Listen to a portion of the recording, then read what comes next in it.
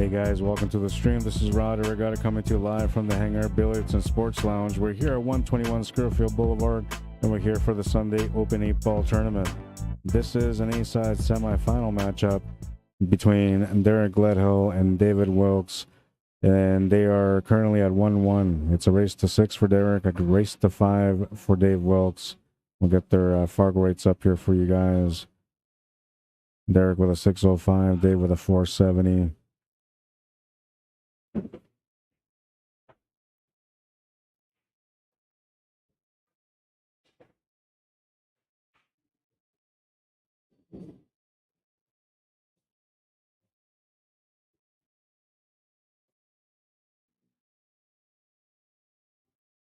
This is Dave WILKS at the table now.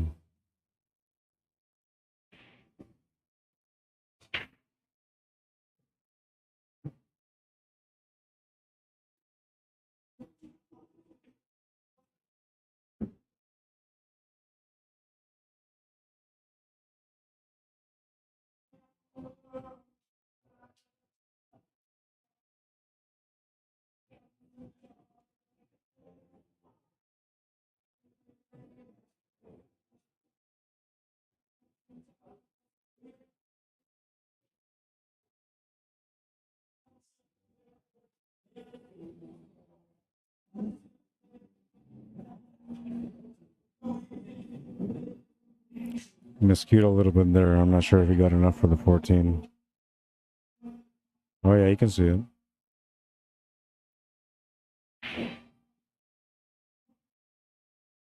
There's a little bit of luck here. We get just enough for the shot on the 8.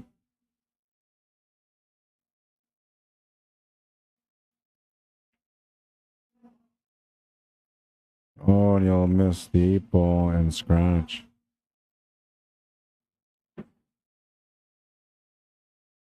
Ball in hand for Derek. 3 balls plus the 8-ball on the table. Without a ball in hand, you know, maybe a bit of a challenge. With a ball in hand, it won't be a challenge at all. It shouldn't be.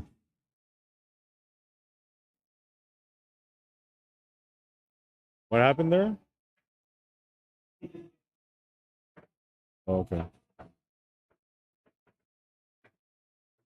He just gave him the game because he figured there's no way he's gonna get into any trouble there. And likely he was not.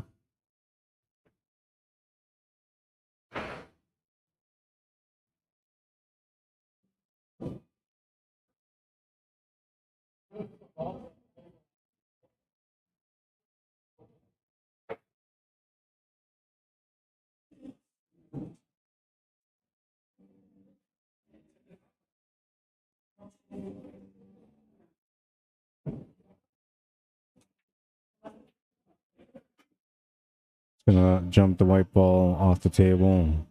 Ball in hand behind the line for Derek. Nasty table. He's got a nice combo here with the 1 and 11 to kind of get going.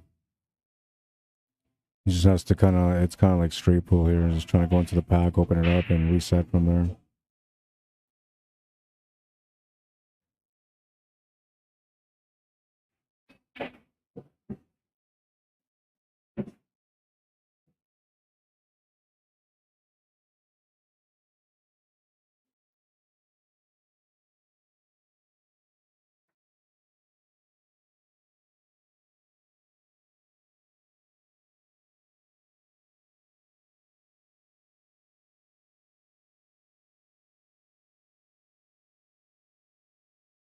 Didn't shoot the dead beauty.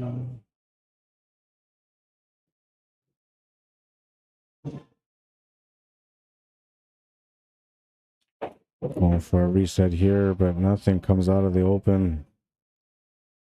If anything, ball's went back into the triangle. And now, like, Dave plays one pocket, so he's kind of familiar in a situation like this, so he might start going into one pocket mode here mentally.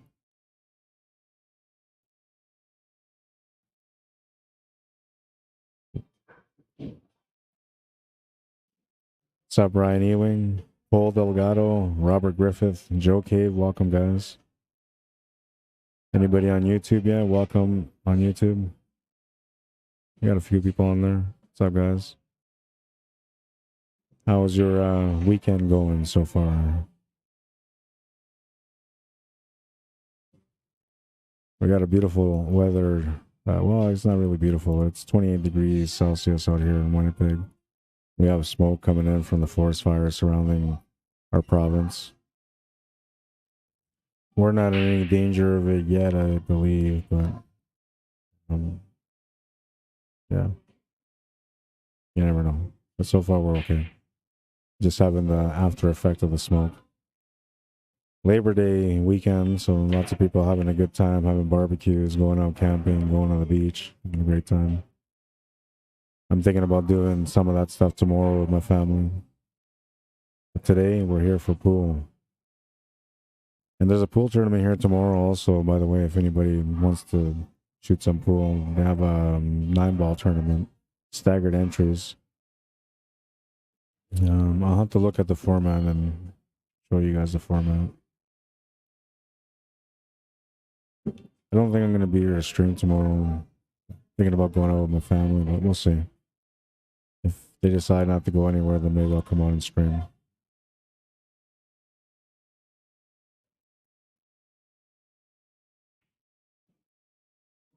Oh, that table's opened up quite a bit more, but still a lot of work at that table. A couple of puzzles to solve.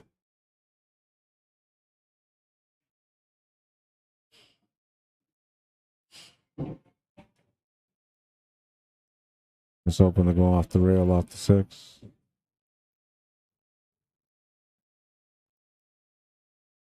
Jack should be able to play the combo here and break out the 1. Wants a ball in hand. Well, now he can do whatever he wants, but he wants to get that 1 ball open. All right, he's looking to reset the top of the table here. 6 balls the escape shot.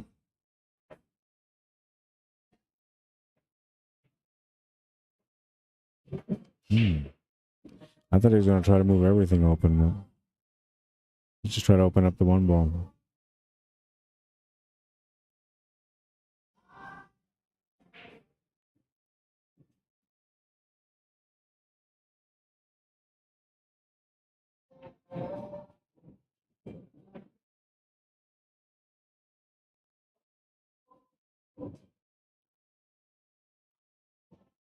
I'm going to wait till he shoots, and then I'm going to change the camera angle to see if that 1 ball goes past the 12 to the top right corner.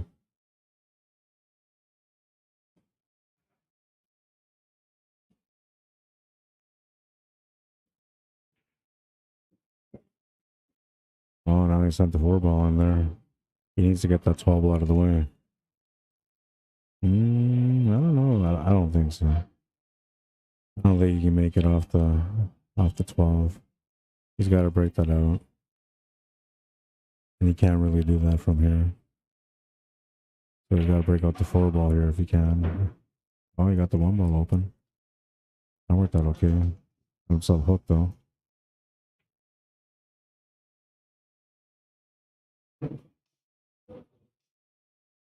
How did that work out?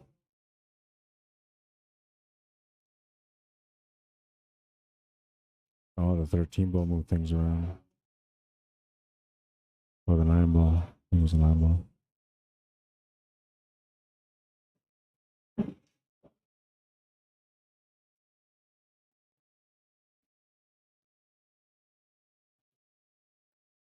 Well, Dave technically has control of the table right now because the solids are tied up really good. You almost need to find a way to get a ball in hand here just so you can reset the table a little bit. All you really have to do is get that 14 ball out in the open. Everything else is good. And the 8 ball, I guess, too. But once you make the 12, you should be good. Oh, I got to go watch a shot. I'll be right back.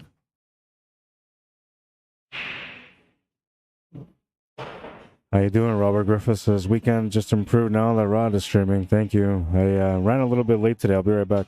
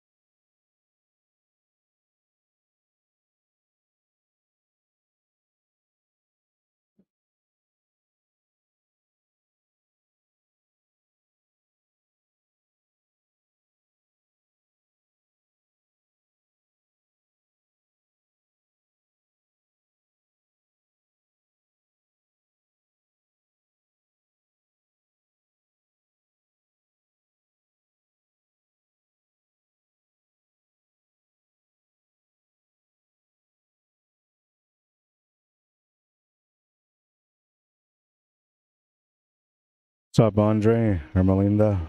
Welcome to the stream. It was a good shot that I was called for. They were looking at the push. It was going to be a double hit. I guess it's always good to call somebody to watch the shot, though, because, you know, otherwise it goes to the shooter, and you never really wanted to go to the shooter if you're on the other side of the coin. Oh, what a shot. What a shot with position on the one ball. It's got a really nice position on the one ball.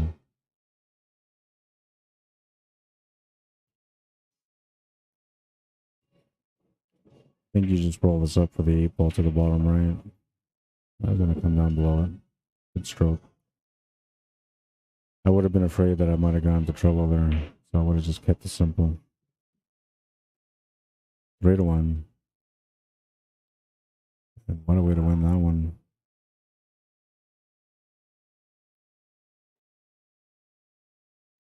Beauty jump with a cut and shape.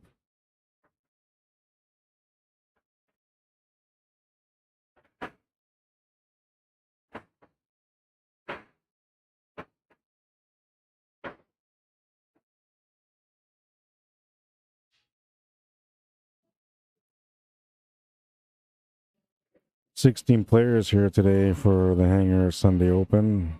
Got lots of good competition in the building. I see a couple of new faces too.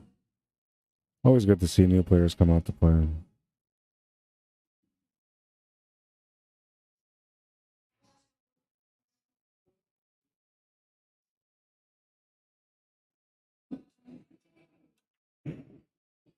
Benny Laughlin is playing right now in the tournament also. Coming in from up north, Manitoba at the pod.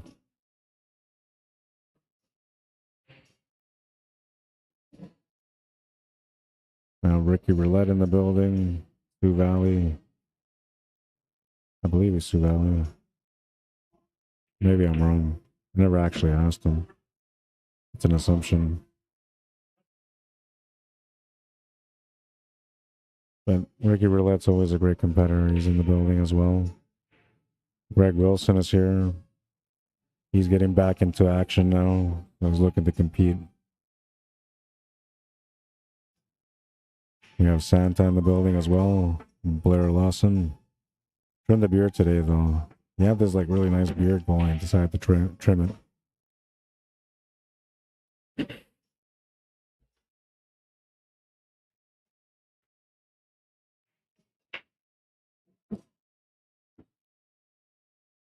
And then, of course, we have Han Yu here as well. He's trying to get in his pool while he can because he's about to hit the busy season for his work. Might scratch. Oh. Just a little hesitation at the end, but it will drop.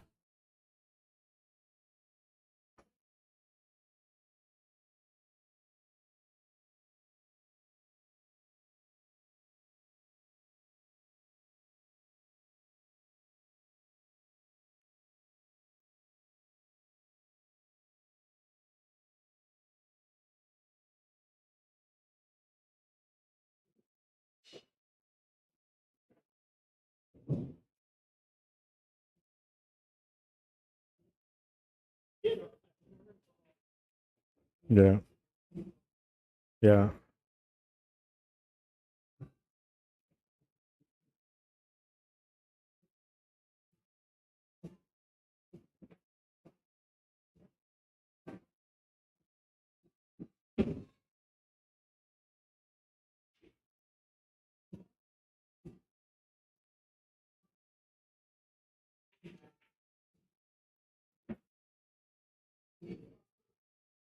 I like his pace today.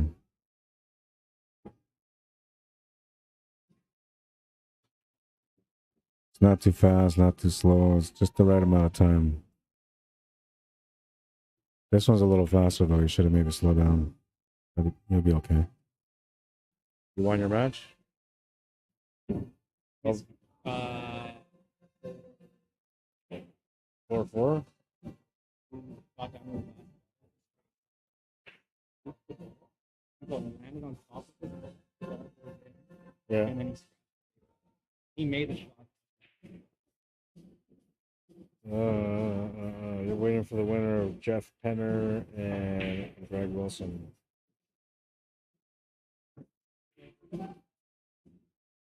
Yeah, they're playing right now. He's playing against Wade, and it's a 4-3. Brian goes to 4, Wade goes to 3.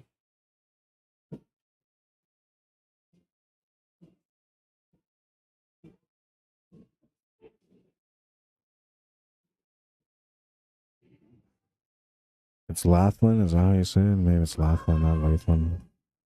Laughlin.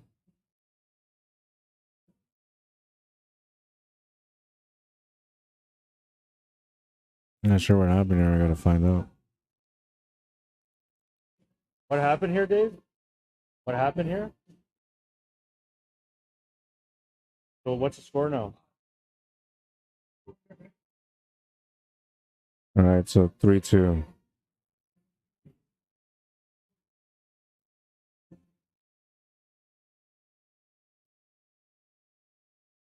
A 1-game spot between these guys.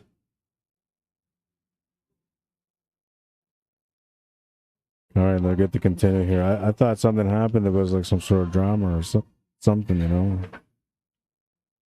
I'm in a good mood today, so I was hoping it's not going to be one of those dramatic Sundays.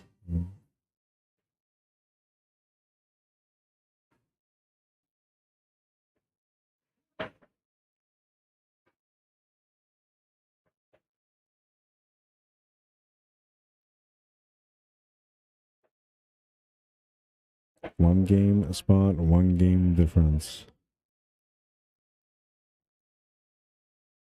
470 Fargo versus 605. So this could potentially go to the hill. I thought it would be like maybe a 2-game spot between these guys, but it's only a 1-game spot. So let's see how this handicapping system works on this match.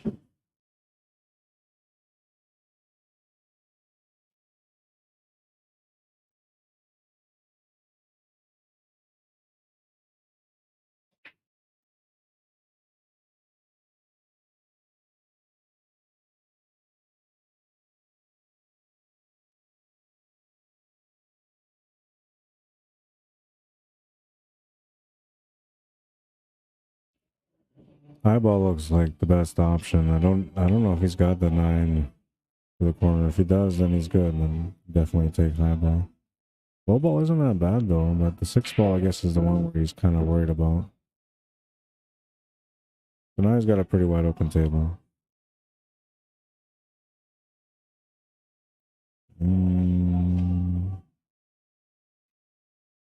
I don't know if you want to leave that 11 ball there. I feel like maybe the 15 might be okay to leave there just because that can help you get shape for the 12 ball if you get into a bad spot. Plus you have the 13 ball available for a follow-up if you take the 11.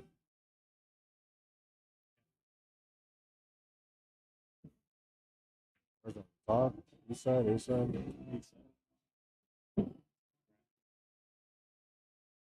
On the B side?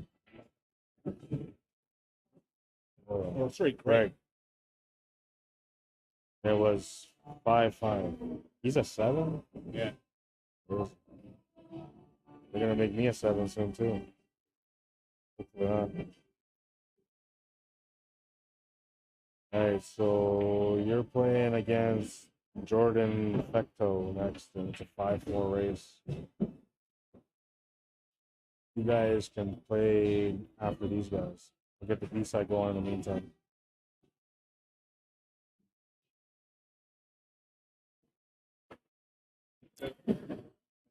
Leonard Spice, what's up, man? Welcome to the stream. Harold Meatel, welcome to the stream. Eldon Billy, Matthew, Raymond Carr, welcome to the stream, guys. Hope everybody's having a good weekend. So I gotta get Han Yu and Greg Wilson playing. That's gonna be a really good match. 7-6. I'll put these guys on the table next to us so we can kind of creep up on them every now and then and watch their match. I'll be back.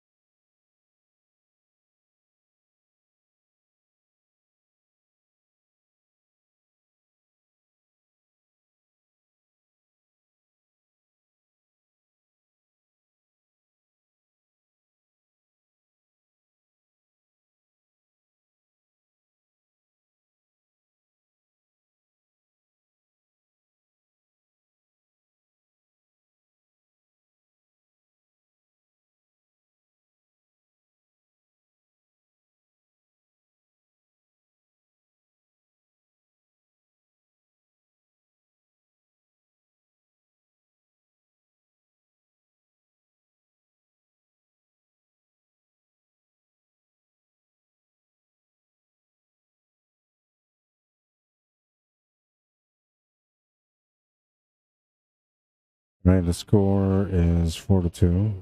I have to call a couple of matches and find a couple of people. Derek 2 off from winning the match. They're looking for this one and 2 more.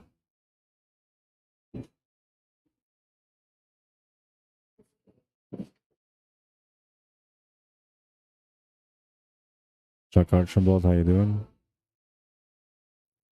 Fireballs and beer time. That's nice spice. This is our tradition. Well, that's your tradition, man. I don't have. Back in the day, though, I would have had some fireballs with you for sure. Definitely a beer.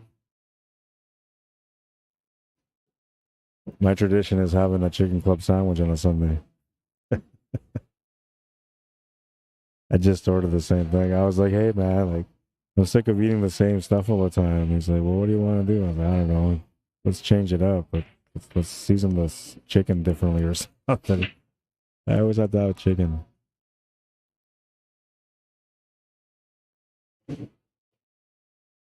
It's so hot out, though, it made me kind of crave like a burger, man. So I was thinking about a burger, but I went with the usual.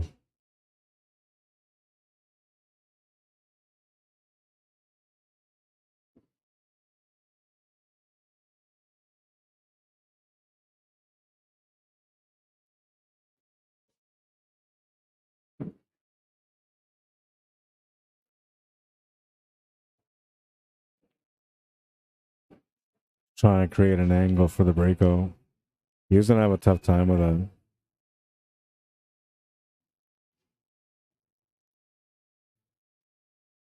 that. Dave's got a chance here, but that one ball needs to be broken out. I don't think there's a bank option on it. If there was, then that would be great. But even then, you still need to break out the 8 ball. So you're just going to have to break out that one. I think you do it. There's 2 ways to do it. You got to leave that 6 ball there. That 6 ball is supposed to be your breakout. He's trying to break it out now. Well, you got close. I don't think it was the time for it, though. But now it's going to change things. Now he's going to have to play a safety game. I thought maybe he should have taken the 4 or the 2, then with some wide angle on the 2 to get set up with an angle on the 6, so that way he could have crashed into it for sure. And then if he left the 4 or the 2, whichever one of the 2 he left behind, that would have been his escape shot after the breakout on the 1 and 8.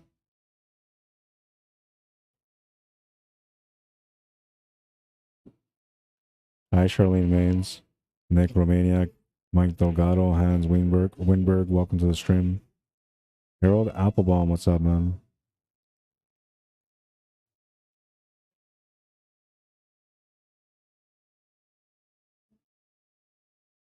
It was a beautiful day for the beach today. Kind of missed the boat on that one. But I'm having a good day. I'm energetic today. I don't know. I think I slept 6 hours last night, so it's like an extra hour. I was like, wow, feeling it.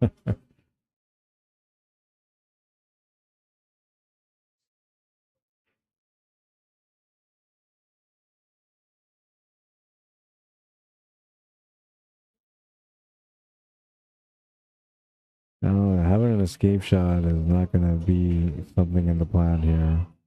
He's looking to have a follow-up shot on the 11 ball. Or maybe he is. It looks like he's trying to go off the side of this ball and roll up for the 9 ball. But you want to break this out with some power. Okay, there you go. It works. It's got the angle here, too. And set up for the breakout on the 8 ball. He would have not had the shot for the breakout on the 8 ball. He would have had to bank that 8 ball. So Dave Wilkes back to the table. His 1 ball still tied up. He's got no leverage right now. He's got to make this 1, I think, to get out. He'll play the safety. That percentage here, though, that Derek is going to be able to make this 11 ball. The only way he won't is if he doesn't hit this 9 ball right. But as long as he hits the 9 ball right, that 11 ball's going in. Yeah, and he didn't hit it right. Maybe it was a lower percentage because the 9 ball was there. I felt like it was higher, but maybe it was lower.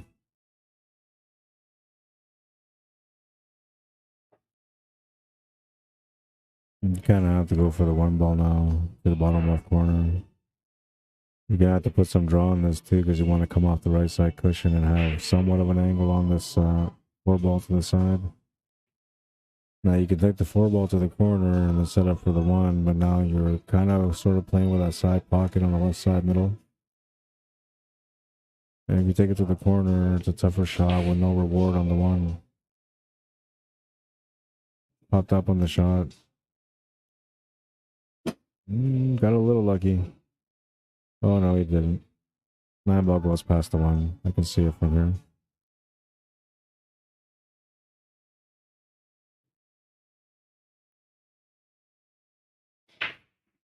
I'm gonna have a blackened cage and chicken sandwich.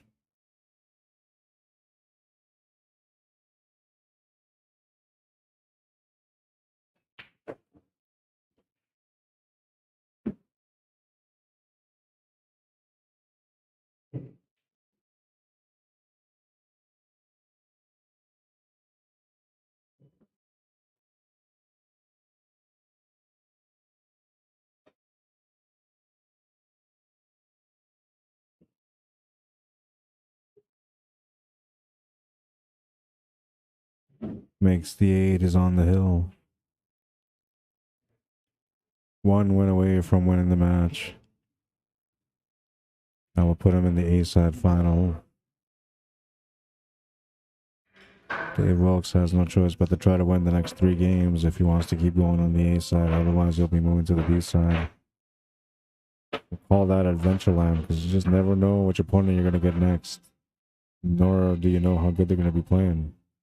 Sometimes a player, when they're coming off a loss on the A side, they get broken down and they can't play well. Other times, they're furious by it and they want to get back to the championship round and nothing will stop them. But it's a big gamble when you go to the B side, who you're going to end up playing against. Usually in the first couple of rounds, you'll end up playing against somewhat weaker players. I wouldn't really say weaker players. I'll say players that are struggling because technically those players may not be weaker players. They may just having some struggles mentally at the table. And then sometimes you don't have enough time to reset, so they go to the B side and they just continue to do it, and then eventually they get knocked out early. I've been in that spot a few times.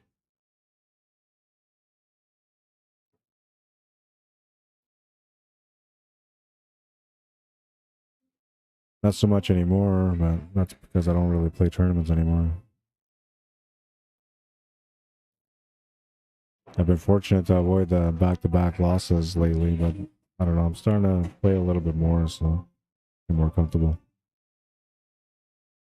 Might come out and play this Thursday.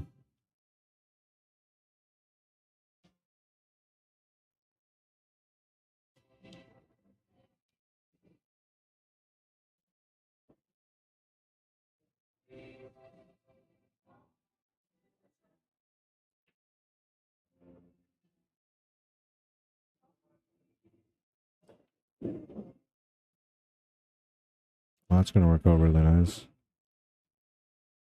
Could have worked out maybe slightly better giving him an angle, but at least here he can set up for the 4 ball. Popped it forward slightly, so now that 4 ball's not going to work for the breakout. There's no real options here for a bank either. I would have liked to maybe have played a safety there. He's going to have to play a safety now.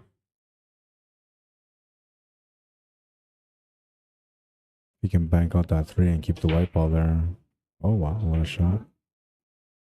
He banked it and he made it. I didn't think he could make that bank from there, but nice shot.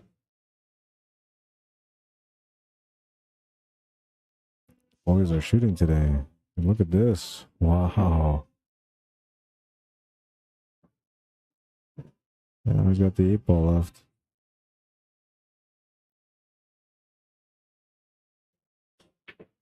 Oh no, he missed the 8 ball after all of that. Feeling the heat of the moment, man. A little luck on this bank.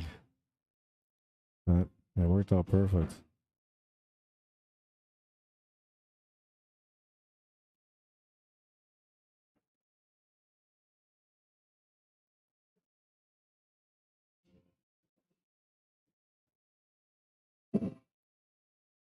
Got a good bounce off that horn. Few different options. You do want to open things up here though, so I'll take the 10 ball and maybe try set up for that 14 ball next if you can. That's what you'll do. Now you can go to the side, you can go to the corners, up to him. He was originally thinking side, so he's going to stick to the plan. And that's good, because sometimes you switch your mind and you decide to go corner, and then you miss because, you know, you weren't really thinking about that shot at all, and now suddenly you're making it, you're not really prepared for it.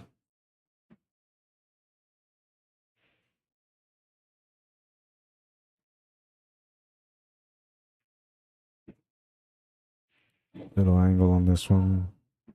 Doesn't need a whole lot anyway. This will work. He had the option to get a little closer and straighter on this, but he wanted some angle.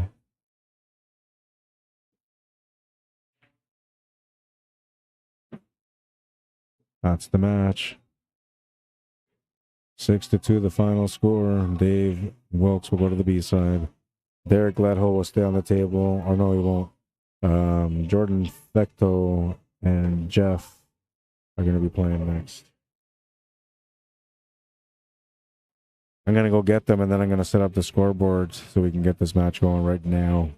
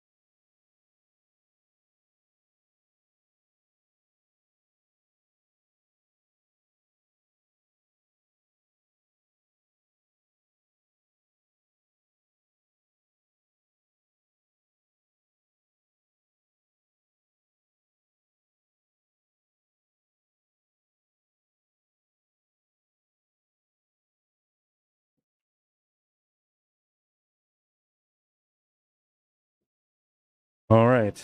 Let's do it. We set the scoreboard.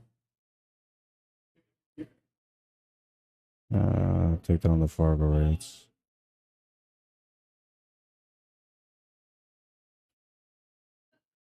Five-four race.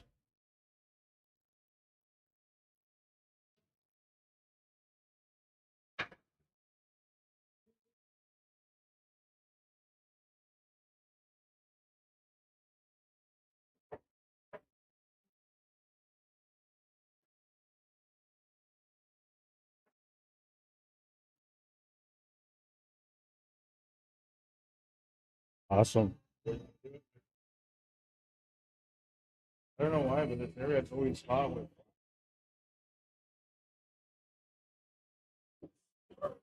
Yeah, it's been so many people opening these doors. Well, I opened this one when I need to know, but something like last week I opened up the middle one. I know we've been like trying to do so many different hacks. We've been looking up online, making them go viral. And we've been talking at night. Yeah, we're talking at night here. I don't know. It's gonna be cold too. You didn't enjoy this chicken. I got it going.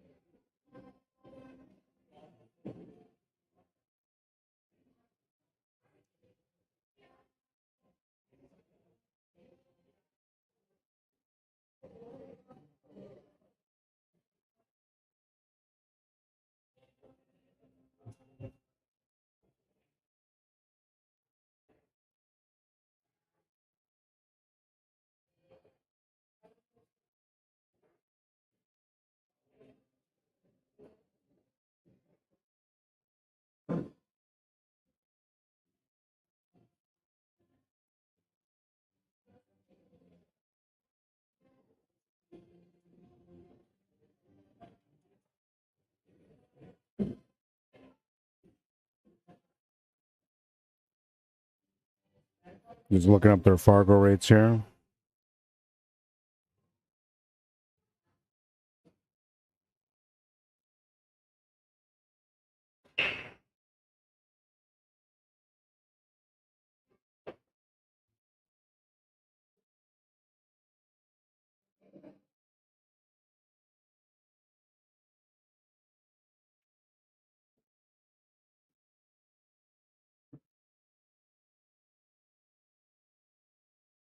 $485, $458. One game difference between them.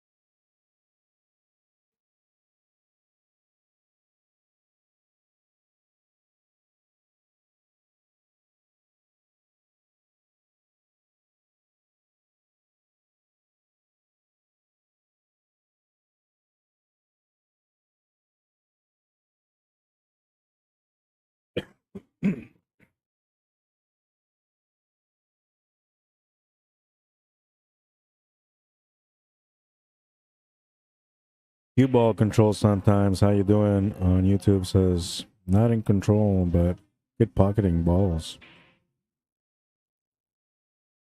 And there's different kinds of styles of players like that, man.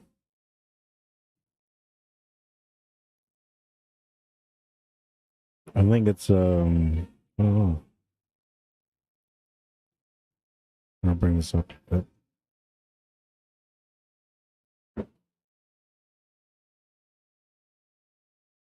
You won? What was the score? 4-3.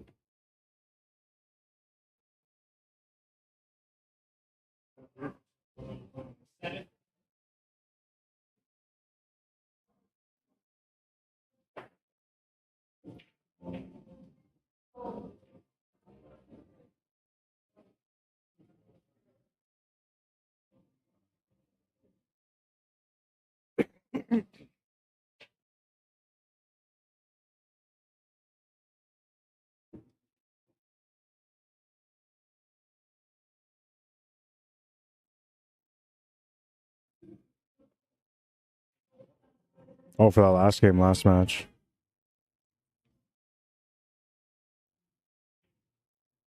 I remember when I first started playing pool, that's how I used to be at the beginning. I never knew what I was doing. I was just be really good at potting. And I was so good at potting that I actually won some titles at the beginning of my pool career.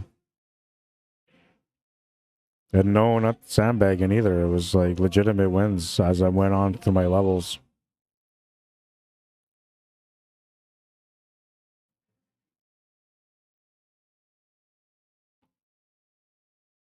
Then I learned how to play pool, and that's it. I stopped winning. Should have just kept it natural, man.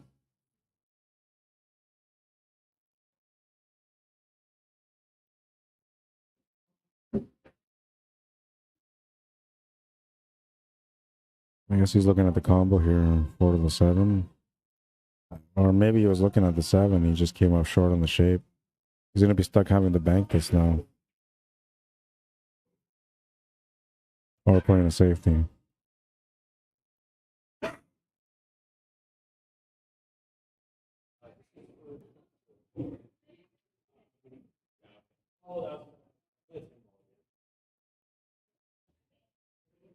Hmm.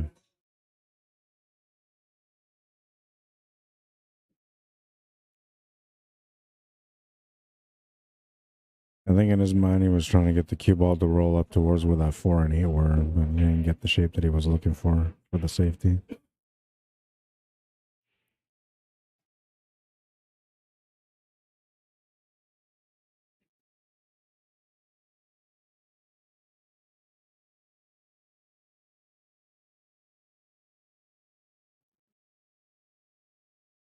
Got the angle here to break out the 8 ball. He's got to hit it with some good impact because he needs to get that 8 ball on the other side where he's standing.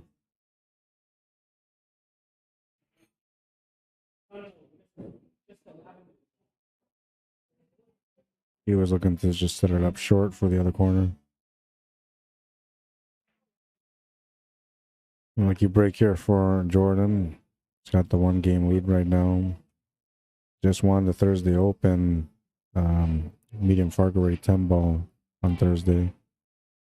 So he's feeling pretty good about his game right now.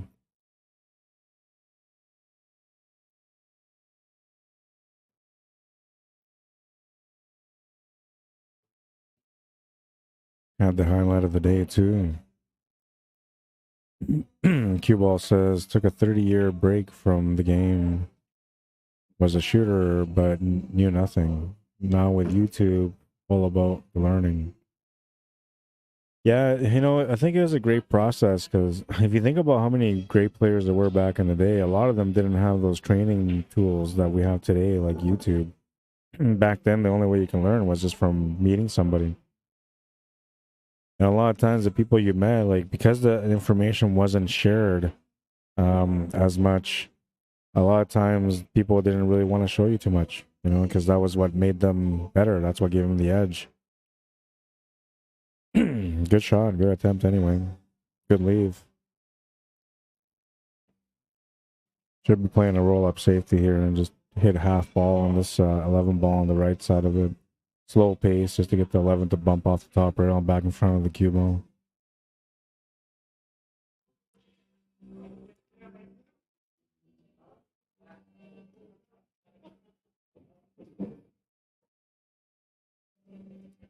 I'm not sure about it, but all he's got to do is just roll it up. Half ball. And this will probably be like a 2-speed as far as how fast you would shoot it.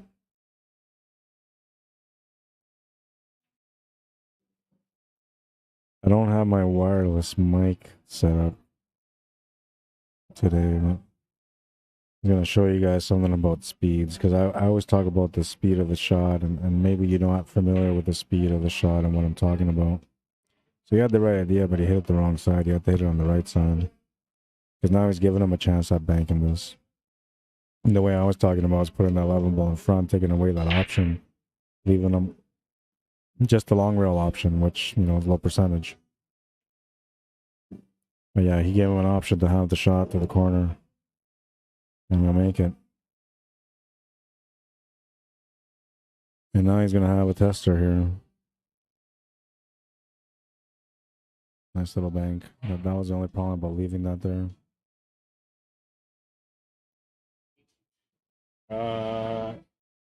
Table 6. And it's 4-3. He goes to 3, you go to 4. Vinny, the guy with the Q Sports Live shirt. Good luck, man.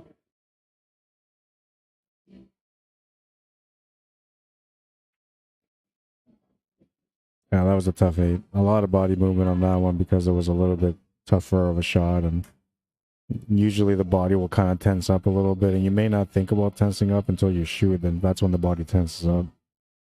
The only way to get rid of that is, you know, making sure that you're calm and relaxed and actually focus for the shot. And that may require, you know, having to walk around the table a couple of times, having to walk away from the table, having to sip your drink, whatever it does. You know, each player has something different that they do for them to slow down and reset. But usually the body movement comes with insecurities or with missing information if the player doesn't know what they're going to do next or where the cue balls go on or whatever, right? A little missing information makes the body move.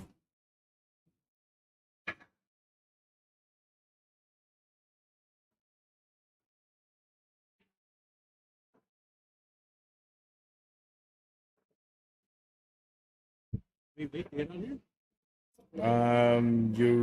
Well, these guys are just starting in their match, so it'll probably be a while. Yeah, it'd probably be better just to play. I don't know where, no, these guys are just starting too. Because otherwise you can be on that table, right? That's the second one. Okay, so I'll play one and take it. Yeah. So what am I doing then? You go to 3. 3? He goes to 4. Yeah. You're welcome.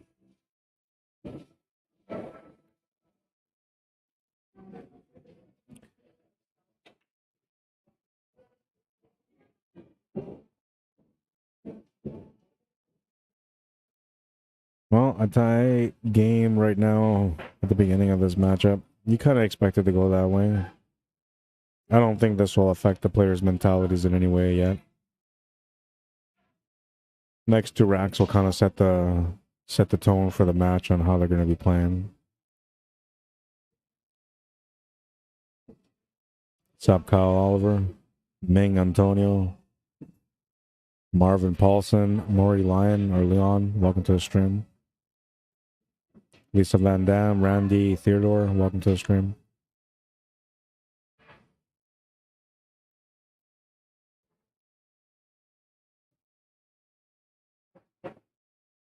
Looking to just draw this back a little bit here for the 10 ball.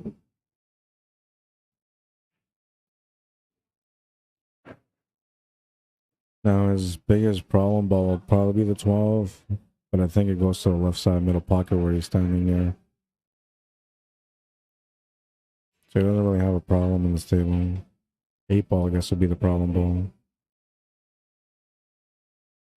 You see here, I would take this 15 ball. But I mean, the 15 ball is good for an escape shot, too. In case if anything goes wrong up there, then you have the 15 ball to get out with.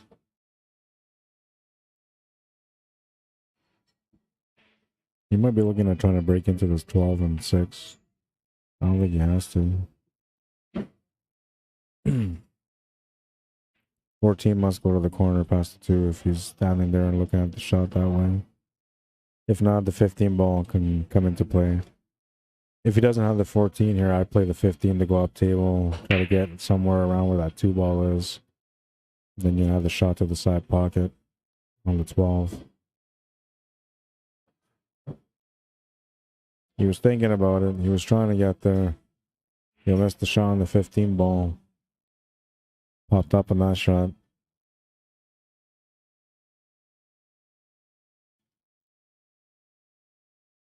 Body movement and pool don't go along together. They never do.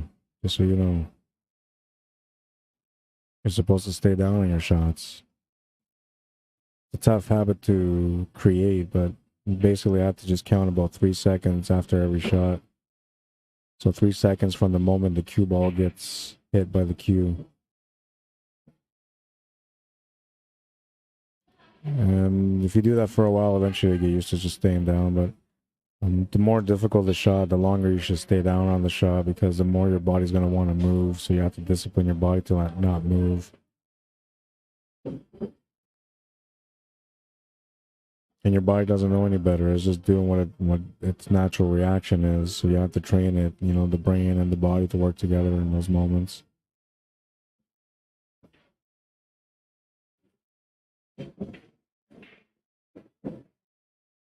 Here comes the breakout. Free ball's supposed to be the escape shot. Unless he puts too much juice on this, then he'll be forced to have something on the 6. Oh, that worked out really nice. I don't know if that was the plan behind the shot, but worked out like it was the plan behind the shot. It's got a little bit of room between the 8 and the 3. You can see there, you know, maybe about 10 inches, 8 inches.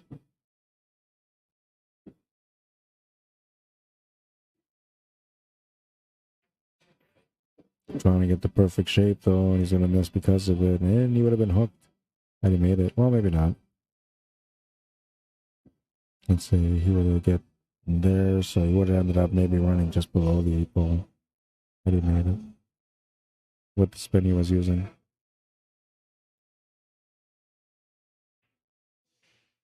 A little bit of body movement on that one also. That's the nerves playing a part. Should be a little bit of movement on this one too. You can see there, I'm saying. Every player at that level kind of does that. They have body movement. They stand up on their shots. It's something that maybe takes years to break the habit. And I think a lot of it's because most of the times you're not even aware that it's a bad habit. And, you know, you're not even aware that you're moving your body. But players that are more advanced, and when they play and they have body movement, they recognize it right away. They know, they can feel it. Like, oh man, I got up, my head moved.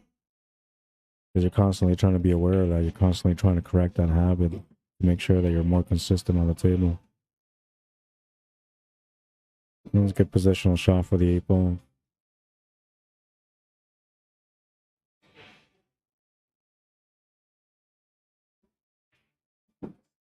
Always gonna miss it. Trying to keep it clean to the pocket. Need to lean into the rail just a little bit. But you know, you can't cheat the pocket here, so you didn't want to lean on the rail too much. Decided to go for the middle of the pocket and miss the shot. Lucky break here for Jordan, especially because I believe that 15 goes no problem. Yeah, he's good.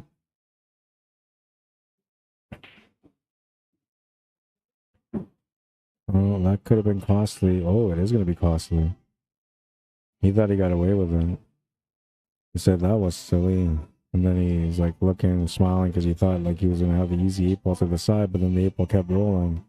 And it left him a really tough cut. You know, because he ran out of position. First of all, he ran into the 8 ball. Second of all, he didn't get the easy 8 to the side. Third of all, he's got a tough cut on this 8. There's like a 80% chance that he's going to miss this shot. And watch the body movement. Watch the head. You see that?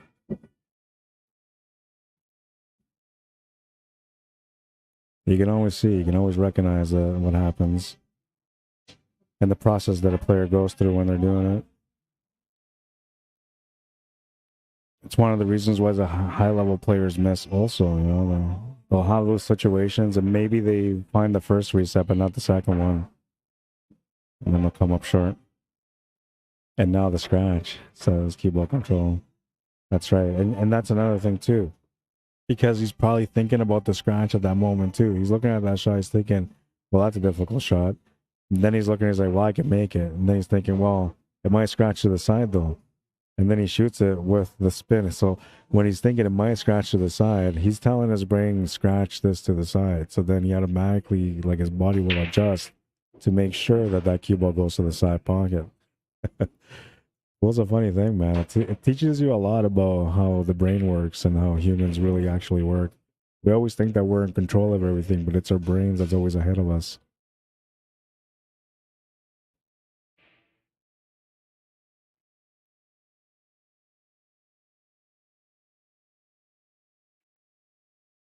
Now, see, this is the thing. That ball's going to stick with him for a little bit. Next time he has a tough cut like that, he's going to be thinking about that 8 ball.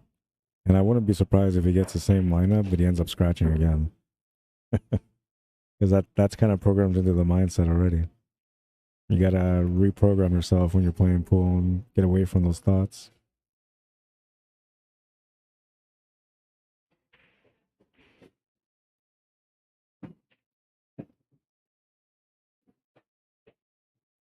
Well, that might have been the best thing for him. The table's a bit of a mess, so you don't really want to start opening things up for your opponent, especially when your opponent's in the lead. You want to make sure that you're within reach of getting even on the scoreboard.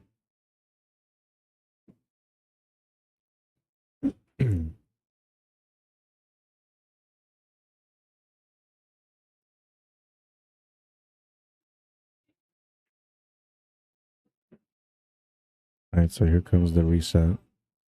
Now he's likely going to try to draw this like towards that 10 and 3. He's playing it through. Okay, that's good.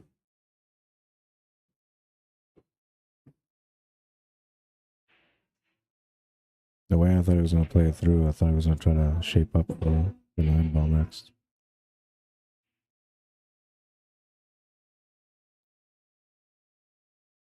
Now he's in a predicament. So you can see the 15 doesn't go. The 11 ball is a tough shot.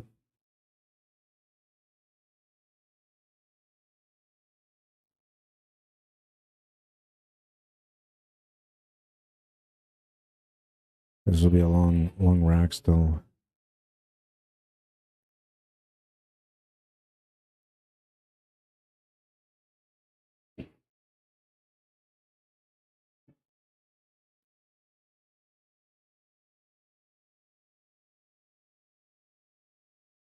Oh wait, he's low ball, not high ball. Yeah, so I thought he was going to run into that 9 ball to open her up just with topspin. But he went around it. You know, and even if he hit it with topspin, I don't think he would have had the breakout there anyway. Maybe draw was the best option. Just looking back at the shot. I had to go back to look because I didn't feel right about what I said. I was wrong.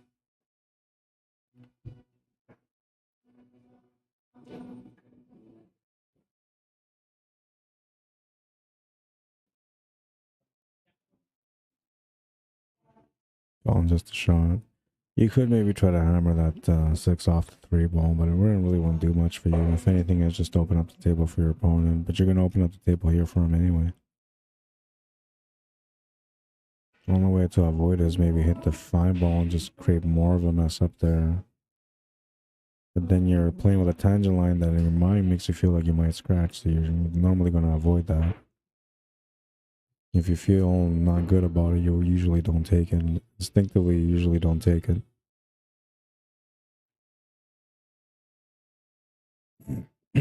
Yeah, so he opened up the table just a bit, but it's not too bad. And he's left them over top of the 2 ball, so that takes away a lot of the comfort, whether he shoots the 10 or the 11 ball. That was a good safety. Worked out really good.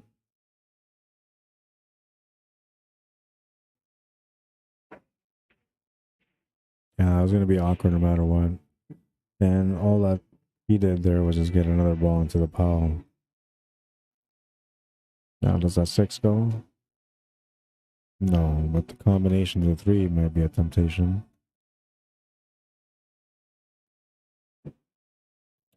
I think here, like, you just have to be realistic and know that you're going into a safety battle, and no matter what, it's unavoidable. So then you have to pick your spots and, you know, maybe open up, play the combo, the 2 to the 15, get the cue ball that comes to the left side of the table so that way your opponent really doesn't have much of a shot. Play the combo. Made it too.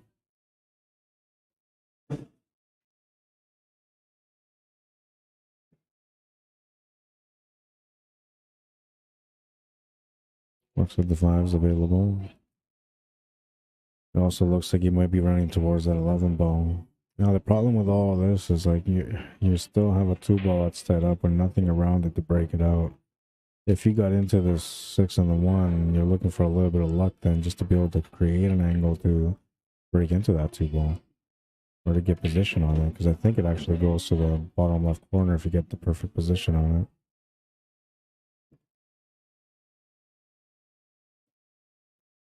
Does the combo still go? Tight one, but it looks like it might. And the way he has to play the combo, it looks like if he was to go for it, then the 6 ball will move to the middle of the table. High 2.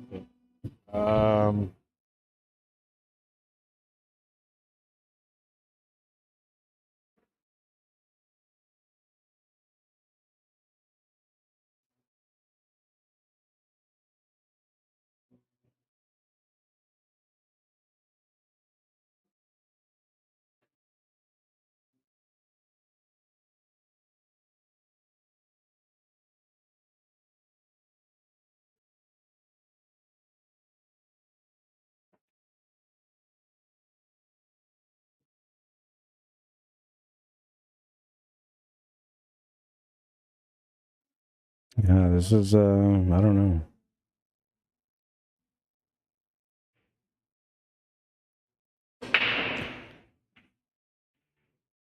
Cue ball control sometimes says that's why we shoot so good. That's why we shoot so good when we let go and just do it. That's right, yeah. I think one of the important things is that you have to commit to your shot. You have to be committed to it. And it's not just making the ball. You have to be committed to everything. You know, the shape and what you're going to do next. Once you're fully committed, then your mind is ready to execute.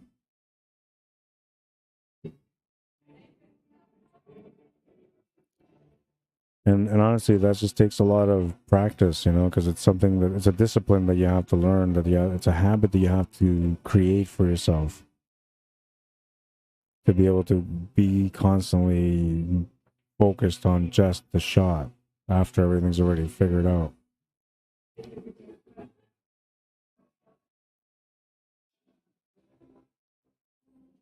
I do some training sessions, which, by the way, I'll pop this up now. Next one is next Wednesday, 6:30 till 9 p.m. But I do these training sessions. I call them the pool player skill development and training session. And the reason why it's called skill development is because I try to teach these guys and the students that come out to have a routine to be able to become better, right? To be able to work on things properly, what it takes to be a pool player. And I mean, I'm not saying like what it takes to be a pool player, somebody that just goes out to shoot once in a while or plays league. I'm saying like a pool player, somebody that goes out there and tries to compete, that wants to become one of the best, that wants to try to win as many titles as they can or as much money as they can while they're playing. But mentality is one of the things that I go over, and I have a lot of different strategies that I use myself for building up focus and for staying focused in a match right from the very beginning. It doesn't always work, but I mean, that's because I'm always streaming and running tournaments and doing extra stuff. But if I'm just playing, or if I'm playing and streaming, but I'm not really on the mic, I can do way better focus techniques than when I'm doing all the work.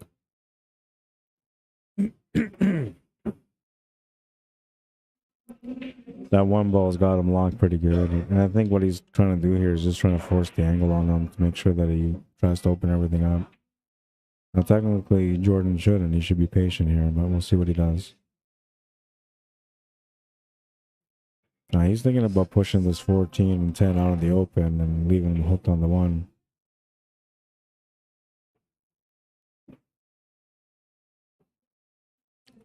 Not bad. Worked out pretty good. Didn't sell the farm. Opened up to 10 balls, so now he's got 2 balls to work with for the breakout.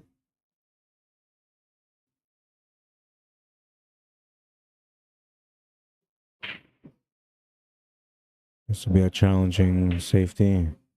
He tried to make the shot. And it kind of worked out okay.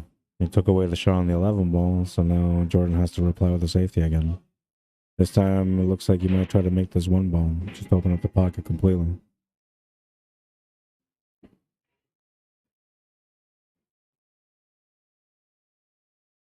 No. Maybe that was the plan. But that's not the result. And it's not necessarily a bad thing because the 6 ball doesn't go to the corner past the 11 ball, so he still has to play great shape on the 6 ball. And he can do it off the 1, he can only do it off the 2. So technically, the percentages say that Jordan should get another shot here. Though he's shaking his head over there thinking that he's not going to get another shot.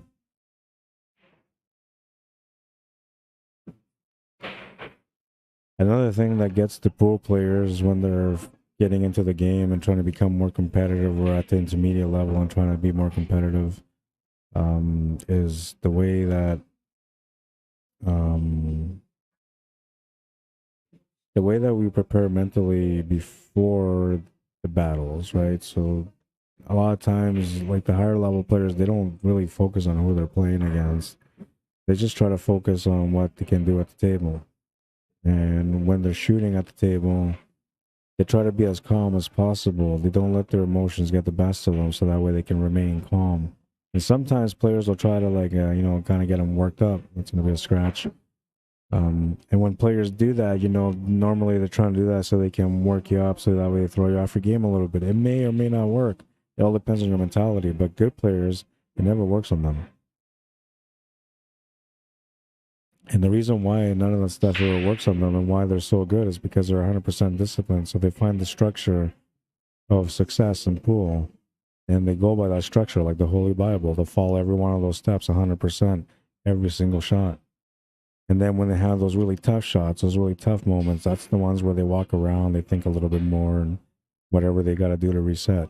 But they're aware that their body's feeling it. Or, when they make a big, giant shot, let's say they made some shot that was like a miracle, a 1 in 10. The average player will get worked up on that, while the good player will walk around, calm down, and just try to find a way to reset to be ready for the next shot, because they know that you have to be 100% still, you have to be 100% committed and mentally ready for the shot. It's a discipline.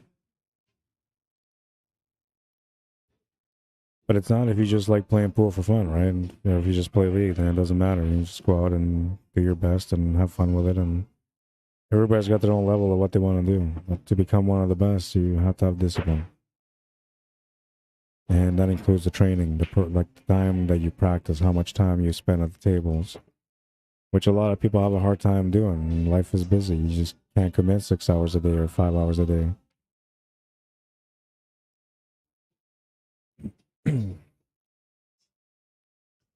Johnny Joe, what's up, man? On YouTube. Says, hey, Ron, good to see the stream. Question, any pool playing ladies in the Great White North? Asking for a friend. We got lots of great pool players here in Manitoba when it comes to the ladies. Lots and lots. We just don't see enough of them, that's all. They don't go to the regular tournaments. They usually, mainly, like most of the times, like we have some of the girls that come on and play to the tournaments, but most of them usually play like in Scotch doubles or team events, or if it's an all ladies event, then they'll play in that. But you don't really see them playing in regular tournaments. And it's always a treat when we do have them. I usually try to get them all on the stream whenever we have a lady playing in the tournament.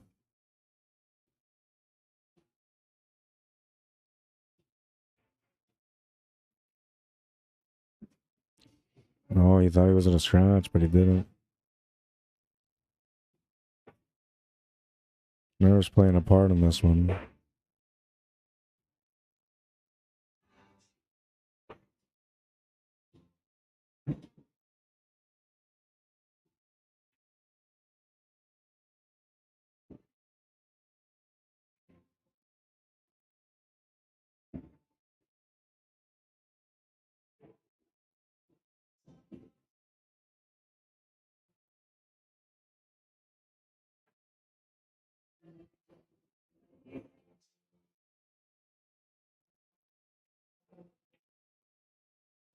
Well, he got the good hit, which was important. Looking for a good lead now. Oh, he's not going to get it. Now he needs a little bit of luck here. He needs, you know, maybe for his opponent to feel a little bit anxious on this shot and maybe lose control of the cue ball. He shouldn't, though. He's got a nice lineup here. Just got to watch the pace to make sure that he's got an easy 8.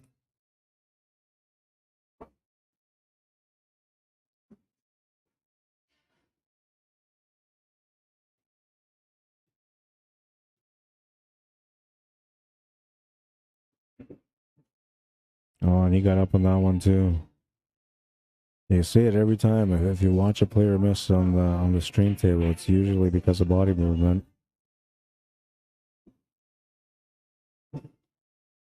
But yeah, we got lots of great female players out here in Manitoba. Just don't get enough of them on the TV table. I do have an event for them this year, so I'll have some of them on the stream.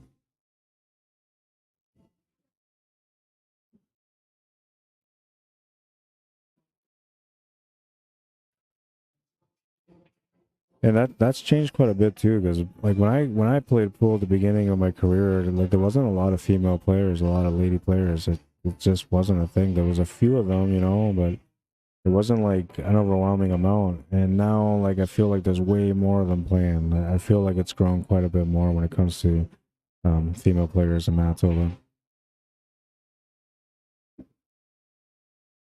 What we need is we need a young female pool player to go out there and like do good in a world championship or in a WPBA event, and then that will encourage other young female players to start playing. I'm trying to get my daughter to play. I have 2 daughters, but I'm trying to get my youngest one to play. She's not ready yet though. She's a little wild still.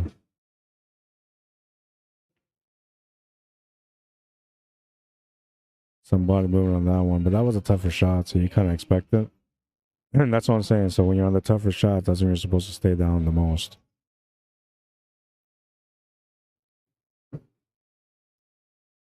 Warren Man says, I call that popcorning. Telling people all the time, stay down. Yeah, and it's so crucial. I'm telling you, man.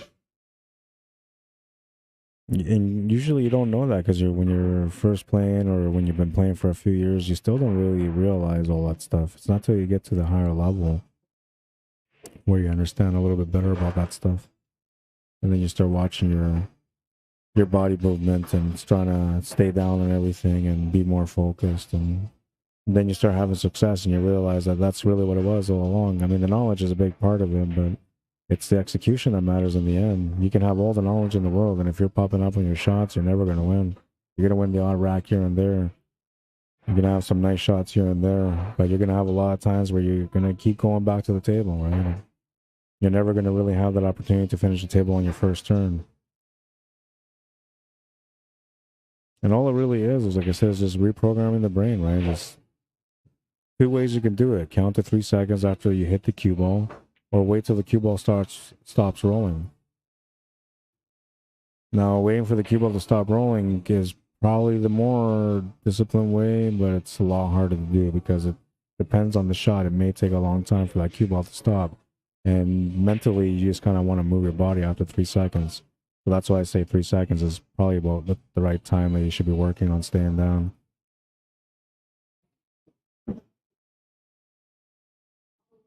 To all. You might think you're crazy. All right, I gotta do one more thing. I'll be right back. I gotta get another match going. Popcorning, I like that. It's a different theory. But yeah, basically that's what it is. Like popping up like popcorn, man.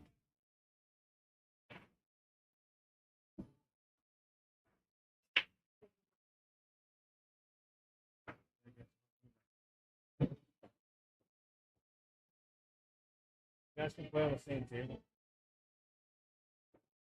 This one will be okay. Well, I'll see. If you want to play over there instead? You want to play over there instead? If you do, then I'll let you play over there. I'd rather bring in the games closer so that way, like, I can start filling in the gaps.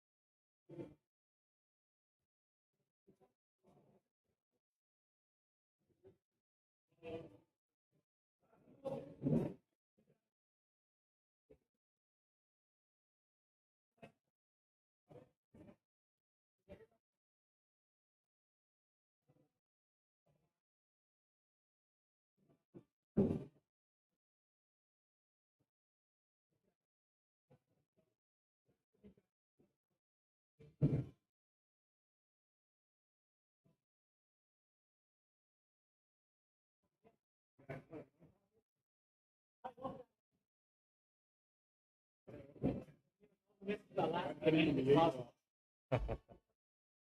score is 2-2 right now, right?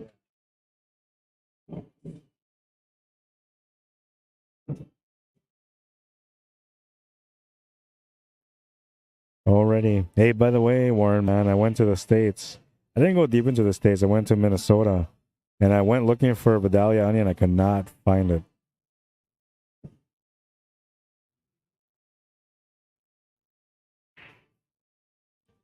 That was my main mission, man. As soon as I crossed that border, I was like, you know what? Vidalia. Because I've been looking here like crazy every time I go to the store. It's still not here. It might be something that's like considered a higher end item, perhaps. Because I just can't find it in the regular stores. But out there in the States, I couldn't find it either. I even checked at Walmart where you would see more of that stuff, but no, nothing there. Warren says, hey, Ron, how weird was it that we've been talking about Vidalia onion for weeks and our last hurricane was Idalia? Crazy. I didn't know you guys had a hurricane going that way. I don't really watch the news, so I don't keep track of those things. I figure, you know, if there's going to be a world disaster of some sort, I'll kind of figure that out with my own eyes. But I usually don't watch the news.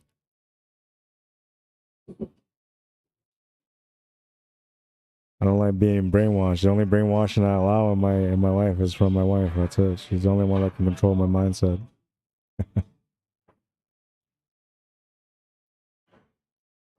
She's really good at it too, man. Like I'll go like, hey, honey, I'm gonna go and play some pool today. She's like, I don't know. It doesn't look like you really want to go play pool today. I'm like, yeah, you're right. I don't really feel like it. Weird how that works.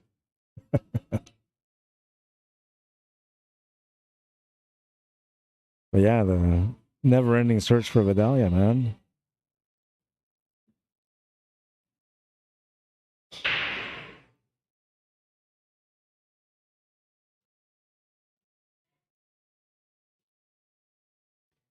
I decided to move the chat window up because the only reason I bring it lower is because on Facebook, like there's that live button or whatever. So usually it's in the way. So I didn't want to block from people's conversations on there.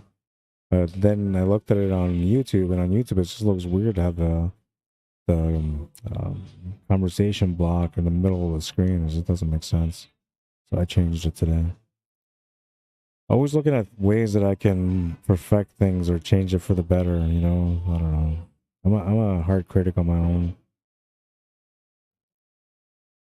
Nothing's ever good, even when I feel like it's good. I still have to do more. I almost went home and created a new scoreboard today, or last night. I thought about it. I might do it tonight. I'm playing with the idea of another scoreboard.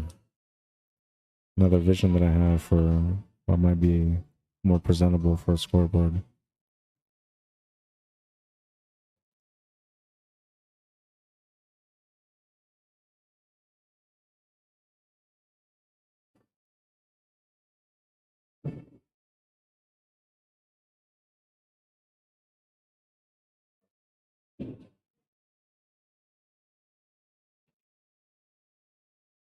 Could try some body movement on that one also.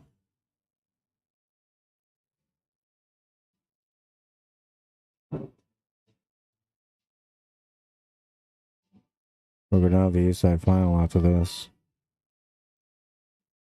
Matt Corwin, Stuart Gansky, welcome to the stream.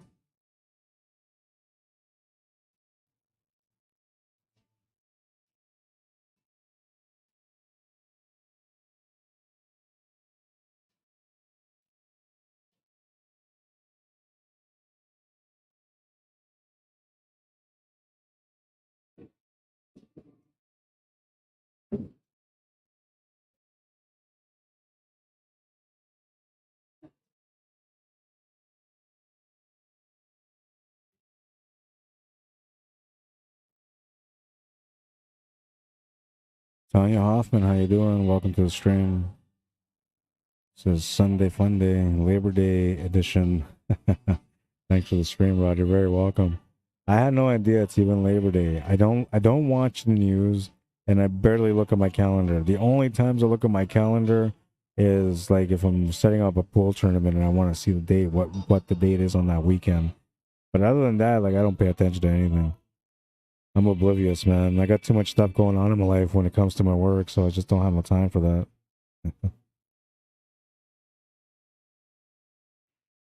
Somebody was talking the other day saying that they're thinking about doing another lockdown this year, and you know, there's variants coming out and this and that. And I was like, you know what? Like, I didn't want to hear about it, man. I'm done. If it comes, it comes. Just let me be. But that's why I don't watch the news. It's just too much. It's always war and scares and people dying. I wish the news was more about, you know, just happy stuff. You know, hey, this guy won the lotto and bought 10 houses for the people he loves. Awesome. Kid graduated school after 15 years, even though everybody said he couldn't do it. You know, that's news to me.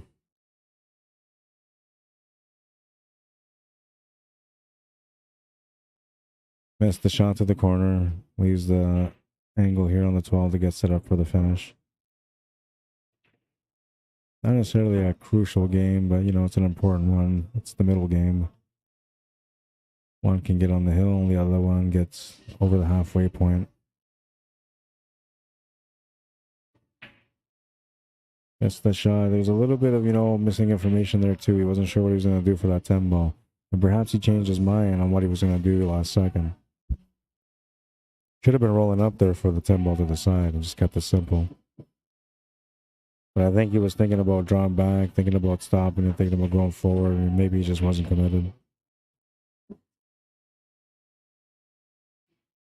And this will be a bit of a tester too.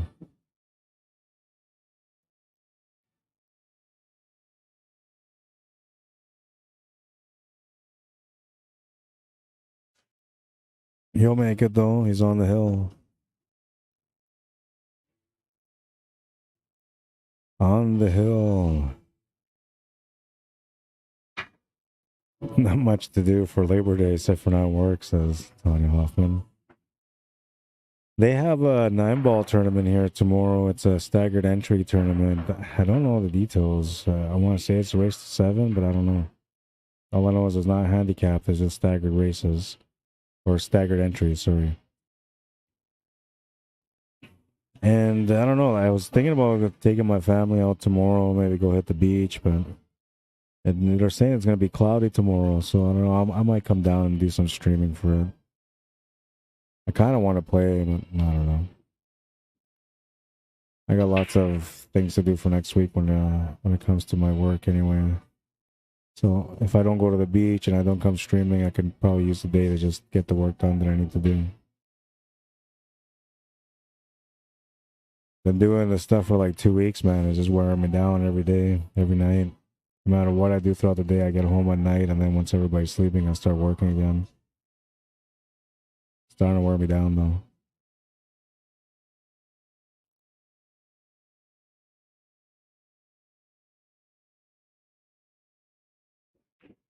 I don't mind it, though. Just another challenge in life.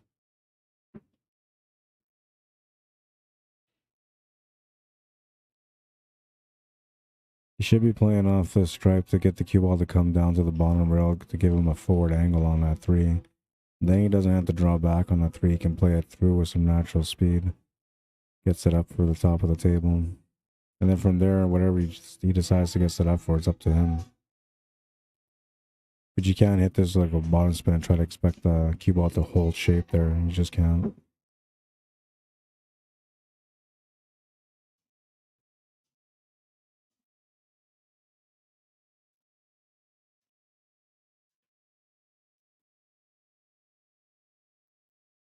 That's gonna work. You'll have the 6.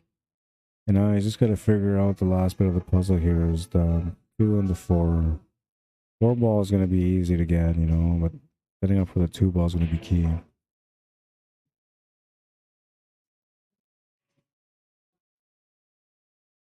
And see, so this is where he's got to make a decision on how he's gonna play shape. I mean, the 2 does go to the same pocket as the 4, so he just has to get shape for the 7 ball to the side pocket, and that will give him the finish. And now he's got the shot on the 2 to the corner as well. Looks like that's what he was trying to set up for. If it was, you'll make it. Yeah, it was. If it wasn't, he would have missed it because he wasn't really quite prepared. But he went down pretty fast, so that's what he was aiming for. That's what he was shaping up for. Back against the wall, and he's responding with a run out.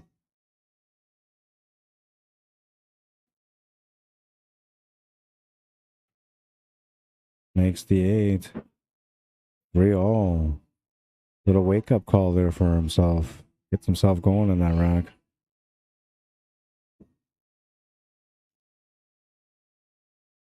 Ty says, I'd be down for a tournament except for the 10-hour drive there. That's all it is. I've driven like 15 hours to go to Calgary. 10 hours ain't that bad. Quit making excuses.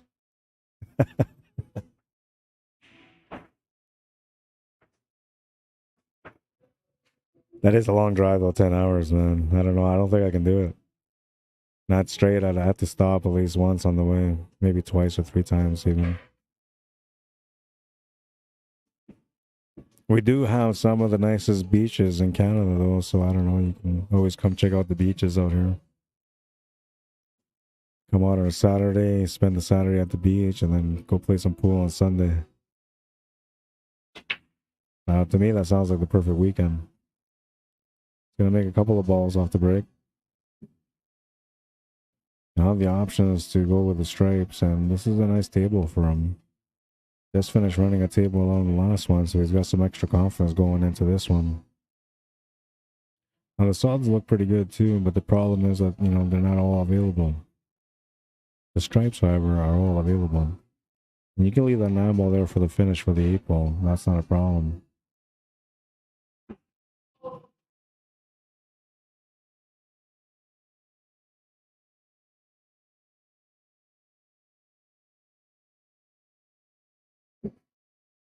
That's going to get him the shot to the side pocket. Also the 11 ball if he wants it. Likely going to take the 11 ball because the side pocket would be shooting over top of the floor.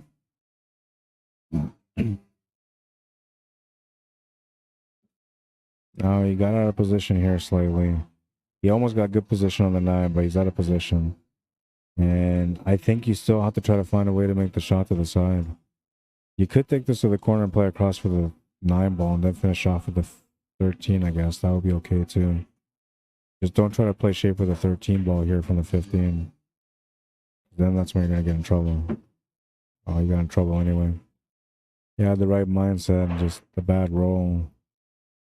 Could have ran into that fine ball in a good way, but instead you end up right behind it.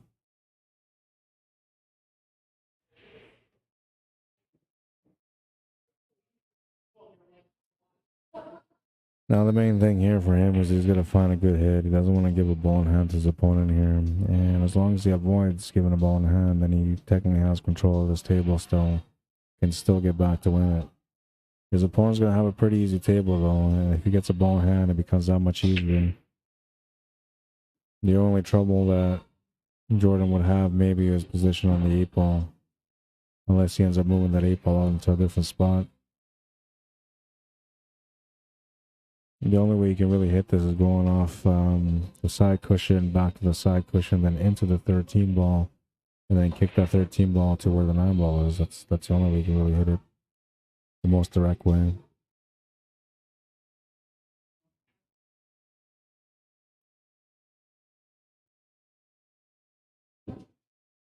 So like this, and then into there. Bad lines. Oh my god.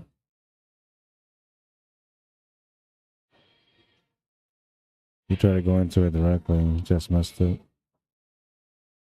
So ball in hand. Jordan will have a chance to close out the match now. This is to get into the A-side final. Oops, I'll go back here. Quick fingers today.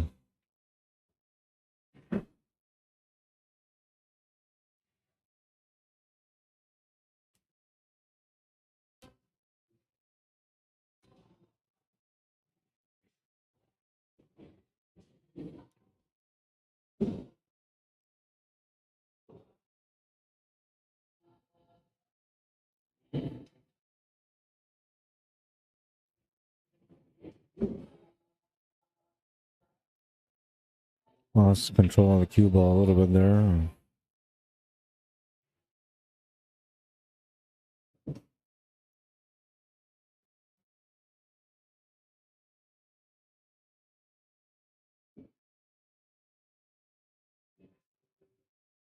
And this is the problem, is when you start getting out of position, it becomes harder to get back into position. And now he's going to be forced to take on this 3 ball with some extra speed. He needs to go off the bottom rail, off the top rail, and get back down for either the 1 or the 7 ball next. He's going to try to take the 7 ball. This is going to make it harder for him to get out, though, even if it's easier to make the shot.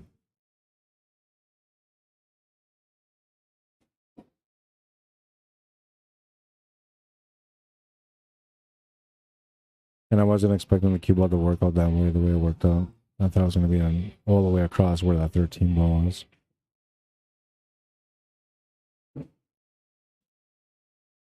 Tough spot to be in, because you can see the 13 ball. It's a tough cut. You can almost see the 9 ball. It looks like an easy masse or a jump. Just gotta find a way to make this work for him.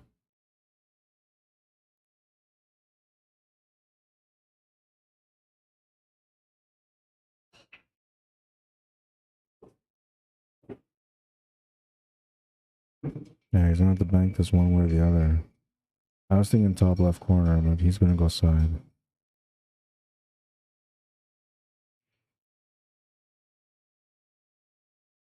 Now, the only reason I was thinking top left corner is because it's kind of like a 2-way. You hit it with a soft pace, so that way if you don't make it, it blocks the pocket on the 8 ball. Right now, the 8 ball goes past the 9. It's a tight shot, but it goes past the 9. And Jordan can see that the finish line is in front of him. He's getting a little bit faster on the table because that's the excitement behind, you know, the feelings of winning when you're about to win. Got up on the shot on that one, but this time he makes it. Good control for the cue ball and the shape on the 8. And all you gotta do is just make this 8 ball for the win.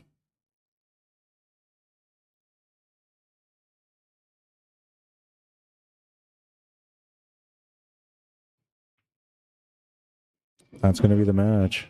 4-3 for Jordan Fecto. And well, let's back the camera up a little bit. Let you guys get a feel for the place while I'm updating the scoreboard and while I'm getting my next match going.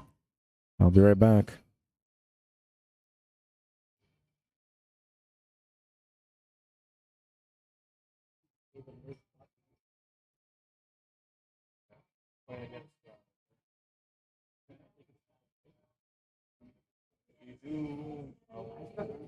Oh yeah, that's fine.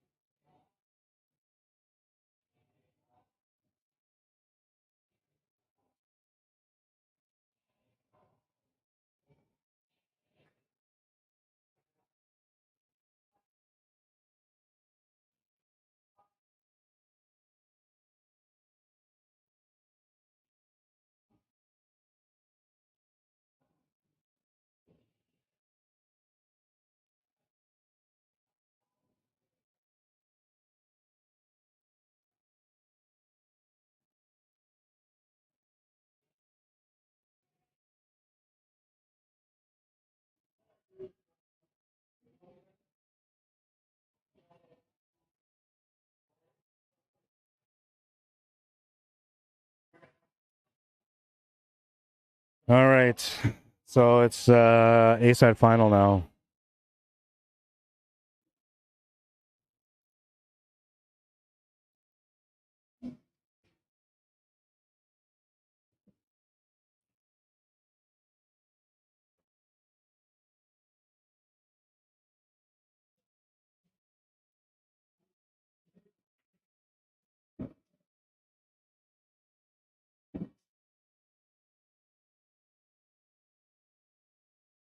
Six-four race. Derek GLEDHILL versus Jordan Ecto.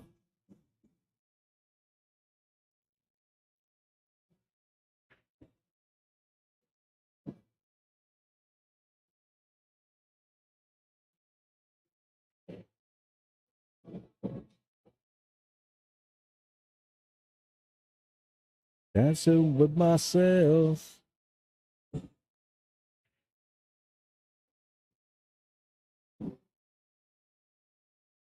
All right, so Derek's on his way back. Waiting for Jordan to get back here. We'll put their Fargo rates up. 605 versus a 458. It's a 2-game spot between them. Merv Star says, we love the stream. How you doing, Merv? Welcome to the stream.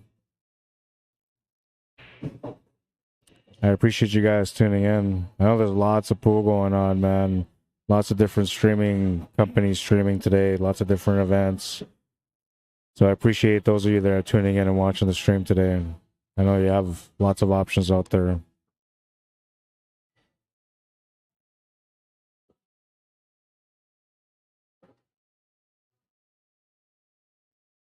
You want your game?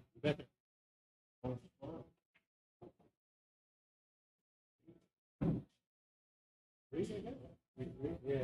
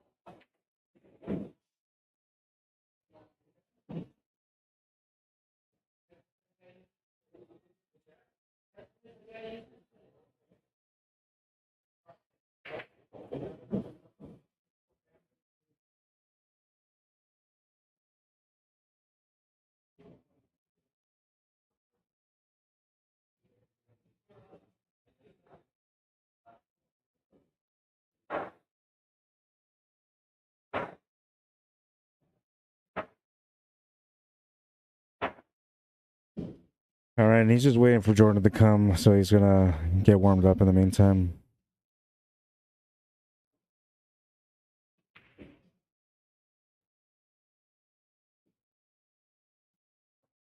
What was I gonna do?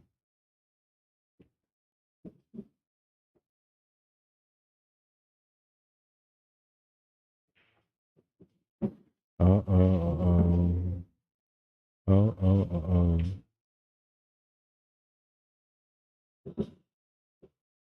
Dancing with myself.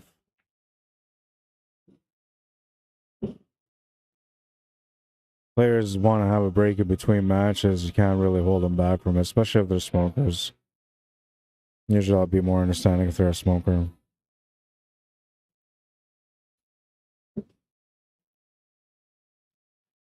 Well, while we're waiting, I guess we'll do a couple of quick ads. If you're looking for some new gear, you can check out the FedorCorst edition of Jam Up shirts you can find on jamupapparel.com.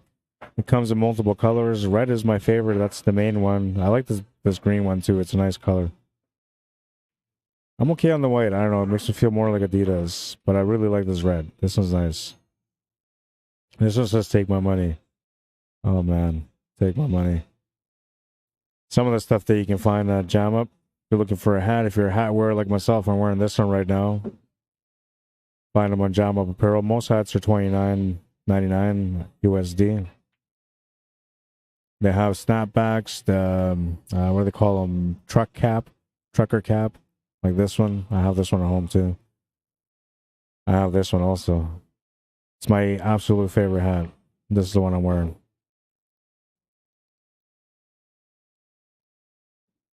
For the ladies, lots of options here for the ladies also. Most of the shirts are between the $69.95 and $79.95 price range, and that's all in USD. Now, if you want to personalize anything and put your name on it or put your team name on it, it costs you a little bit extra.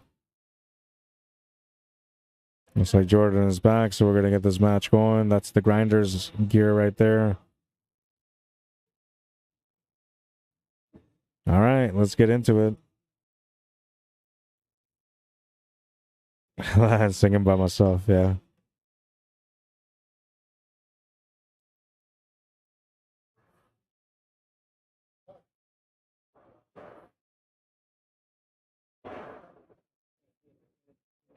Next week, we're going to have the Bigfoot 10-ball shootout, $100 entry, 8 players, race to 11 on the 9-foot tables.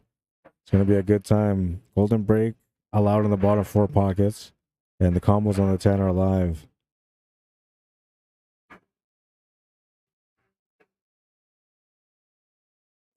If you ever want to come down to the hangar and check it out by yourself, we're located at 121 Scurfield Blvd. You can give them a call if you want to set up something, maybe a private spot for you and your crew. Give them a call at 204-560-2929. They can cater to your event as well. If there's anything you need done that's not on the menu, they will likely work with you. Just got to give them a call and figure things out. You'll enjoy your time here, I'll promise you that. Great atmosphere, great tables, great service. And in the winter, this place is packed.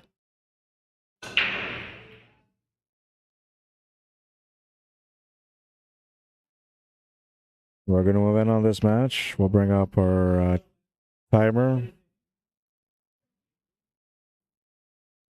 Time will start now.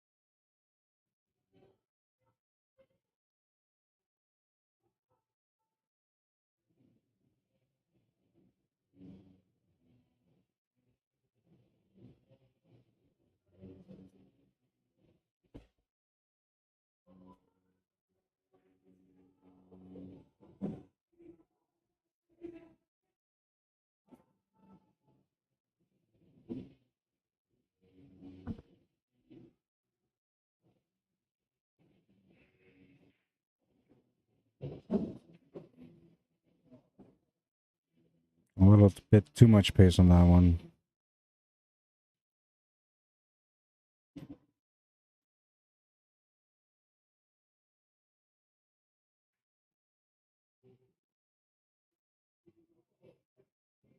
Gonna scratch the cue ball to the side pocket, ball in hand for Derek.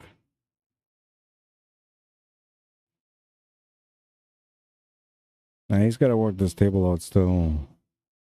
Not quite wide in the open. Needs to get the 6 ball out, the 7 ball out.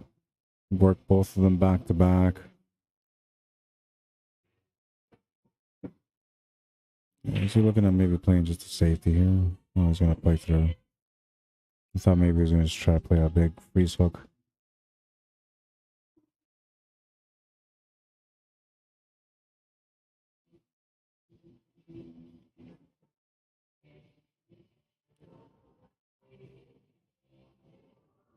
Seven ball is the one that you have to take care of because that's the one that doesn't really have a pocket.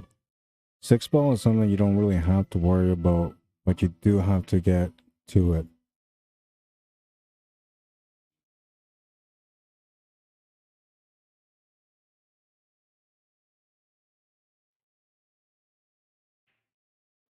It's going to pop the 8 ball over instead. Now he doesn't have to worry about the 8 ball anymore. Still has to worry about that 5 ball though, because that one is funny angle. And he's got to use that to get down for that 4 ball. I don't think he could get down for the 4 ball now with the 7 ball. If he could, that's what he could take right now. But I think he's just making the 7 ball because that's the only option he has.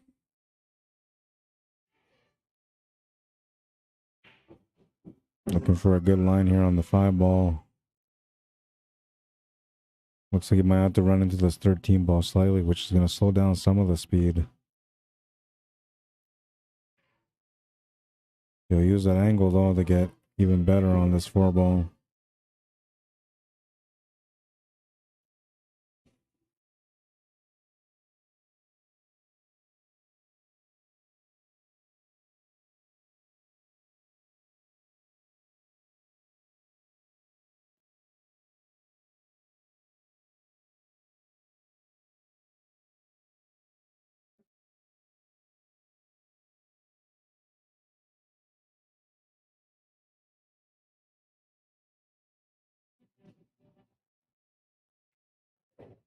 And Derek will win the first game.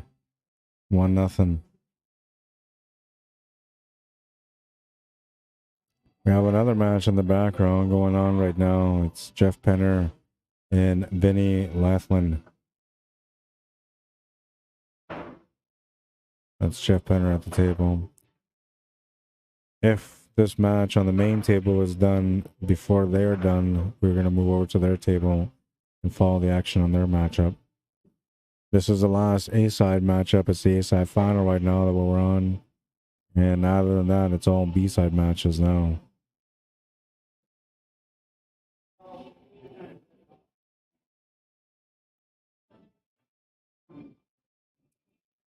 Rack number 2.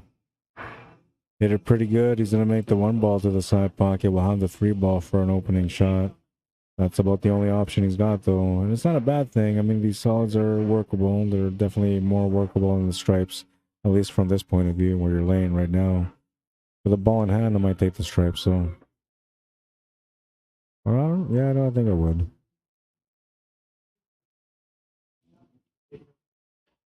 Oh, and this is tough to do here because you got to shoot somewhat over the ball. You got to put the bridge in between a couple of balls. A very awkward shot, man.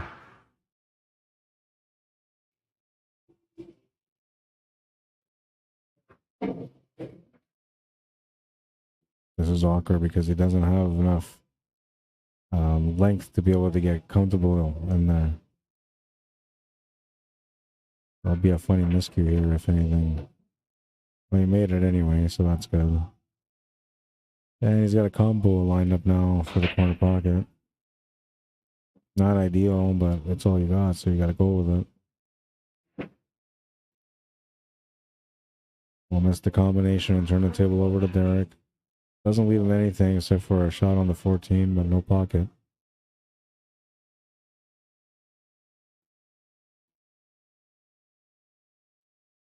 Hanyu is out. No, Hanyu is still playing. He's playing against Brian Kanischuk right now on the B side.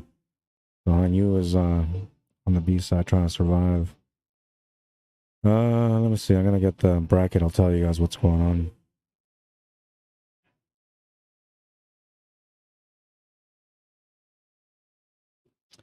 So Hanyu is playing against Brian Kanischuk. The winner of that plays against David WILKS. Jeff Penner and Vinny are playing now.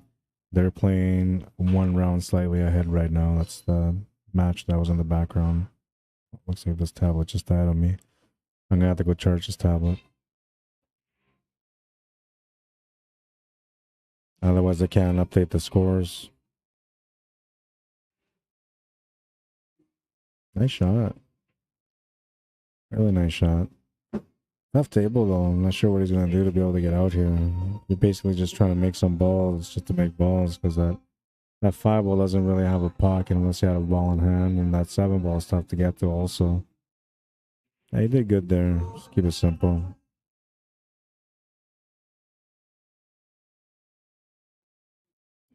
I think Derek says he's trying the 13 ball in the corner. Oh, the 9 in the corner. Alright, I'll be back. I gotta go charge this tablet.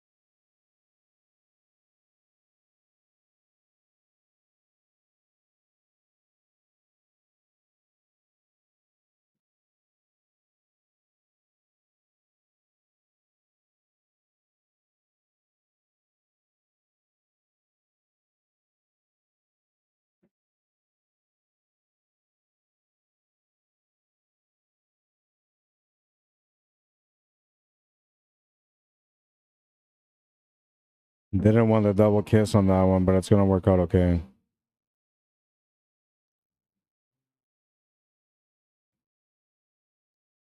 It took away from the speed for the setup on the 9. Yeah, and he basically has to go for that 9 ball anyway. Only because the shape of the 10 ball to the 9 doesn't work. 7 ball's gonna come in as a blocker on this one. Option for a kick shot, a jump, or a masse, which masse is gonna be low percentage, especially because it's mostly a full ball that's in the way. Jump shot would be okay, but now you're looking at maybe jumping the white ball off the table if you hit it too hard. So the long rail kick shot is the way that you basically go on this one most of the times.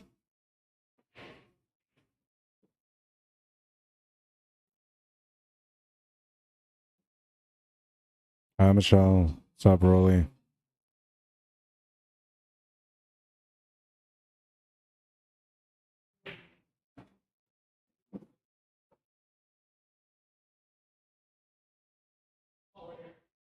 Well, he's gonna grace it. Avoids the ball in hand. Yeah, he got lucky on the leave. A little reward for his good effort.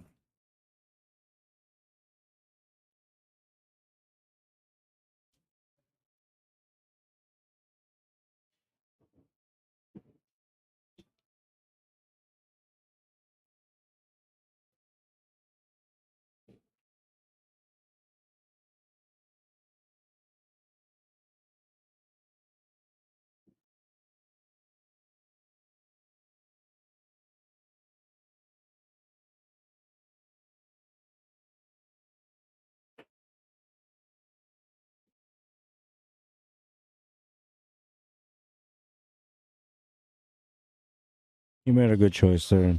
The only thing though is he's playing against some player that's really good on bank, so you can't really lean too much on leaving him a bank shot. You know, he's gonna make the odd one. If you give him a pocket, he'll make it. He almost made that one.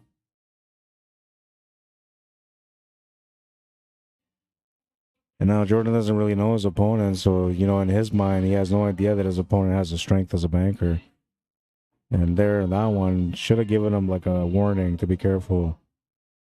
But because he didn't make the shot and Jordan's at the table now, to him it feels like it was okay to play that safety. But I'm telling you, like if you give Derek a bank, he's gonna make like 2 out of 3. He'll make them.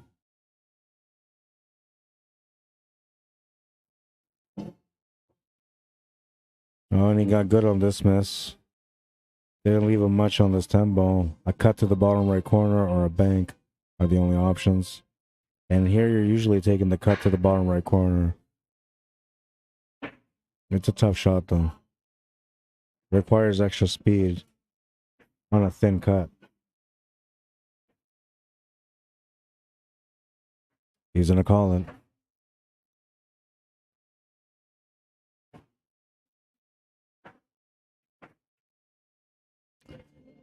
He'll overcut it. Jordan will have a chance at this table now. If the 7 goes to the corner, he doesn't have a lot of work to do.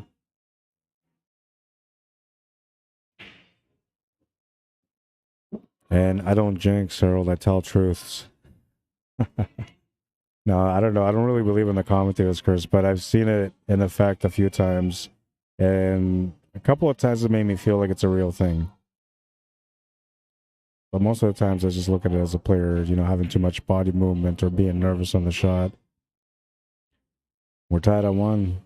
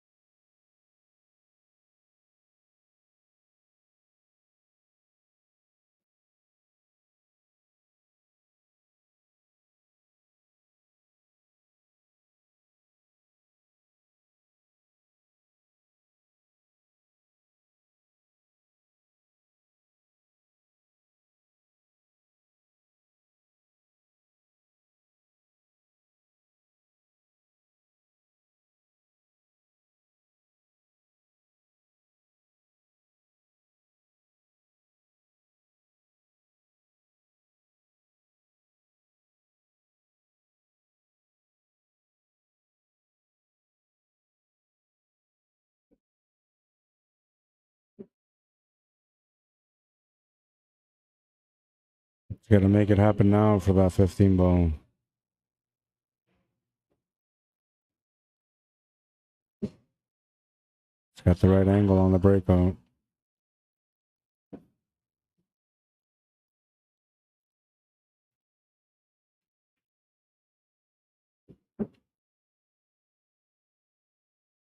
Got in really tight on the shot. Just has to make the ball though. That's all he's got to do. Deep ball shape should work out. And it'll work out perfectly to the side pocket. 2-1.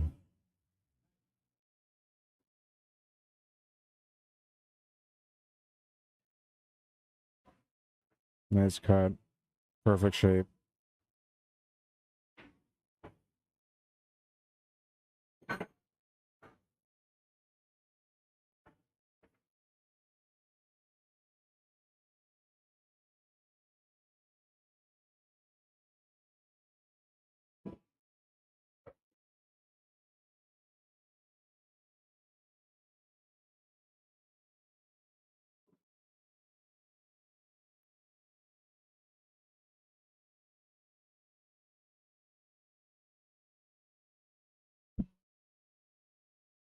Rack number 4. Jordan Fecto to break.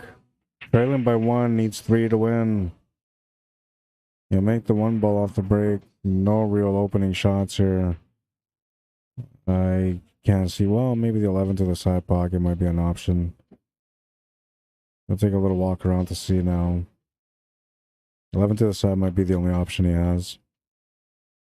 I don't know if you really want to be stripes here, but on this table, it kind of looks like you're going to have work no matter what. So if you can make the 11 ball, it's a start anyway.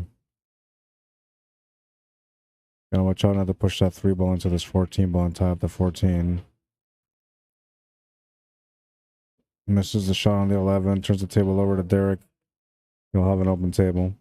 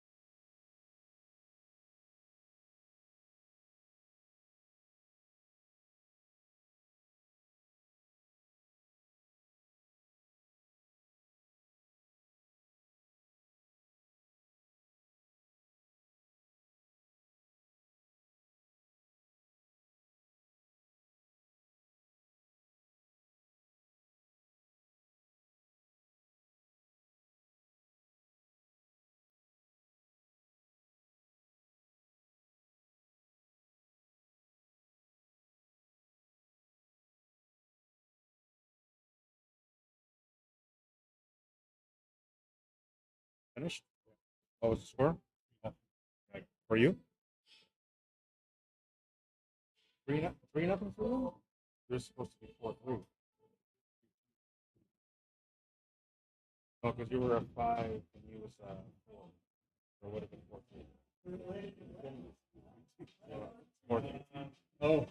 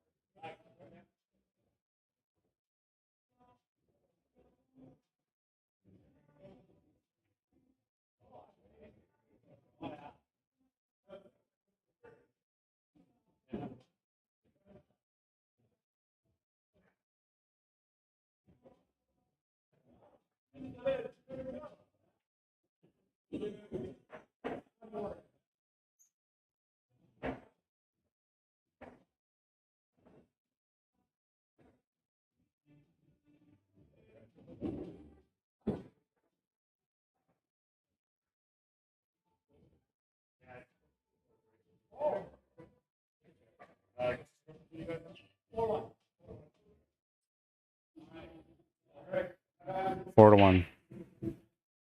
I had to, the tablet died on me with the challenge bracket. And I was trying to figure out how to get it going. 4-1.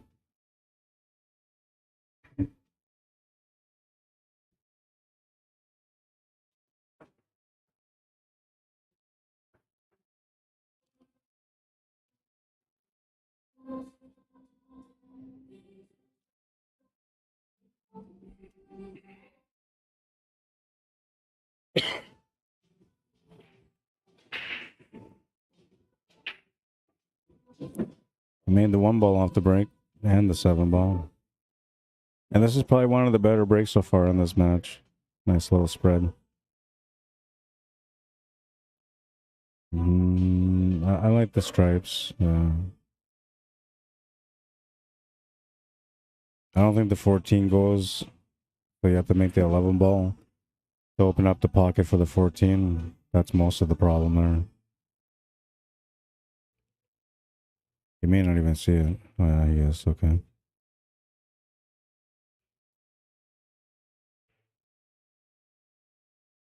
Oh, and that almost didn't go down. So now you can do a couple of things here. You can take that 9 ball or take the 15, then the 14, then the 9, which is the way I would play it. But there's nothing wrong with playing the 9, then playing the 15, then playing the 14 with an angle, because then you can come across for the 10 ball or set up for the 12 ball. A couple of different ways you can play it.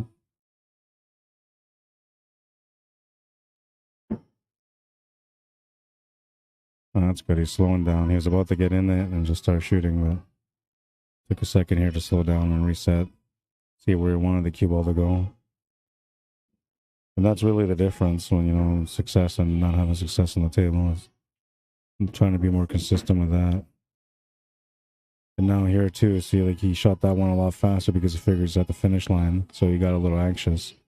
But had he walked around to look at where he wanted the cue ball, he would have said, well, I don't want to be over top of this 3, so I got to hit it a little bit harder.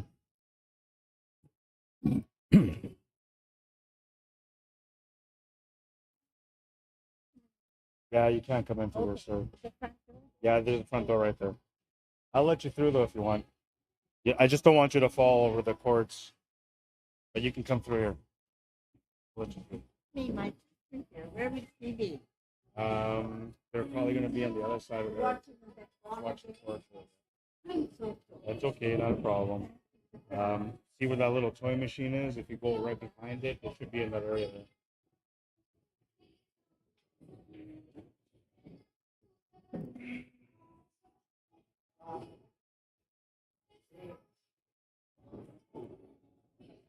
Well, at least you didn't think I was a DJ, so that's good. I've had a few times that I put my headset on and I'm sitting in the corner and people come up here and ask me for music. I'm like, no, no. This time it was somebody walking in, so I opened the door here on the side just to let the air out, or let the air in, I mean. And I guess this lady just walks up. She's like, "Is this how I get in?" I'm like, no, it's not how you get in, but I let her in. She's an old lady, right? So I want to make sure that if I can save her the steps, why not? Dangerous position on that one, but he gets it.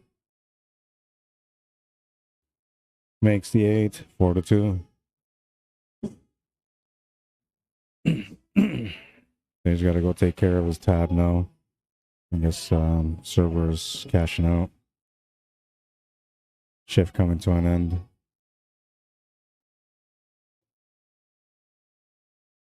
If you haven't gone to my YouTube channel yet, you can find me under Rod Arriagada /CSL Manitoba. If you go there and you find me, subscribe to my channel if you haven't already. Those of you that did, thank you.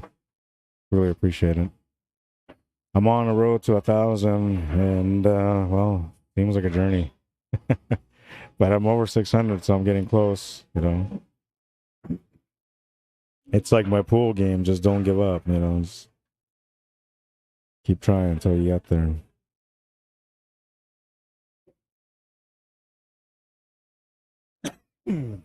Excuse me. Moving into rack number 7 now. Derek GLEDHILL to break. This is a crucial one. Whoever wins this game will get on the hill first. Not sure what happened.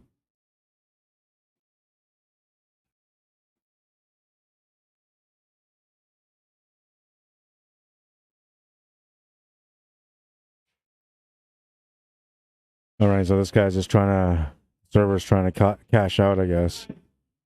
Now to close their tabs. So both players are going to go close their tabs. All right, well, it is what it is. Let's check out some more of the jam up stuff. All right.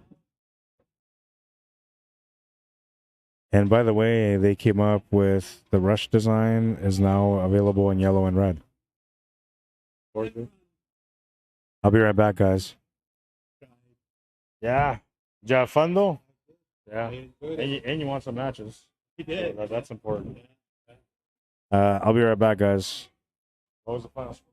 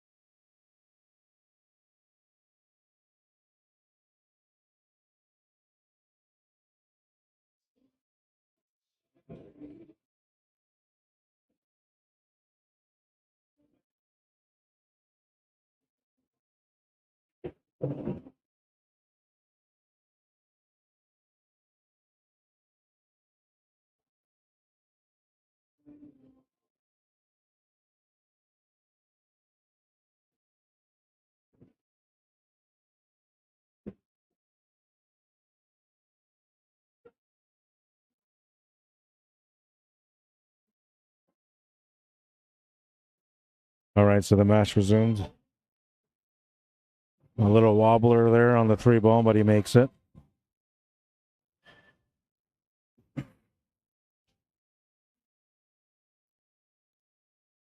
Got a couple of matches still on the B side. Right now we have Han Yu and Brian Kenneschek still playing. They were at 4-1 for Han Yu.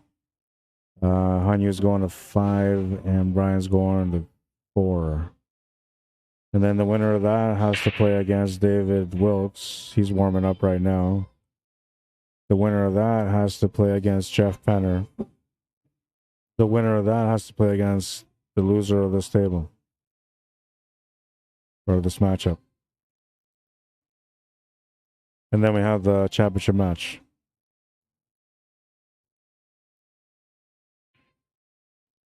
Which Derek works early. So there's a small chance that he might want to just split if he wins this match. If that's the case, then there wouldn't be a championship match today. Oh, he's going to miss the 2 ball. And now that's not good for him because his opponent has a chance to get on the hill. I think here you start off with a 14. Just because a 14 doesn't do much for you, it gives you a couple of rails to work with to get up for that 13 ball. You can also try to get set up for the 11 ball to get better. I don't like hitting this 13 ball just because you're going to move that 12 ball into a different spot, but that worked out okay for him.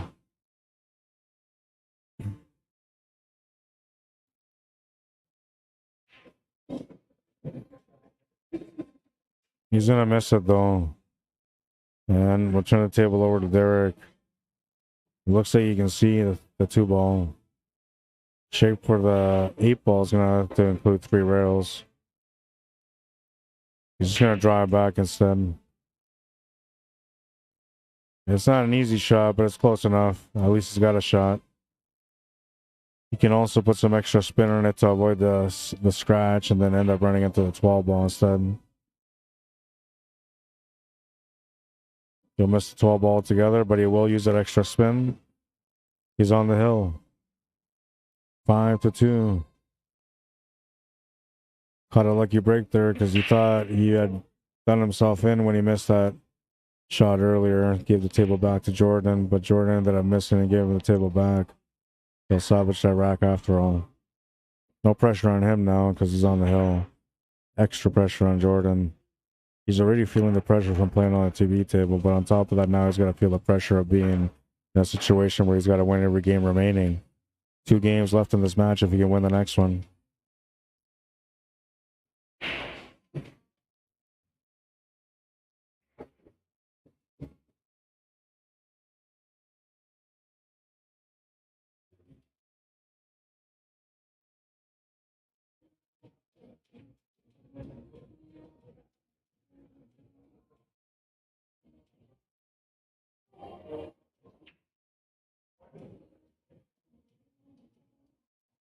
Their team ball's going to go in. A nice break, too. Really nice spread. Just the right amount of power. It wasn't extremely powerful. It was just something that, got everything kind of moving on the, excuse me, moving on the table. And worked out pretty nice.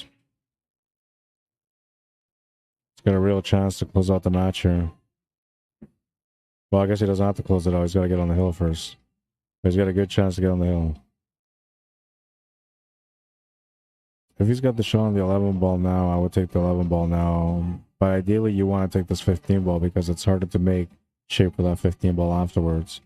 So here you'd be looking to make the 15 ball and get somewhat of a similar setup for the 11 ball where he is now.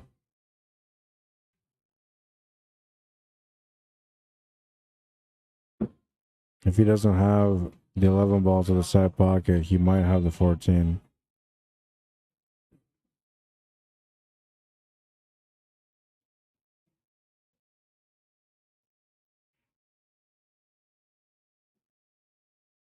That's the cue ball go through into the 3.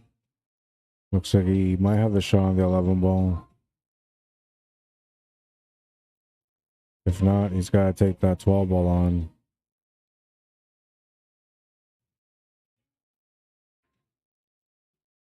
He's gonna make the 12. Oh, he's gonna end up really tough here on this 11 ball. I'm surprised he didn't take that 11 ball on the last shot before he came down there. I thought he had it at that moment. He could have used that 12 ball to just follow up straight up for the 8 ball. But you can see from the side view, like that 11 ball is pretty deep onto that horn. So you can only see some of it, not all of it. He had to be perfect on it.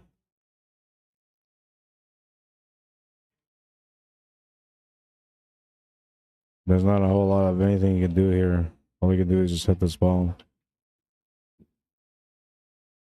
He tried to make it, try to put some draw into it. He was hoping that the cue ball would come off the horns and stay up on the table, but instead it'll scratch.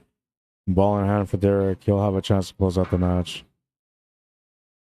The 4 and the 1, the 3 and the 2 are the areas of concern. You can make the 4 and then make the... Is he playing safe? Yeah, he is. Now, that's a bit of a risk, man, because if this guy has a jumper, he knows how to jump, you're giving him a chance to be able to make this jump and win. But if he doesn't have a jumper and he's got to rely on kicks, then he's in trouble.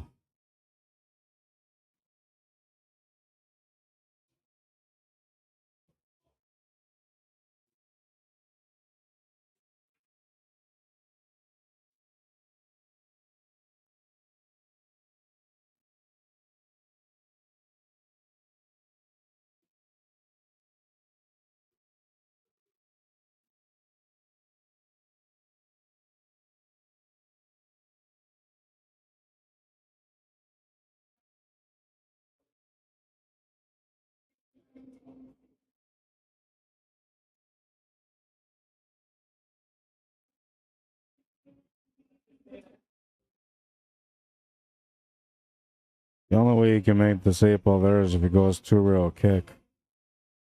Off the left cushion, back to the right cushion, back to the left corner pocket.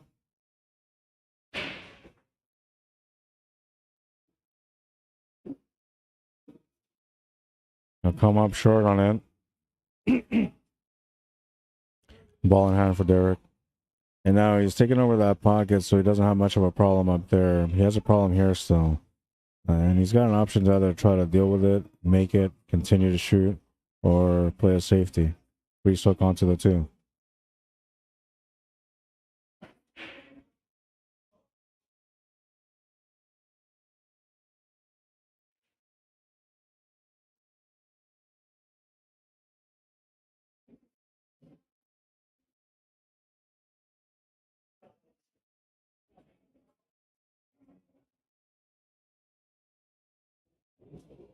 You say he's going to go for the breakout here.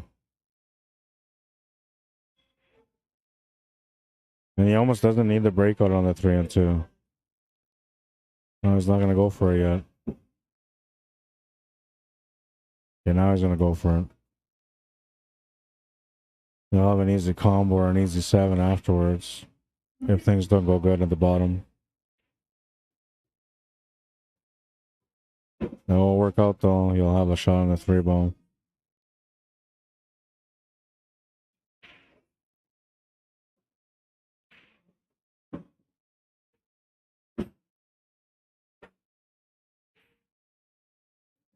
What's up, Bryce Johnson? How you doing, man?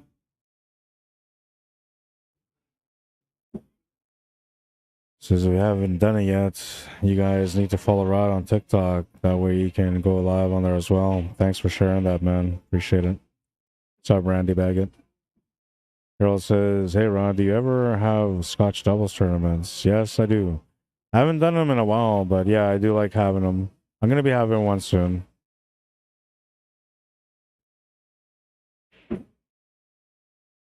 I do 3-man teams as well.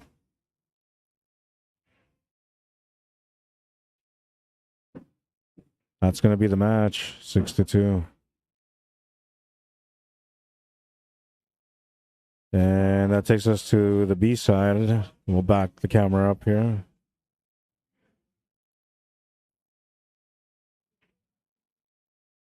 50 minutes for that match, including a break.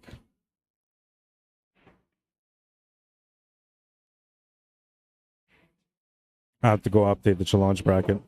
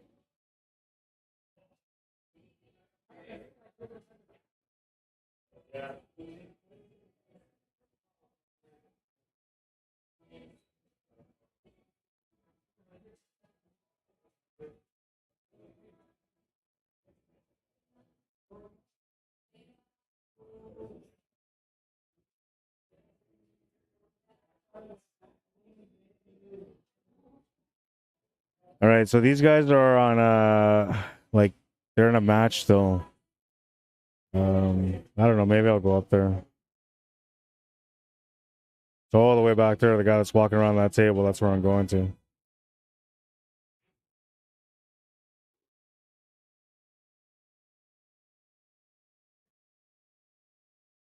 All right, so I guess this is okay. We can go here.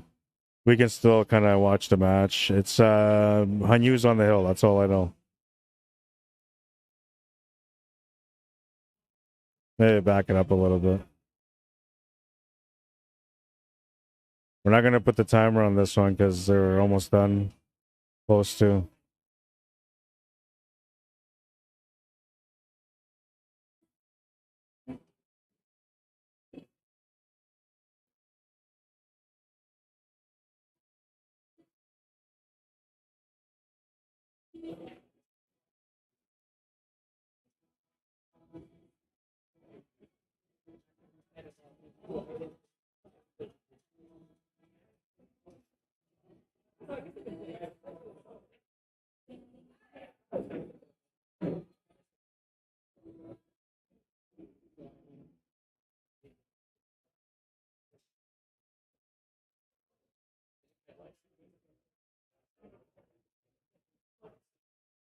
I just sent you my address. Okay.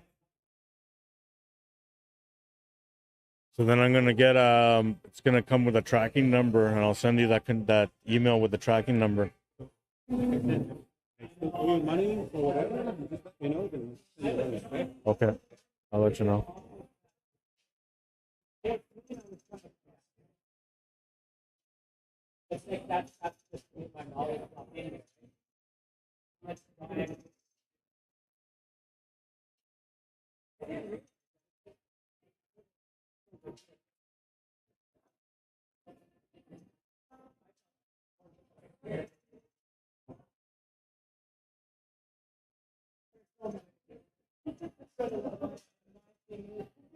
I think it's a 5-3 race and it's 4-2. Behind you just won the match.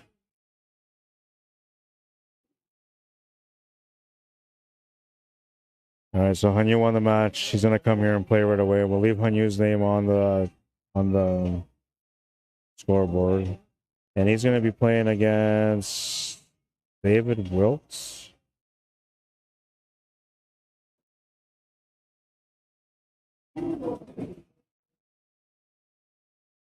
And so this will be a 5-4 race.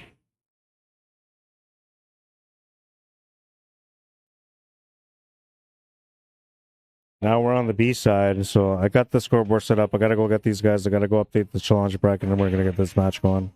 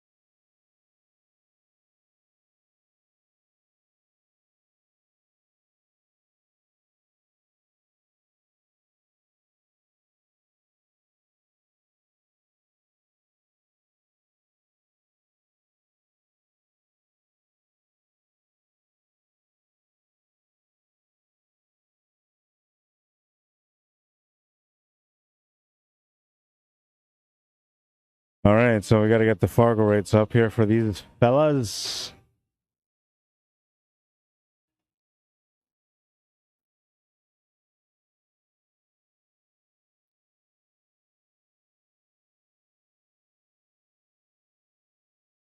I think Han used a 601.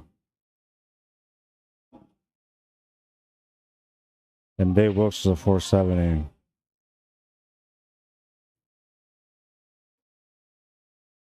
This will be a fun match for you guys.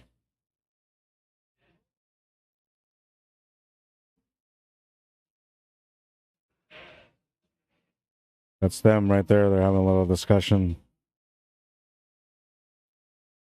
Looks like Dave's going to break first. This is a B-side semi-final. Yeah. That's what it is.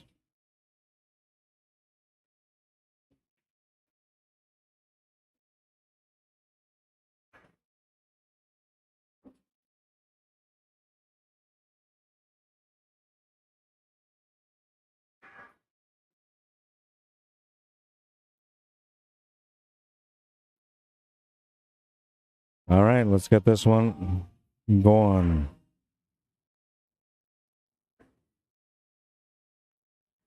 Coin is flipped. Balls are ready to go. Players are ready to go. 601 FargoRate versus a 470 FargoRate. It's a 1-game difference between them.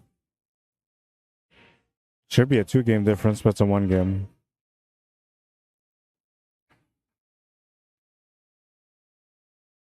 Anu just finished playing a match. Dave Wilkes was warming up for a little bit, so he's not cold by any means, but he wasn't in competition mode. So that's where Hanyu will have a bit of an edge against him, especially because Hanyu's last match went to the hill. Rack number 1. Hanyu just smashed the pack, makes the 9 ball. Looks like he made the 13 ball as well. Couple of stripes down. Options for solids or stripes, so you can choose whatever he wants. Solids look a little bit better than stripes, just by a little bit, but it's not that bad for the stripes. If you want to keep going with stripes, you'll be okay.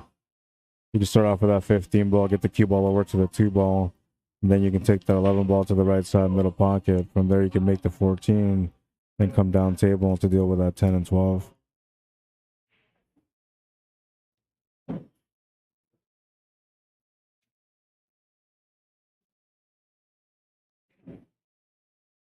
He'll miss the shot and leave the table open for Dave Wilkes.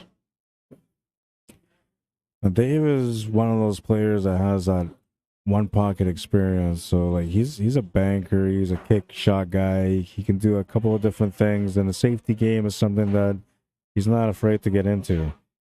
But it makes him a different kind of player. He's a 470, but he's got like a lot of knowledge in the areas that matter, which is like the banks, the kicks, the safety play. Makes him a dangerous 470.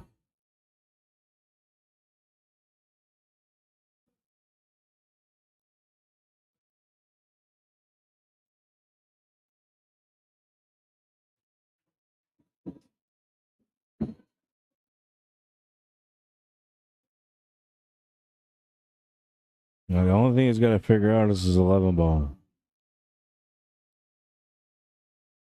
I had a pocket earlier. It doesn't quite have the pocket right now. Only because that 7 ball's on the way. He can open it up right now, though. Looks like that's what he's going to try to do. Oh, that's going to work out nice. 11 ball coming out to the open, which is going to give him a follow-up shot on the 11 ball. He could opt to leave that 12 ball there for after. Make the 11 and get the shape for the 11 or that 15 ball to come back down for the 12. Make the 11 come down for the 12 and then leave the 15 ball up there, which is probably a tougher way to go. But that's the 2 options he kind of has right now.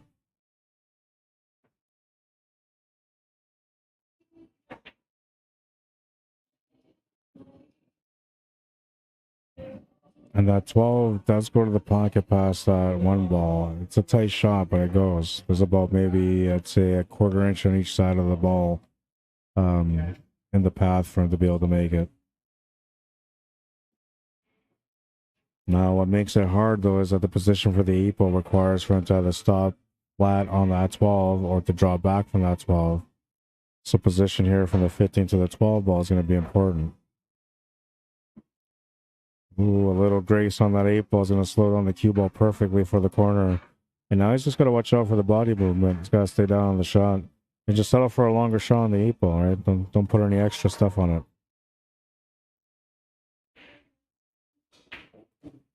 He's going to draw back, though. And, well, he'll have a shot on the 8 ball. Not as easy as it would have been making it to the top left corner, but he'll have an option to make it to the top right corner or the right side middle pocket. We'll go side view so we can see what kind of angle he's got to work with here. So basically, he has no choice but to go to the right side middle. He can't go to the right corner. It's too tough of a shot. He can bank it to the top left corner, and he can cut it to the right side middle. I don't mind going to the right side middle here. He's going to try to back cut it. This is a lot tougher. And another thing, too, is that the cue ball is rolling around quite a bit, so there's a little bit of unpredictable path when it comes to the cue ball. You may get clean, you might end up going off the ball and scratching. There's just uncertainty in the shot. Where if you go to the right side middle pocket, now you can just hit it with some spin to be able to go off the top rail towards that 3 ball. That's as far as that cue ball is going to go. Went for the shot, and oh man, a good attempt, but he's going to come up short on it. And he's kind of tied up the solids a little bit, and you will have to work this out. Definitely going to start off with that 3 ball, though, because he's close to it. He might even try to use that angle to try to run into that 4 and 7. I don't think it's the right time, though. I think here you try to set up for the 5 ball next, or the 6 ball, and then go for the breakout angle. No, he decided to go for it. I didn't like it because, there's a lot of room for something like this to happen. Worst case scenario has happened to him here. And now he can try to play a safety, but, you're playing against a player that knows how to kick and bank.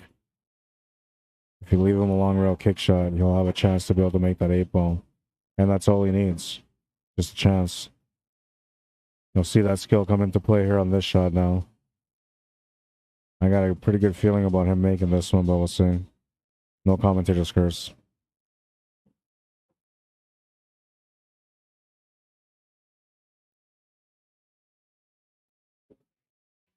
Oh, and he just missed it on both ways. Ball in hand for Hanyu. I felt good about his chances there because, like I said, he's a one-pocket player.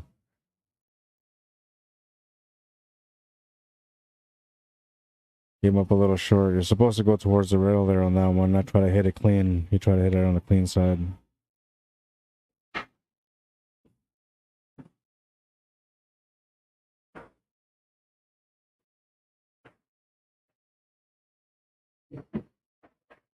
Oh, ball in hand's going to help his situation out. Well, it was once a mess, is now just a 4 ball to the corner.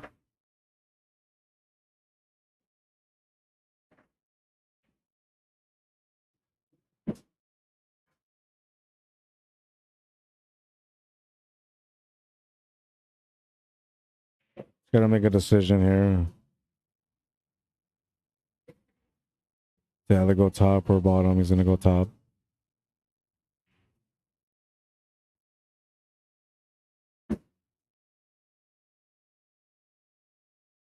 Now that 5 ball being the last ball to shoot at is probably not a good thing. Unless he can get set up like how he's trying to set up here. Wants to get set up for the side with a follow-up angle on that 5 ball.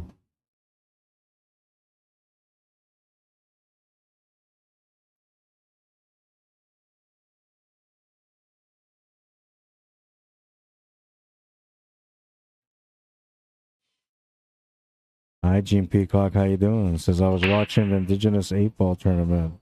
The ladies were playing. Yeah, my friend Yvette Capo won it last night. She won the ladies division, undefeated too. That's Cameo Capo's daughter. Ali Cap, Hadar Ali, well, not Ali Capo, Hadar Capo. That's his sister. 1-0. Looked like a fun event.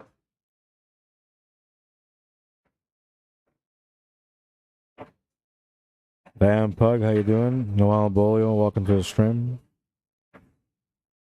Troy Hudick, Jeff Nelson, Mike Delgado, John Trepanier, welcome.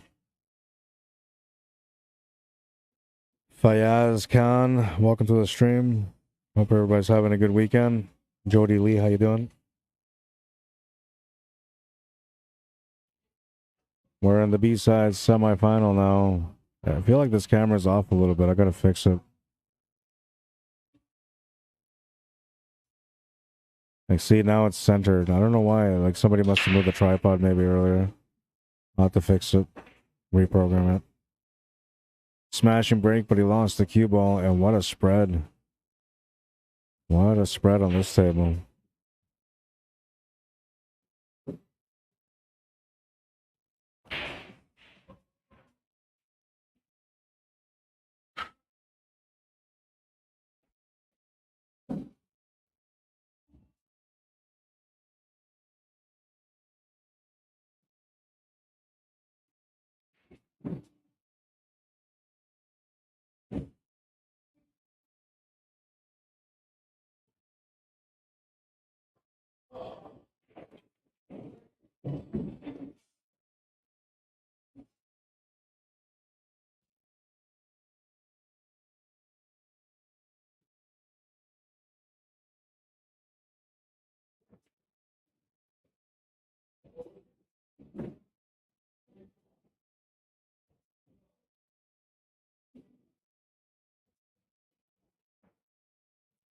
Very nice table.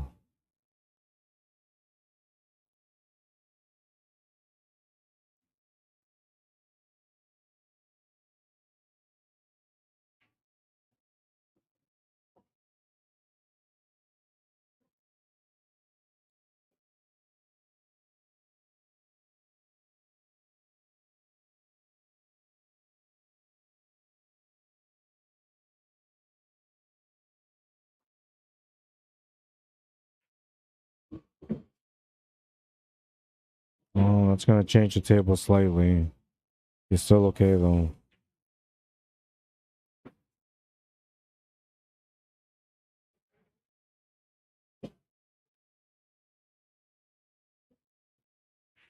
Needs to shape up for the 12, and the 14 ball needs to be broken out. Uh-oh, this is no good. Now, if the 14 goes to the corner past the 1 ball, then he's still okay. If not, he's got some serious situations to deal with here. Position for the 14 ball is going to be tough. First of all, breakout on it, it's going to be even tougher.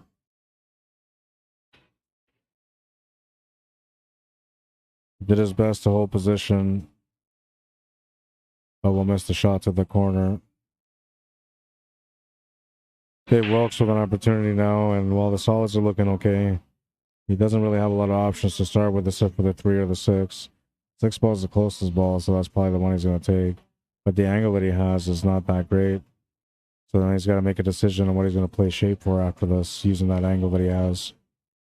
Likely it's going to be the 7 or the 4 to the bottom right corner. But you could try to shape up for the 5 ball to the right side middle pocket. See from this angle here.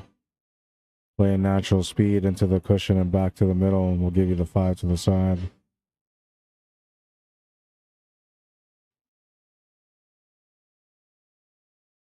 You can play the 3 real short to be able to get onto that 4 and 7. You could take the 3 ball right now. If you take the 3 ball, it's a harder shot, but then you have the layout with the 4 and the 7, and you can probably get the finish from there. We'll play the 3 real short for position.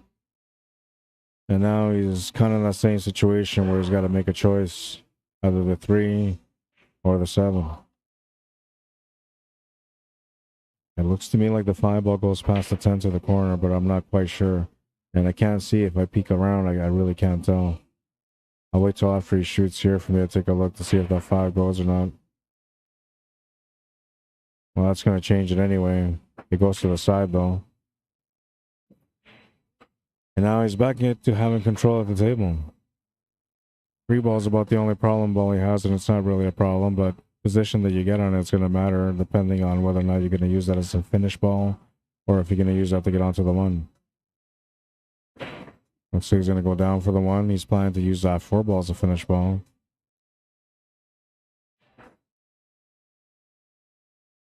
Needs to get perfect on this three, or needs to bump it off the rail to get something else on the three. It's going to get a little bump off the 14 ball. That's going to help him for the three ball. He's also got the shot on the four ball now with a follow through angle to be able to get set up for the three.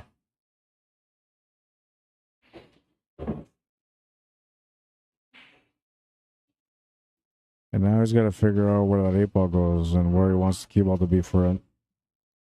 If it goes past the 10, that's a tougher shot, but you know that might be the easier position.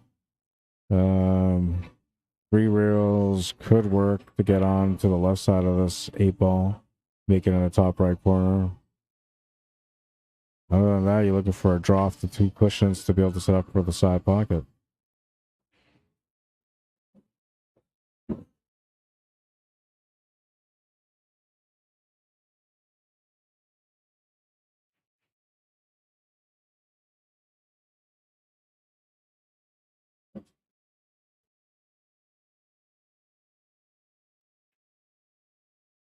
It's going to miss it. That's going to give Hanyu a chance to get up 2 games in this matchup.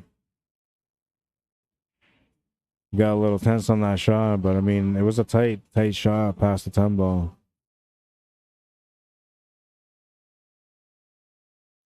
Those ones you have to be careful. Like if you put that kind of speed that he put on that shot, you're usually not going to make it unless you like make the adjustment on how thick you're hitting the ball or how much spin you're putting on it to compensate for the angle that it's going to come off on when you go faster. So the more speed that you put on the shot, the thicker you have to hit the ball. Think of it that way.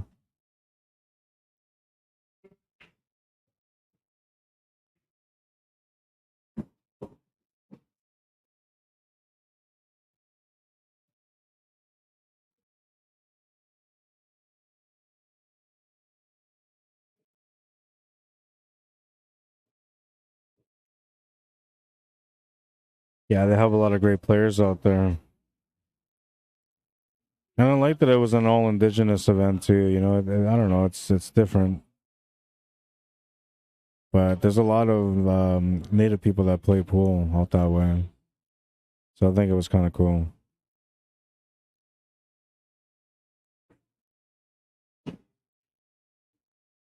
They had the all Filipino or all Asian one too in Calgary recently.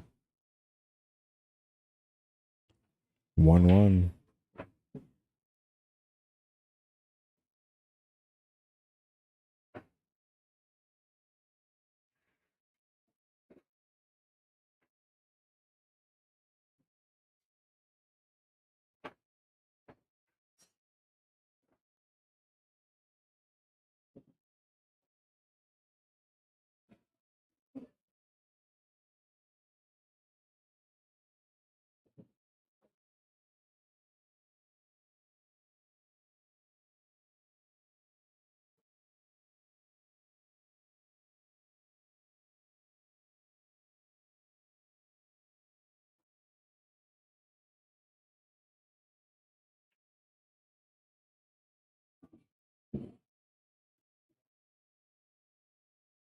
Huh? Yeah, I could use one then.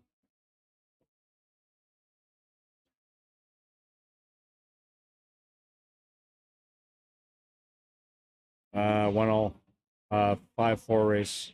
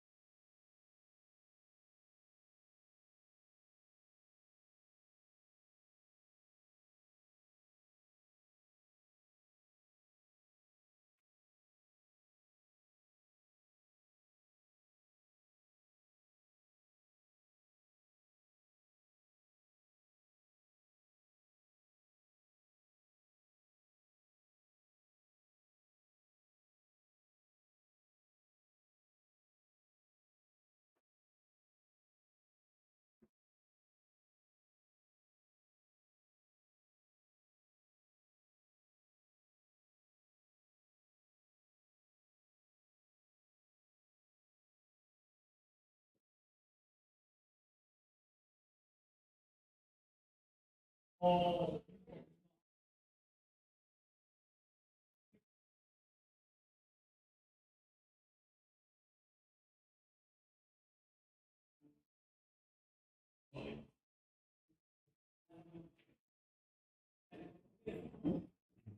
right. Slightly distracted getting back on messages.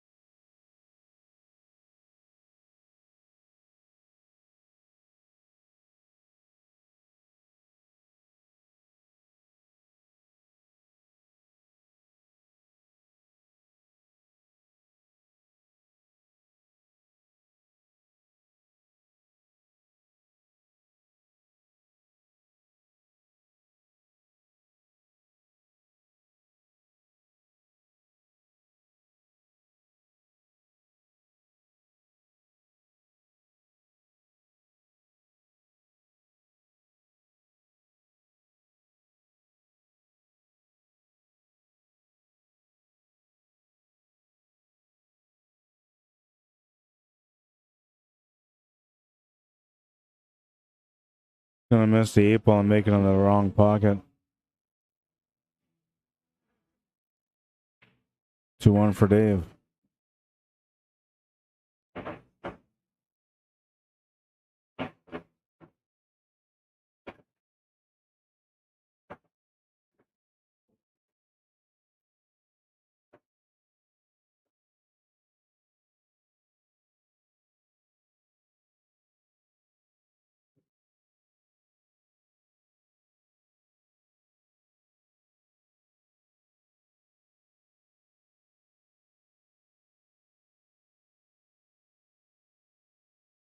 What's up, Joe Pelly? Sorry, I didn't see your message on YouTube, man. He just messaged me on Facebook, like, yo, is your thing working? I'm just seeing it now. It says, hey, Rod, how did my buddy Vinny Laughlin, the Squack, do in this tournament? He did okay. He just got eliminated. I think it was in the 5th, 6th spot. No, sorry, 7th, 8th spot. He did pretty good. He had fun too, which was good. I'll tell you, it's like to walk into the hangar on a Sunday and think that you're going to win the tournament is something that you just can't do. There's so much tough competition in this building. Every time you come into the tournament, you never know the lineup of players you're going to have. But one thing you do always know is that everybody's coming there hungry. They all want to win it. Tough competition here on Sundays.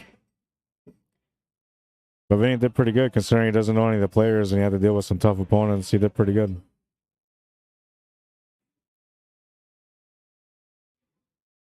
That was me in Las Vegas this year when I went to Las Vegas to do that ACS National Championships. I was walking into strange territory, not knowing who any of the players were, and then just going in there acting like I was going to win this thing. I got a quick snap of reality. I ended up winning like 3 matches. I played 5 matches or 6 matches altogether and lost 2 out of them. My first match I lost, it was a good matchup too. I had a chance to come back and win it. But yeah, I think he did pretty good. In my opinion, we'll see what he thinks himself. He might think differently, but I thought he did pretty good.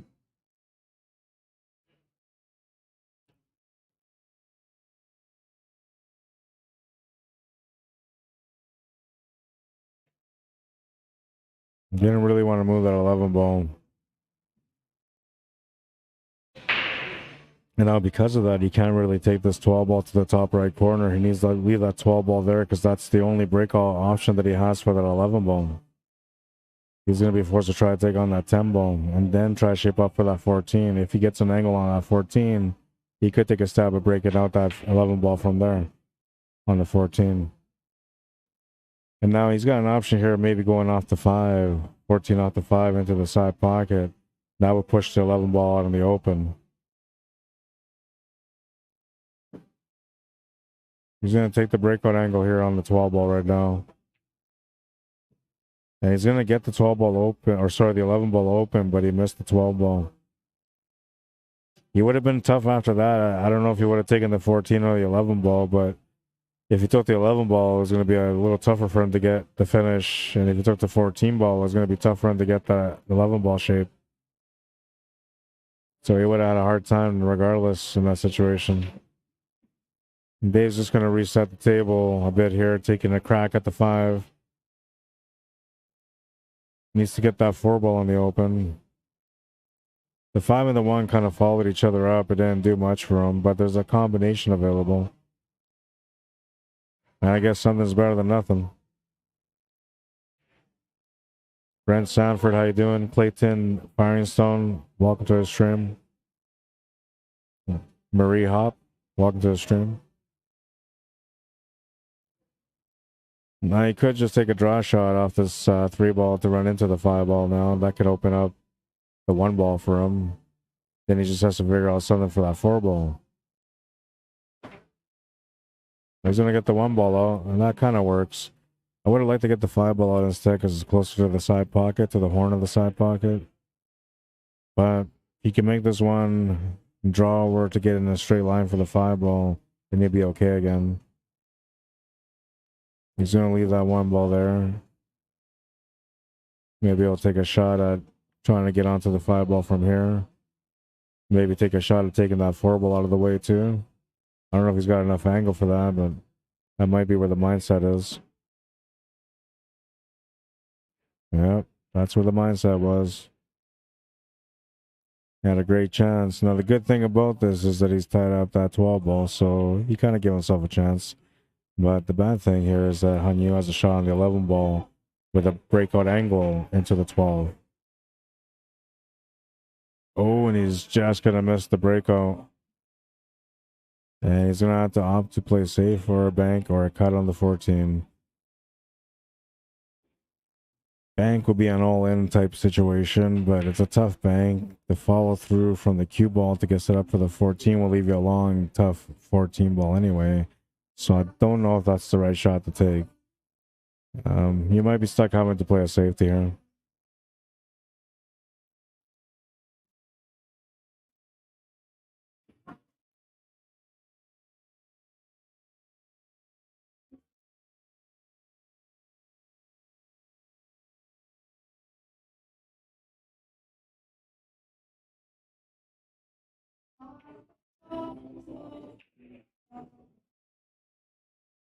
And he opted to play safe.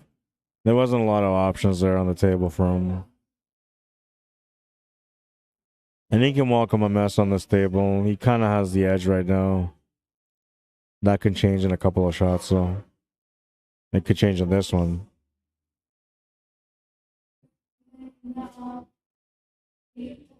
I think you just slow roll the cue ball to the 5 and just bank it out.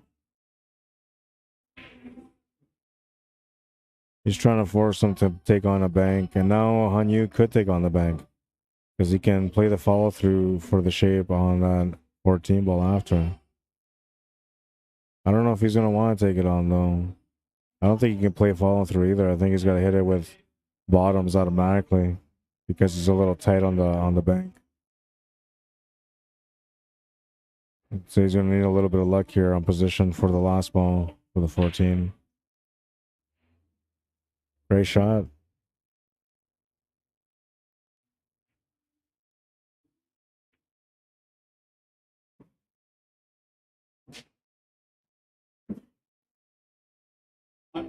Pleasure. Pleasure's mine. Yeah, we'll see you soon for sure. Yeah. This way. Yeah. I'll bring some friends. Yeah. Okay. I'm gonna have a team event too, so that you guys You will are, be able to come down and bring a team too. Okay, it's message me. I'll let you know. Okay. Yeah, for sure. Take care. So yeah, let me know how it goes with the shirts. I'll send you the tracking number. Okay.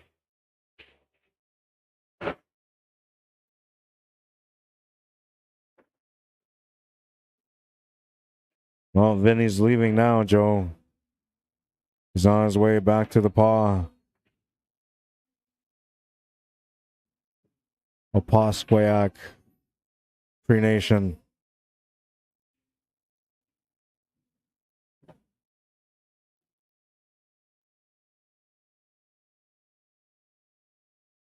2-2.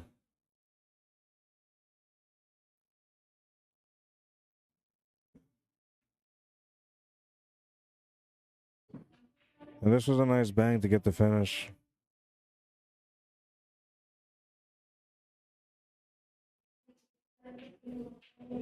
Looked like a work of art.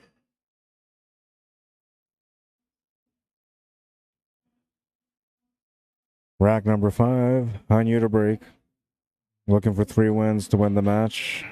Dave Wilkes looking for 2. He would like to win this one here just to get on the hill first. That could give him the edge to maybe overcome his opponent. Looks like the 8 ball into the side pocket, or maybe that was the 4. It was the 8 ball. Alba chose to spot it or to re-break.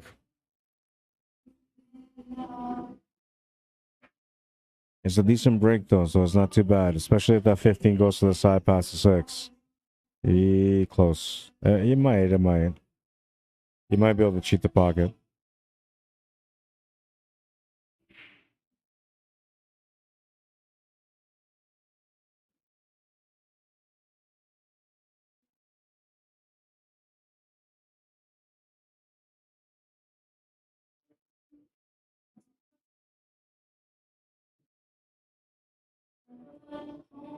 And now having a shot on this 15 ball, if it goes past the 6 and you can cheat the pocket just enough, you're going to have to do that right now off this 11 ball. Because then that 14 ball becomes your escape shot.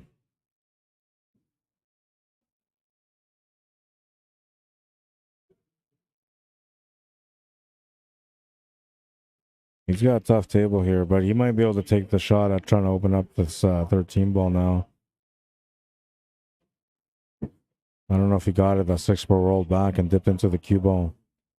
He's being a little precautious on that one. I think he should have taken that cue ball into the 5 a little bit and just opened up an angle on that 13.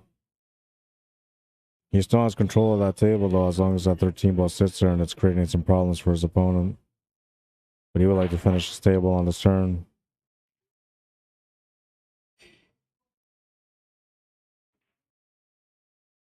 Trying to get the 12 ball opened up. He did a decent job at it. Might have a bank shot here now.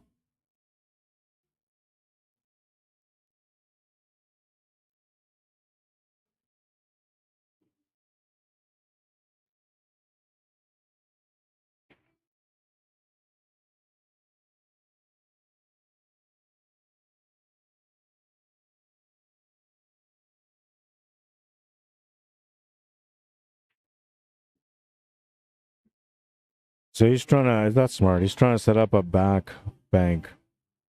This way he can play the cue ball through. Or maybe he was trying to set up for that 13 ball and he didn't get what he wanted. Nah, I'd rather bank this 12 than bank the 13 ball right now, I'll tell you that much. If you bank the 13 ball and you end up making it top left corner, you have nothing for that 12 ball. If you bank this 12 ball, you're going to have a hell of a time trying to find the smallest window for this 13 ball. I like what he's thinking here. He's thinking about maybe trying the side pocket, getting the cue ball to go around table. But I don't know if he's going to be able to get past that one. Or that two.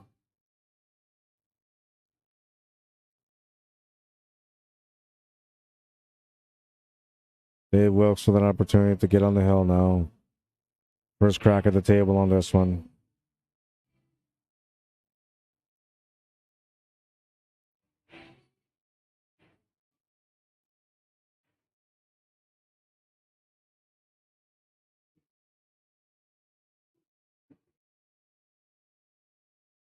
Now he's got a little bit of a situation, but it ain't that bad.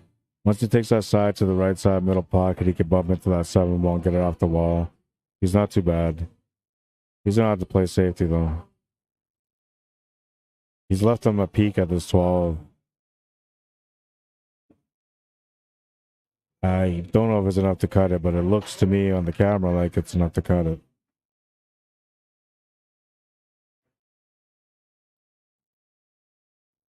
And he's going to have a tough time with this shape of the 13 ball no matter what.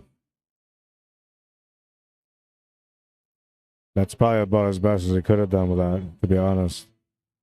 Had he dropped the ball, he probably would have been in a tough situation after that, so it might have been better for it not to go down. It gives him position now, too, if they get into a safety battle, because he's got a ball sitting over the pocket.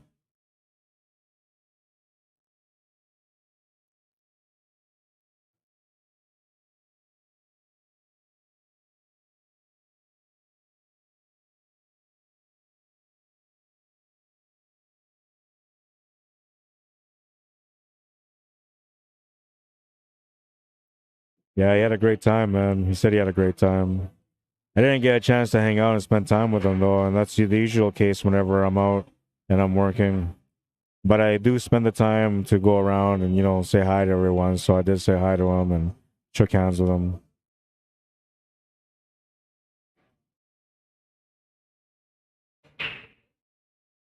I've been trying to be more conscious about going around saying hi to everybody when they come out to the tournaments. Sometimes, you know, I just get so caught up on everything I'm doing that, you know, I might slip, but I'd rather say hi to everyone every time I see them. I have a connection with these players, all the players that come out and that play in the events that I stream and that play in the Sunday Open. Some of these guys, I've been watching them through the stream for a few years now, you know, and I've watched them grow into stronger players, better competitors. So you kind of, like, it's like an unspoken bond between the players and myself. So I appreciate everyone that comes out.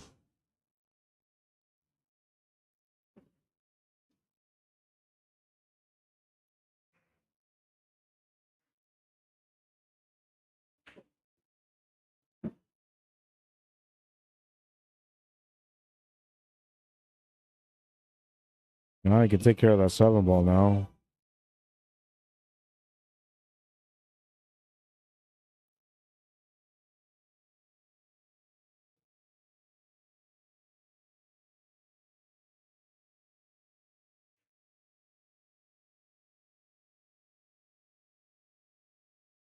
Decided to play smartness and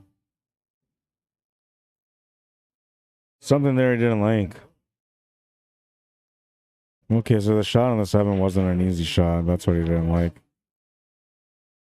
From this angle, it looks like it's easier for sure, but when you go to side view, you can see that it's a tougher cut.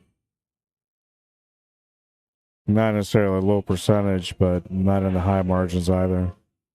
A cut like that from where he was is like 40%.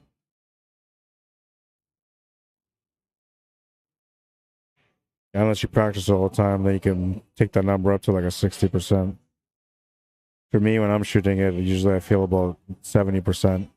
But I practice those shots a lot. It's the ones that get you out of trouble. Speaking of getting out of trouble, what a great effort that was. If he gives him a ball in hand here, it's all over for him. He gets a perfect hit on the 13.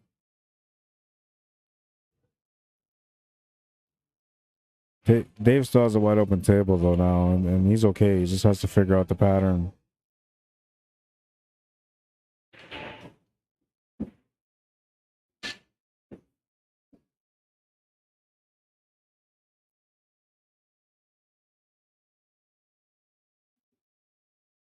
Doesn't like the back cut on the 5 ball, so he's thinking about cutting this 4 ball.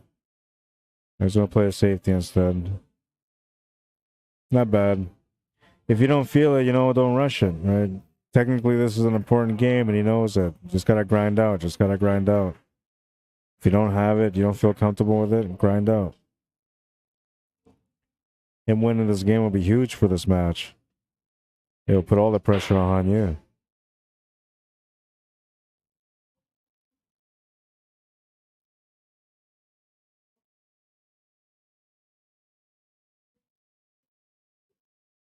And he's got a little bit of pressure on this one, too. He doesn't really want to lose this game.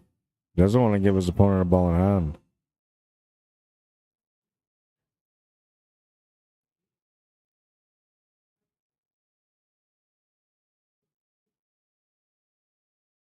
Gonna just miss the hit on the 13. Ball in hand for Dave Wilkes. 4 balls away from getting on the hill first.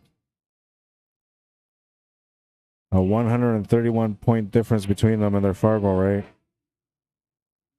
Odds were against him in this match because he should have had a 2-game spot according to the medium FargoRate standard. But instead he had a 1-game spot. And now he's got a chance to get on the hill with his opponent having to win 3 games to win the match. I don't think he played that shot right, though. He should have looked that one out a bit. I think he should have maybe set up for that 5 ball to the top left corner from there, and then the 4 ball. Now he's kind of forced taking this 5 ball, even though he kind of really wants to take the 4 ball. And now he's got to make up for the shape that he has on the 5 ball to get good shape on the 4 ball. And that's what happened there. He's going to get hooked by the 8 ball. I don't think you see even the edge of this 4. Massey might help him slightly. Kick shot is fairly difficult because the 4 is away from the rail, so you don't want to hit this 1 rail kick. You want to do this a 2 rail kick, if anything, if you're going to go for the kick shot.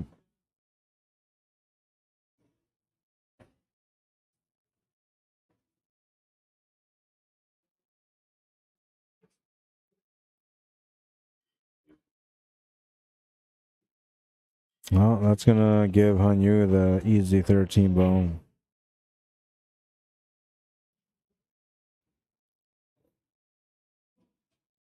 Wanted the cue ball to stop. It was supposed to set up for the side pocket. He's going to have to take it to the corner now. And I feel like it still goes past that 4 ball, so he shouldn't be too bad. He just doesn't like the shot. It's an uncomfortable shot. But I don't think there's nothing wrong with it. You just play this with topspin, let the natural tangent line do what it's supposed to do, and you're okay. Yeah, there you go. Just like that. Breathe. Breathe. 3-2. Survives that one. Tanya Hoffman says, hey, Rod, our 7-year-old daughter played in a junior tournament this year, her first time, and she was a great sportsman. Looking forward to the next junior tournament in January. That's cool. Always a fun experience, especially when they do something that you love to do too. You know, it's really fun.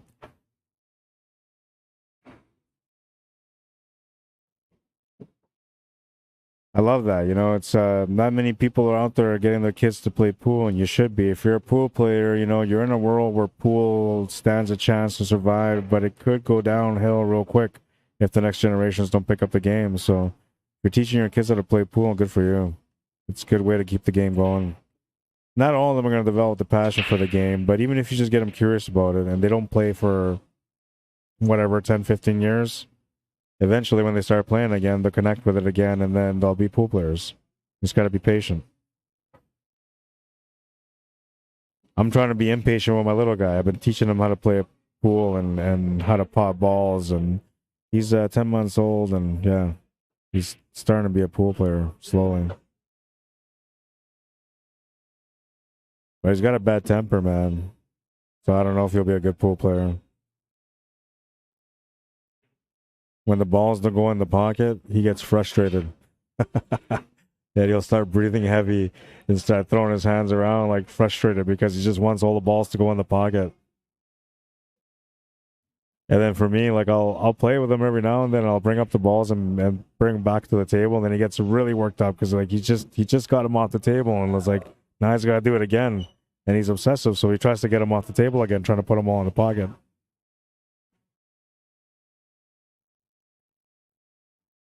I'm training a pool shark. He's going to want to make all the balls all the time. I'm going to want to run every single table, every single time. It'd be awesome if he ends up being that good. I can see he's got a connection with pool anyway, but it's kind of like a created connection, but not really, because he used to listen to me all the time when he was in the womb. So he always kind of had that pool atmosphere around him. But I'm definitely putting it around him, man. I got the pool balls out. I got him playing almost every day whenever I can.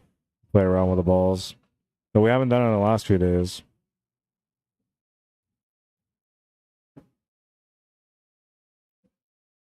It's cool when your kids play the same sports that you love, the same games that you love.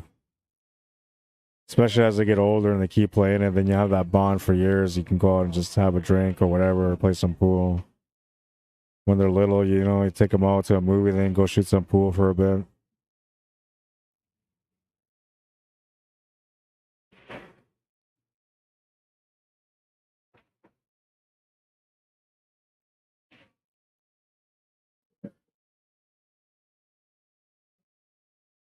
Jeff Penner getting ready for his matchup. He's got to play the winner of this match.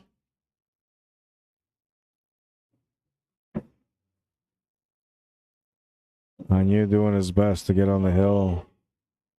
He's got to work out this puzzle, though. The 8-ball is not going to be easy. If he can make this 3-ball now, then he can maybe get the easier finish. If he's got to make the 6-ball, it'll be tougher to get shape on the 8. He'll be looking for a touch of perfection.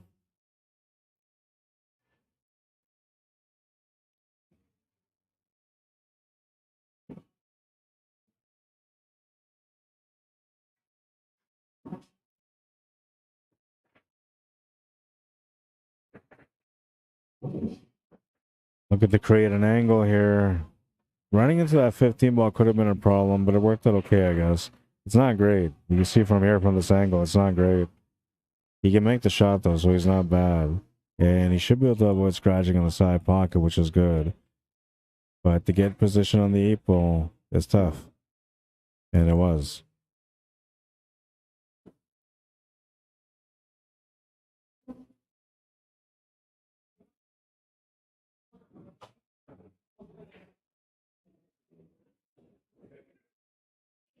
We're getting down to the final. Let's see, this is 5th, 6th. So the final 5 players. No, the final 4 players. Yeah, final 4 players after this one.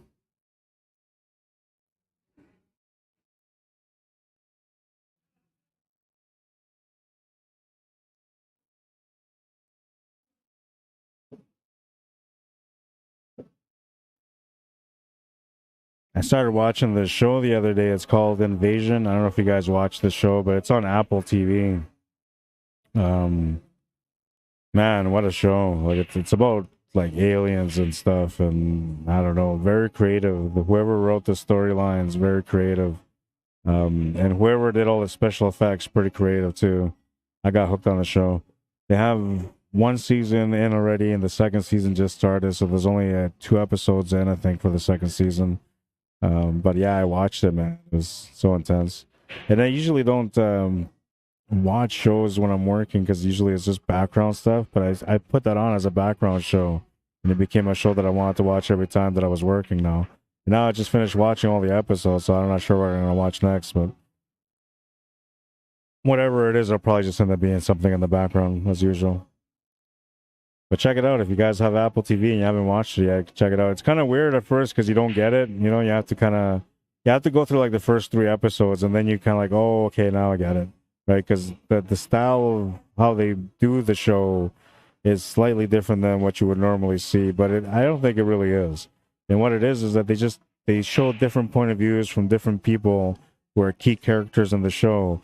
And every episode involves like follow-up point of views of where they're at and what's going on while other people are going through whatever they're going through in the moment of that episode. But very creative the way they wrote the show. I enjoyed it. The storyline and the effects, and I don't know, they weren't like the kind of aliens that I was expecting, because, you know, there's different versions of aliens, but it was kind of like the Predator versus Aliens alien, kind of like that. So I guess it suited an alien type thing, but I think they kind of lost me there on that one. They could have made that a little bit more realistic, but it was still pretty good.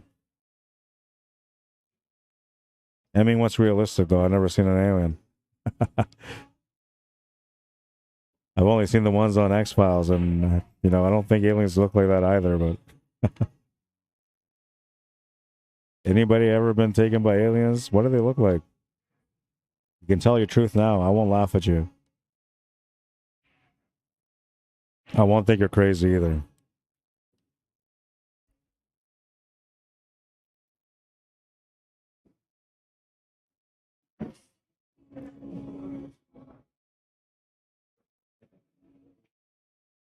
What do you guys make out of this WPA matchroom ordeal?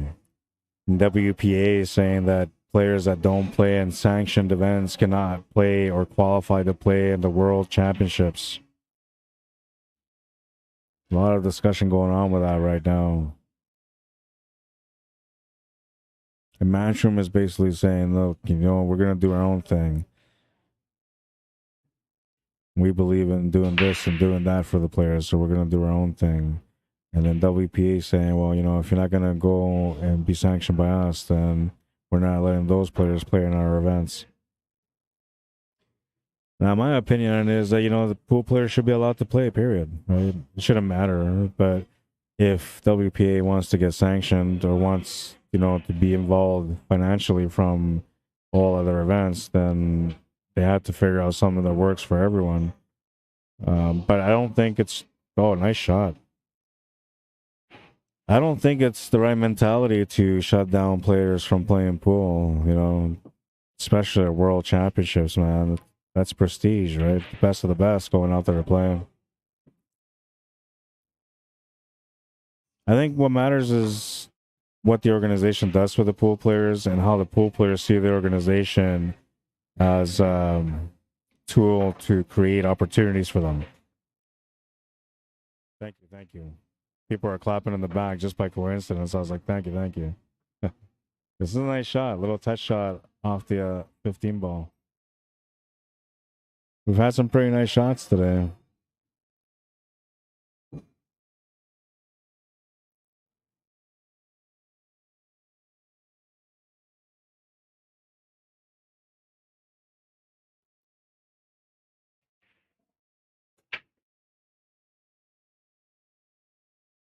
Almost scratched the cue ball, but it'll stay up.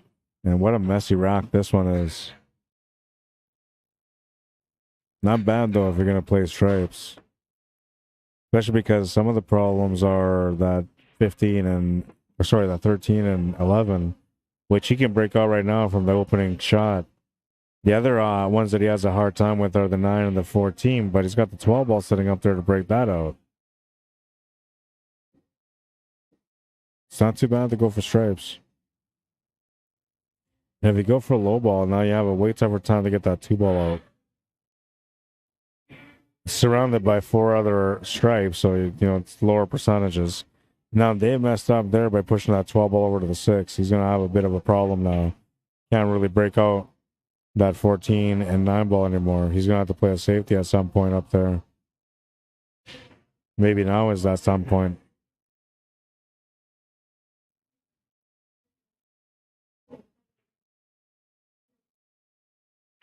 Trying to weigh out his options.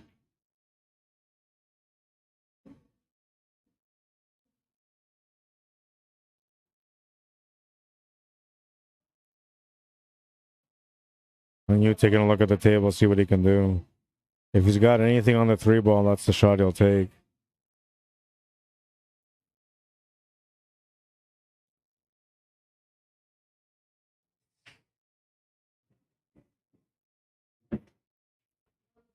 Makes the shot to the corner. 4 balls available to the side. 7 balls available to the corner. Would like to get onto the 6 and then onto the 5. On the 5, he would ideally like to get onto that 2 ball. He tried to open up that 2 ball here.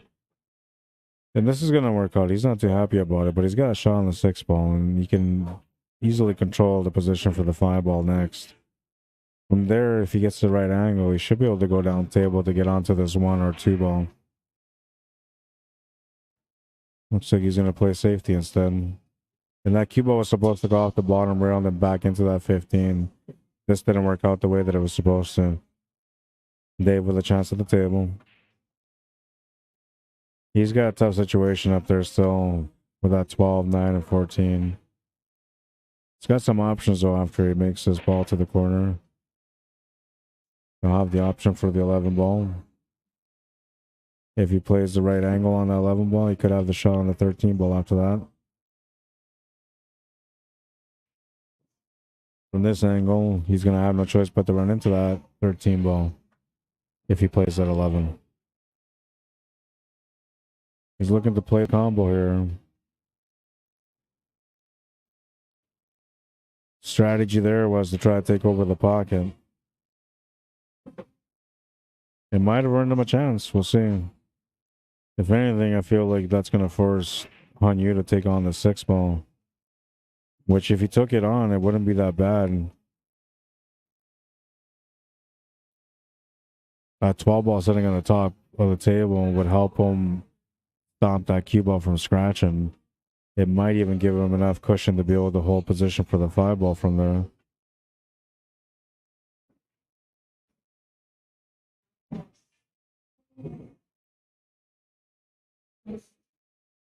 You don't really want to move that 1 ball because your 1 ball does go, but that also helps you protect the situation with that 13 and 11 ball.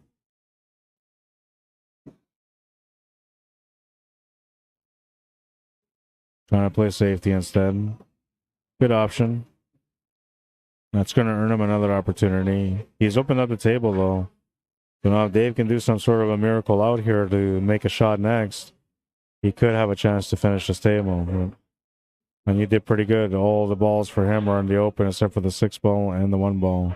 But the 1 ball has a pocket and the 6 ball does too if you play the right position for it. Dave just trying to tie up the 5 ball. He'll accomplish his goal somewhat.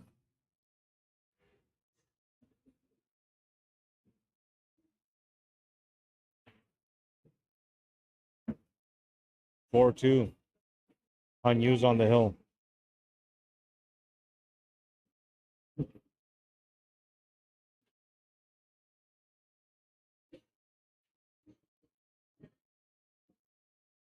It's good to get around the 7 ball.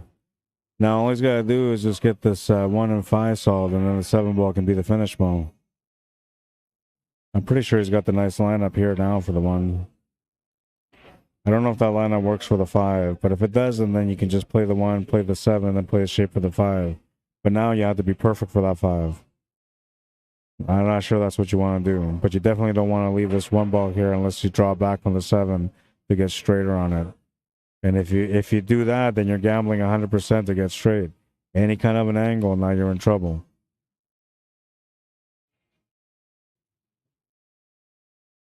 He doesn't have the ideal angle right now on this one ball, though, I'll tell you that much.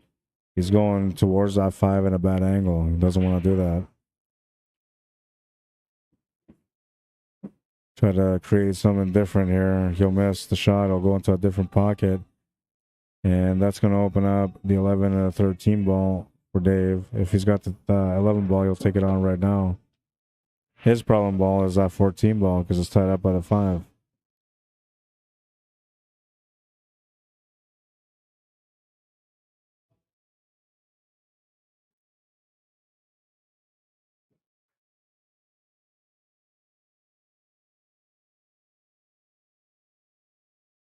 How you doing, Eric Hoffman? You're talking about that shot on the 8 ball? Yeah, that was a beautiful shot.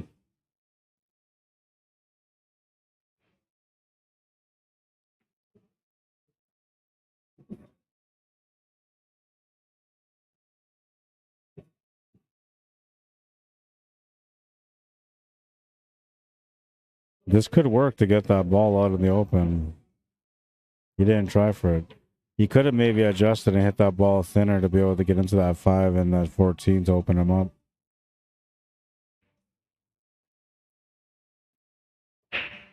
Smart. The only thing, though, is that that 13 ball becomes a cushion ball if he wants to bank the 7 ball to that top right corner. Which, if he went for it and he made it, it might give him the perfect shape of that 5. However, it wouldn't be the perfect shape to get from the 5 to the 8. So he will still have a challenge no matter what. He almost wants to bank this just to take over that pocket, really. That's about the only strategy here. Good try.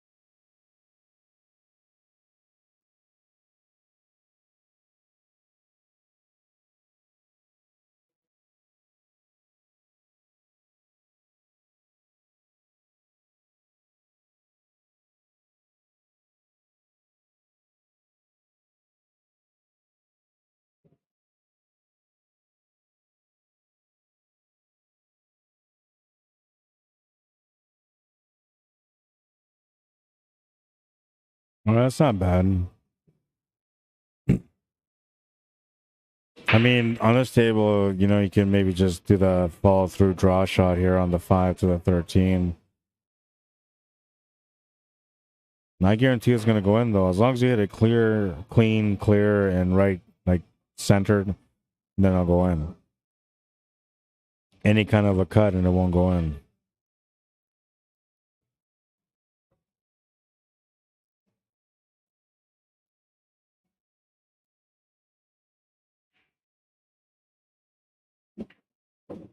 See, that one had a bit of a cut. That's why it didn't go in.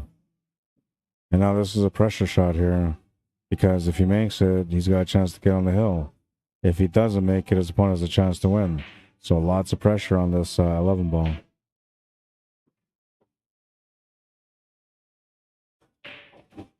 He'll make the great shot, though.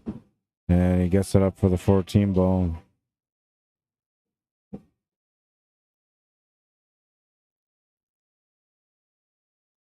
Easy 8 to get on the hill. He's on the hill. 4-3. It's a hill showdown here at the hangar. The first one today on the TV table.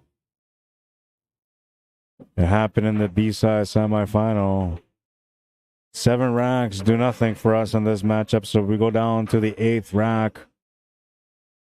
The final one. Dave Wilkes will be breaking for the match. Now, usually these racks are always nasty, but we'll see how this one works out. Every now and then, you know, you get a wide open break, and the player that breaks runs out, or the other player runs out because the player that broke dry. But most of the times in a hill matchup, there's always a grind out. There's always some breakups. There's always some clusters. Something always going on. It's never just open book, get in there and finish. But every now and then, the pool guys will shine upon thee. Will it be that case for David Wilkes, who's breaking next in rack number 8?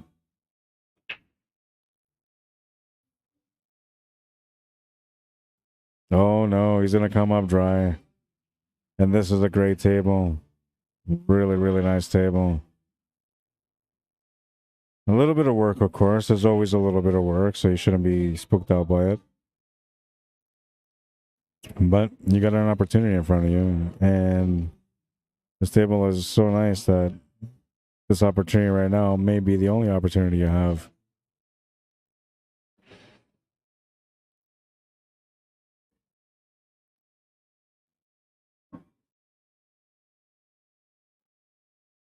Jerry Duty, how you doing? Kurt Craig, welcome to the stream.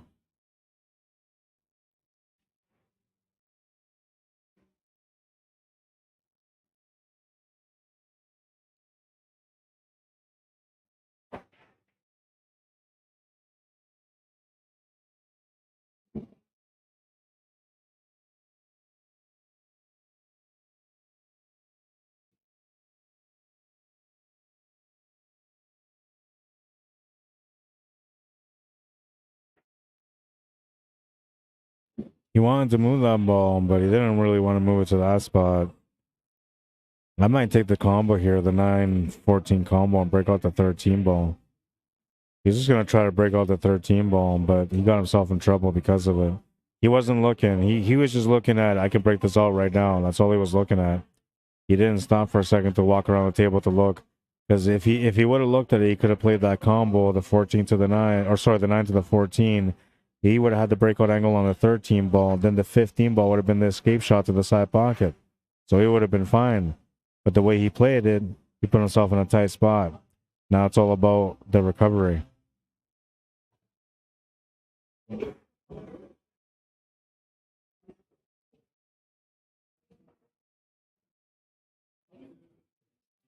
Softer is better when trying to follow in after, says cue ball control sometimes. That's all he could do. Golden chance here for Dave Wilkes. He's got a tough table, though. I mean, that 4-ball sitting where it is on top of the 8 is not easy. The 1 and the 3 need to be broken out. One of them needs to be made so the other one's open, or they need to be broken out. Everything else other than that is really okay, but I guess shape on the 6-ball is going to matter, too. Or when you take that 6-ball is going to matter.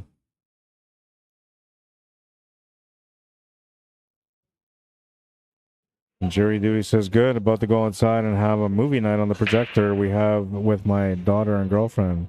Nice, good for you, man. Everybody's been doing that lately. It was something that like was never even heard of. Most people just have projectors inside their homes. But now lately, like there's a lot of stuff out there that you can buy to have like these projectors set up outdoors. It's really cool, man. They even have like these inflatable projectors that you can buy. They're like 100-inch inflatable projectors. You just inflate them, plug it in, and it inflates itself, and then you got a screen outside. It's pretty cool. Especially because it takes you to like that feeling that you would have if you went to like a drive-in movie theater. Which I've never gone to a drive-in movie theater in my life. But I imagine that's the same experience that you get, just having that comfort and watching outside. Of course, the sound system would matter, because drive-in movie theater, usually you gotta tune into a certain radio station. That's how you get the sound. So the sound is all customized depending on what kind of sound system you got in your vehicle. Where if you're doing a setup outside, now you gotta have a good sound system, and you gotta make sure that it's not something that your neighbor's gonna complain about.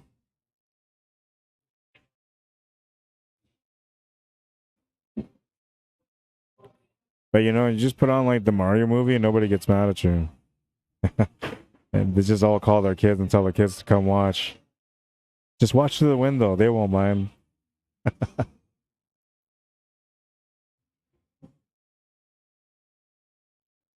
I'm not doing anything myself today, Jerry. I'm just doing the stream. After that's done, I'm going to practice a little bit. And likely there's going to be some people here that are going to want to play, so I'm going to have some matches after too. Sunday is play day for me, you know, even though I come here and work and I'm usually here late. If the stream is done at a reasonable hour, then I'll just play and have some fun. It's hard to watch people play pool all day long and then not go play pool, you know?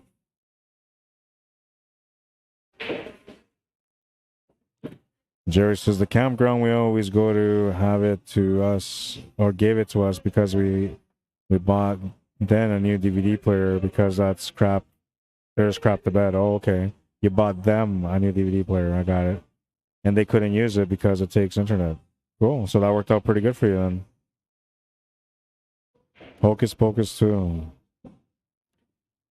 Never watched it. I have a daughter too. She's 8 years old, and I never watched it yet, but she probably know what it's all about.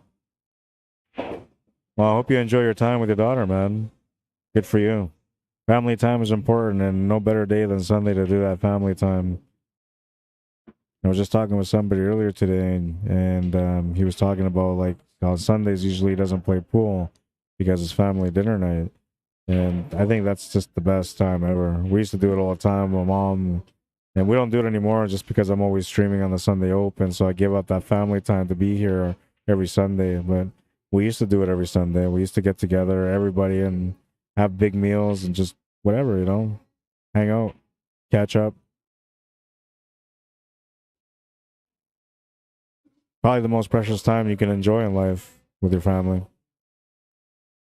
Those special moments.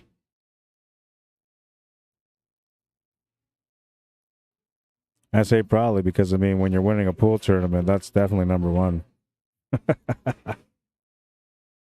Always thinking as a pool player.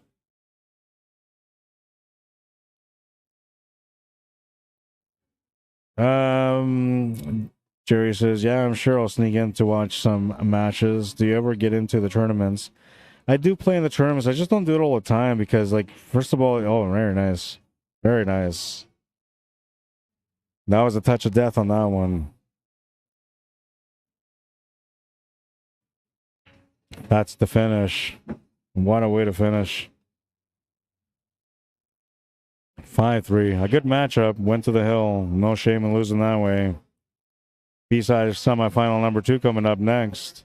Now we'll have Jeff Penner playing against Han Yu.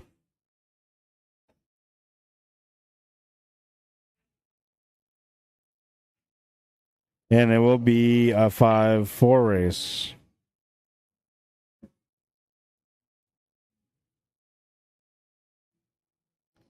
And I'll have to change the Fargo rates when I come back. I got to go and update the challenge bracket first. Get this match going now. It's a 5-4 race between them.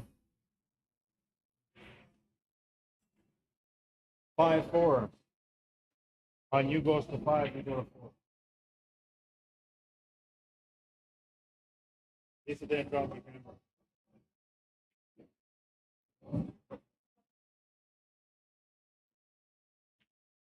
I just tripped my camera and I didn't drop it. I'm so lucky. I could have dropped it. Now I gotta try to fix this.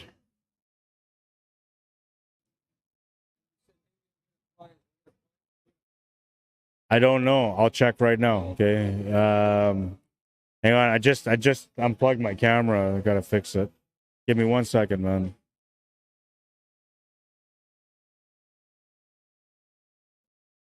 I don't know if it's straight or not. I might have tripped it. Yeah, I tripped it a little bit.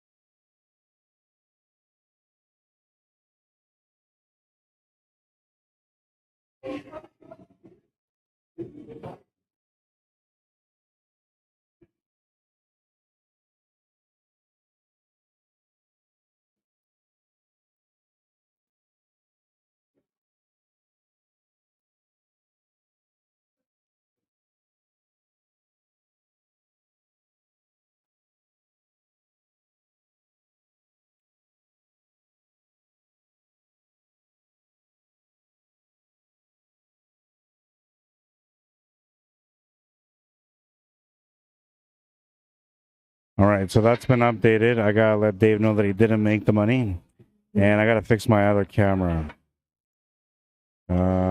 Let's set up the camera first.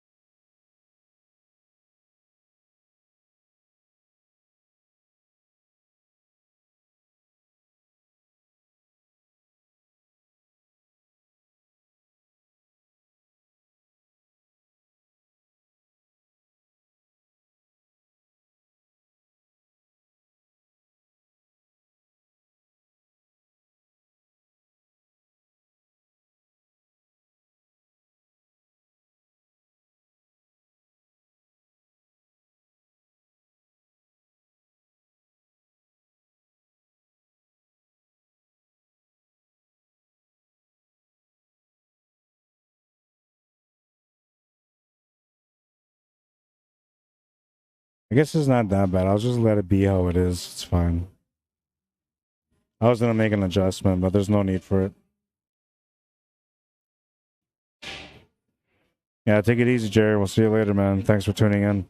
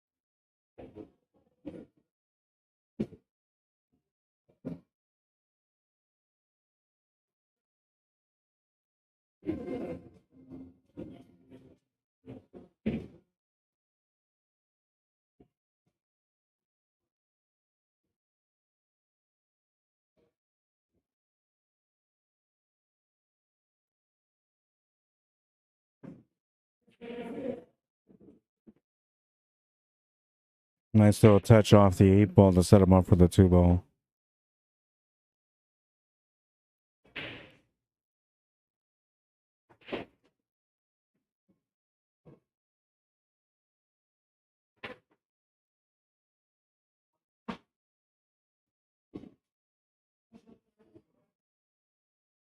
Yeah, that was a nice little breakup from Hanyu on the last one there, last match. Go back and take a look at that shot, actually, now that you mention it. I'll wait till he makes this one here, though.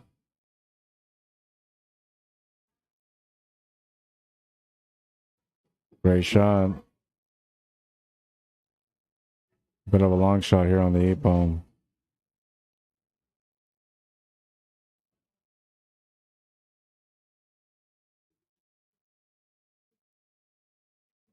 You make the 8-ball 1-0. This is Hanyu's shot.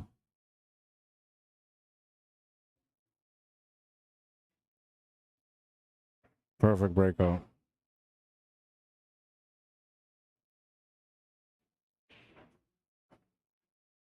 There are days where you see everything and days where you see nothing at all. Today, Hanyu is seeing a lot.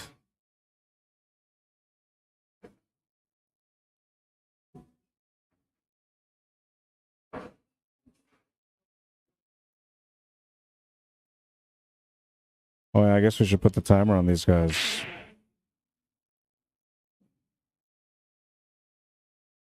We'll add 5 minutes for the first rack.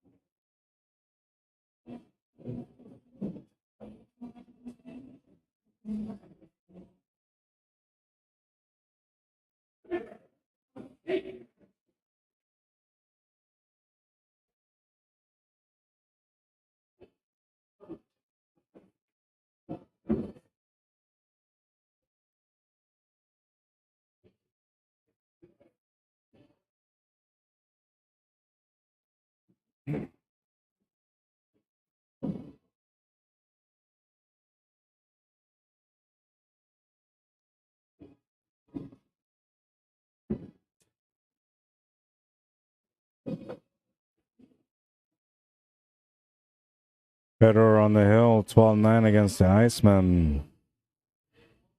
I love the way Federer plays, man. I want to see him succeed, like really, really succeed.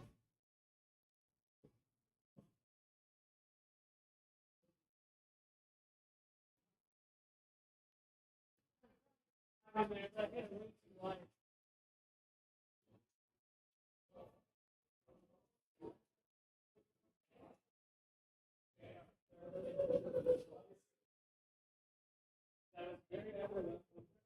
A-side finalists are having a warm-up match beside here.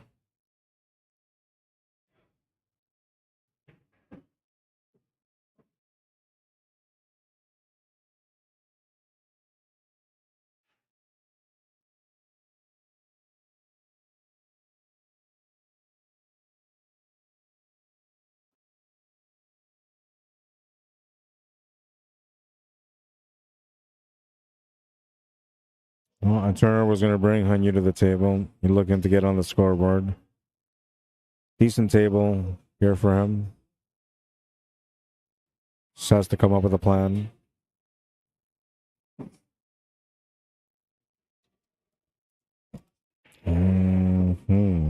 Interesting.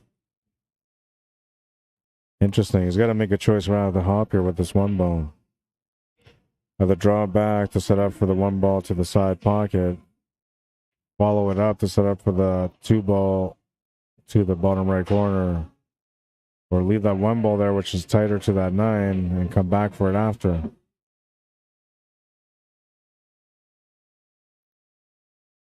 It does go past that 9 ball, though, so it's not a problem ball. It's just a little tight, that's all. If you have to play precise shape, that's where things could change for you on that ball.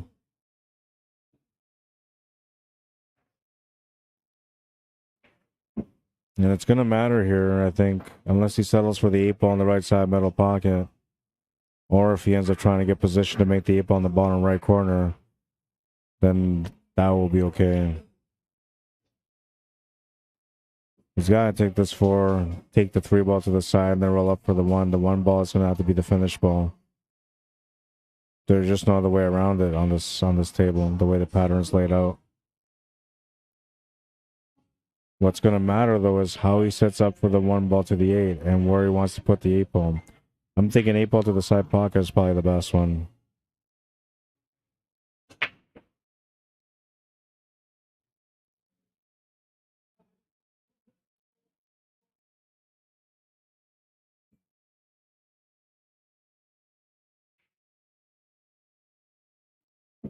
So it looks like you can set up the natural shaper to get set up for the side pocket or bottom right corner.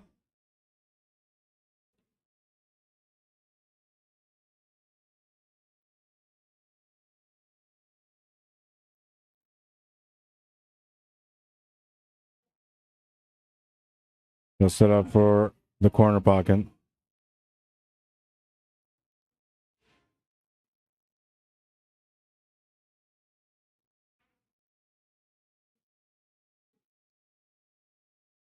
Makes the 8. We're tied at 1. That was a good table for him. I like that he didn't force anything there with the 1 ball and he just kept it simple. Very important to keep it simple there.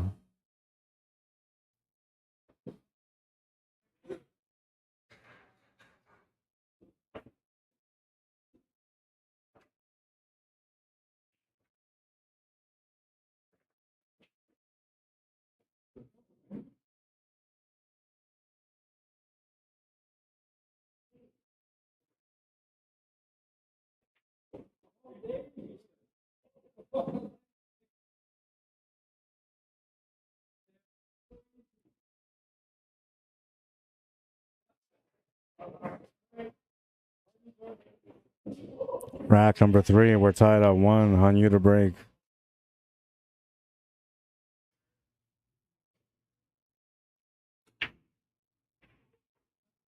Smash and break, but no friends.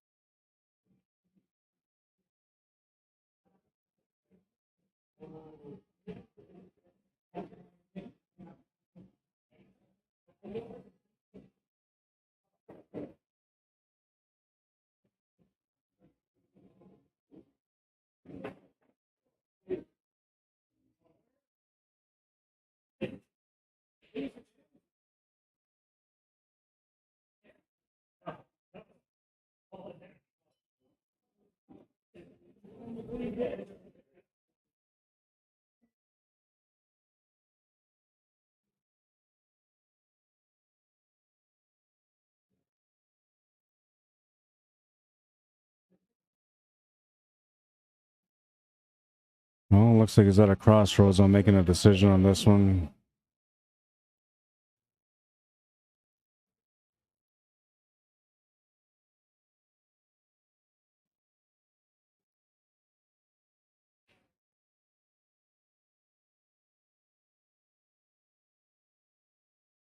I think if he can make it to the side, you go to the side on this one.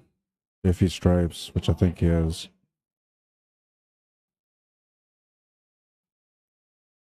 He's going to the corner with some draw. That will work too.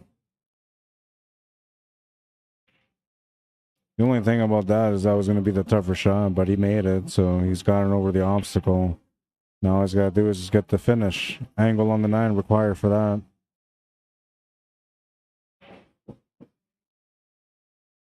Unless it goes past the 3, which it might. Oh yeah, definitely goes past.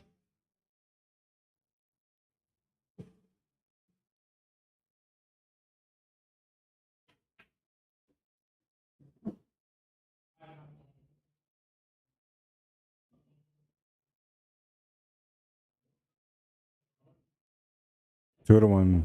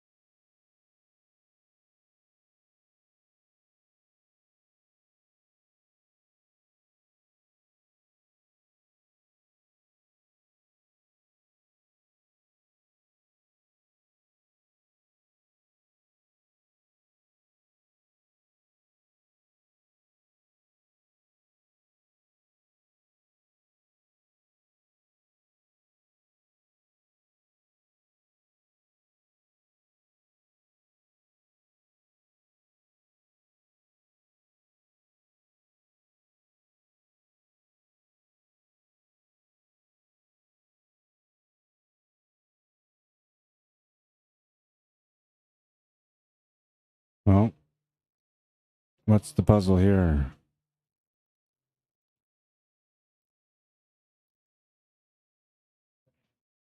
Is this off the break or is he a low ball? Looks like he's low ball from the way he's walking around.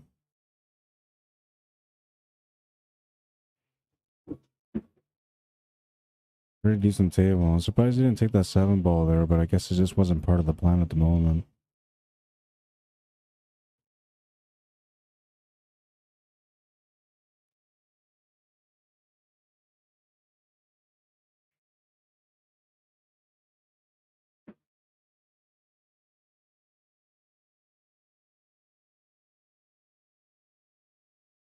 So now he needs to play a shape for the 7 ball. And it's going to be tough for him to get back from the 7 to the 2, so he actually wants to play shape for the 2 ball here. He's got a good angle to work with, though. If he can run into that 13 ball, or just below the 13 ball, that would be ideal. He'll run into it. Just gives him a straight line to make the 2 ball to the corner. As long as he hits it with true line and topspin, he should get perfect on the shape for the 8. Just has to make it all. He's thinking he might get hooked there, so he might be playing with the idea of playing off a couple of rails, but all he's got to do is just put topspin on it. Doesn't have to be perfect for the 8 ball. It's all about the pace, and you just want to get the cue ball to go back roughly where the same line where it's at now. He's going to play off the rails. A little bit of danger on doing that, but he worked out perfectly for the 8 ball. That's going to boost up the confidence at the table as well. 3-1.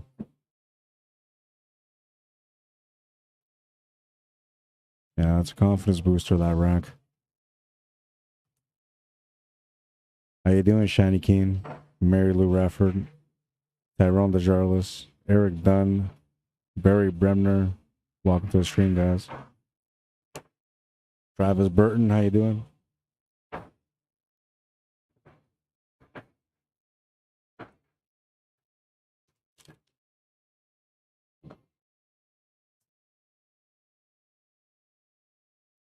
Breaking next in rack number 5, a chance to get on the hill.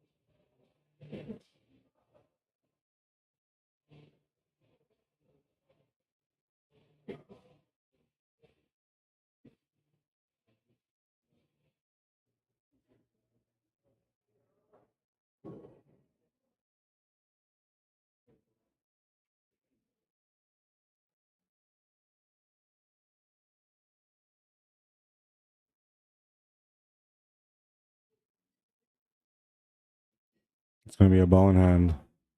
He's trying to do a soft roll-up shot on that one. Ball in hand for Han Yu. He'll have a chance to get on the hill now.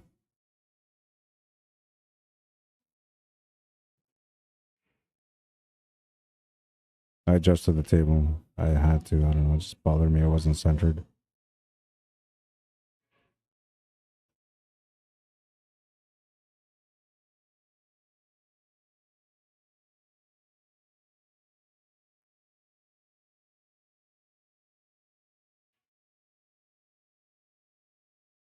Winner of this has to play against Jordan Fecto. The winner of that will have to try to double dip Derek GLEDHILL.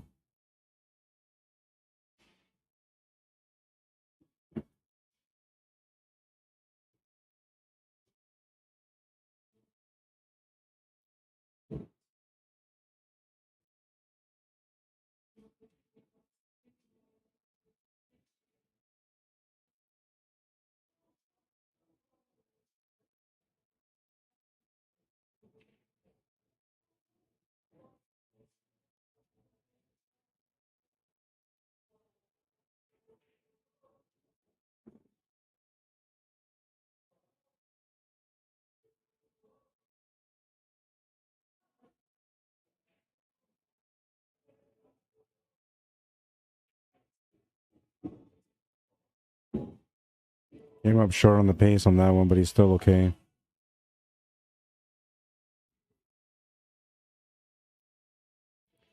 Pat Bonato says Hanyu is a machine lately, playing so well.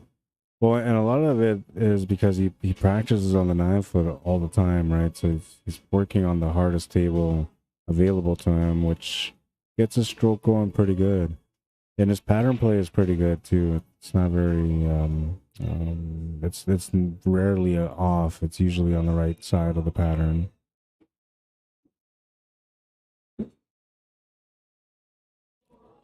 Cue ball control sometimes says 13-11 for Gorst. I see some similarities with Stephen Holm. Nope, he moves up some more. Hope he moves up some more. Holm is a great player. He still needs some developing though. He's a great player. Definitely one of our best in Canada.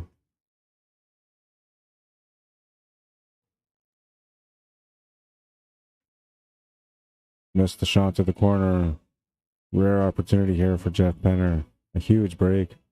This could have been a 4-1 situation where now you're feeling discouraged, but instead he's got a chance to get within one and be 2 off from winning the match. Just has to work out this table. Try not to miss. Make it sound pretty easy, right? But it's never that easy. Melissa Gaywish, welcome to the stream.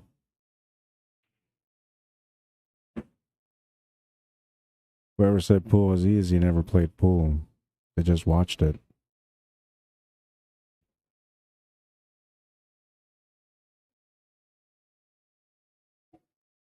But I tell my students that all the time. Every time that, you know, we get together and I teach them some stuff, I'll say, see, pool's easy. It really is, though. Once you learn the techniques and learn the execution of some of those techniques and skills, the game is really easy. It's all about consistency and mentality after that. Most beautiful game in the world, though. Tell you that.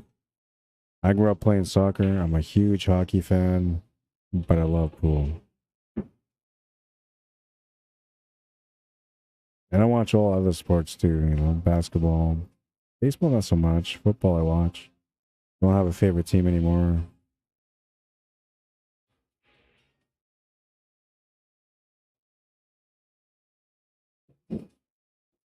I used to be like a Dallas Cowboy fan, but that's because all my family were in Texas, so automatically I have to root for Dallas Cowboys. And then I was a Drew Brees fan for the longest time, but you know, he's getting old, and I don't even know if he's playing this year. I don't think he's playing this year. I think he retired. I didn't watch football last year, so I have no idea what's going on with football anymore.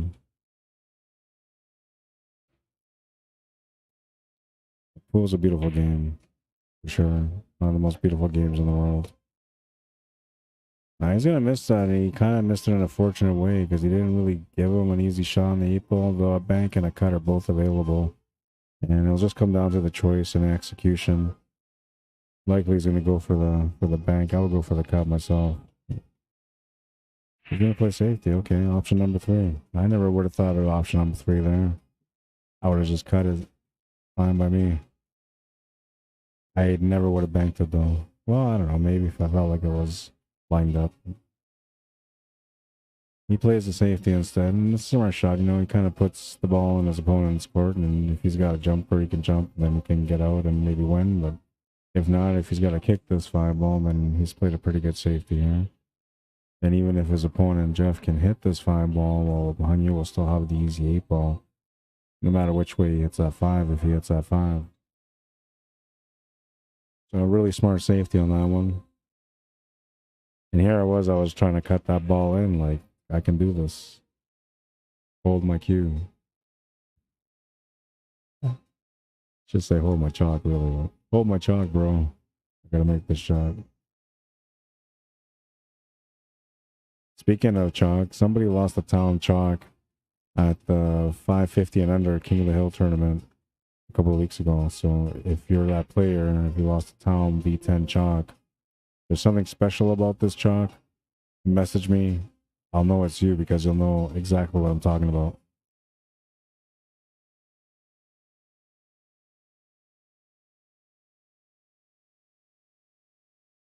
This is a pressure shot here, especially because his opponent's trying to get on the hill. What he's looking for is a good hit, and it's a little bit of luck on the lead. Just missed the 5-ball, just below it. Ball in hand for Hanyu on the 8-ball. He'll get on the hill.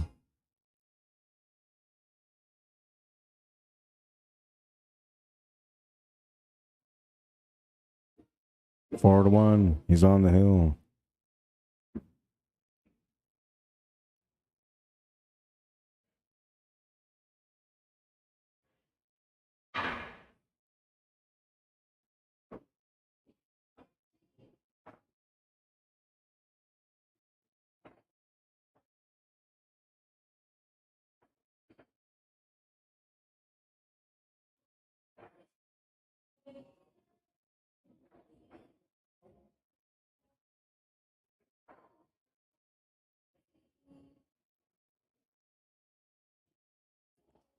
Don't forget to check out the 19th hole burger here at the hangar.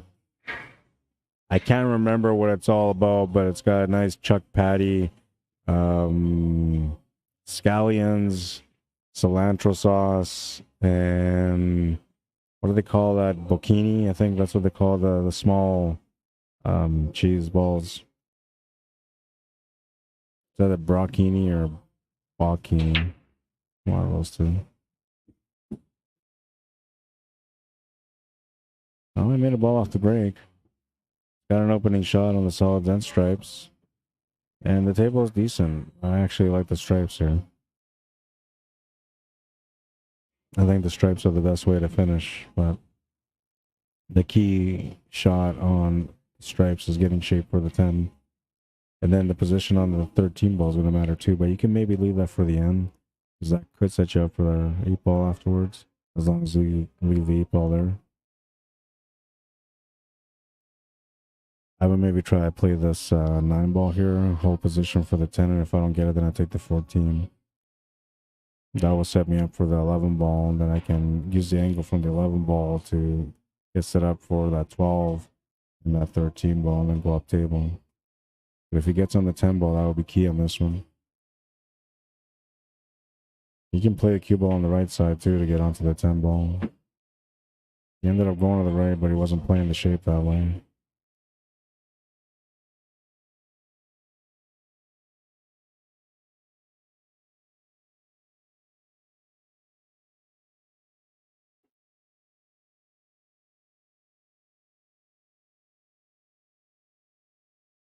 Just watch Efren bang so easy. Efren's a monster.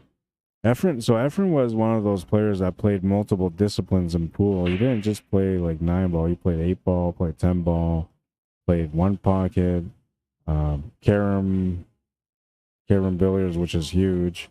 That's why he's so knowledgeable. That guy can escape anywhere. A guy that reminds me of Efren a lot is Chris Mailing. Chris Mailing is like the matchup for Efren Reyes. Because he's got one of those things where he's disciplined in all facets of the game, and he's got so much knowledge, man, that he'll play shots that are just ridiculous sometimes. And the way he gets out, man, it's like, oh my God, I can't believe the guy just did that. And that's kind of how it was watching Efren Reyes play in the mid-90s, late 90s. He was a fun player to watch. One of the biggest reasons why I started playing pool. He made it look easy, so I was like, yeah, I'm going to play this. It's an easy game. I'll be a world champion. Little did I know that I was going to take many years of frustrations before I could even come close to thinking about doing something like that again. Good safety. Throws him up to the 13. Takes away all options on the kick shot.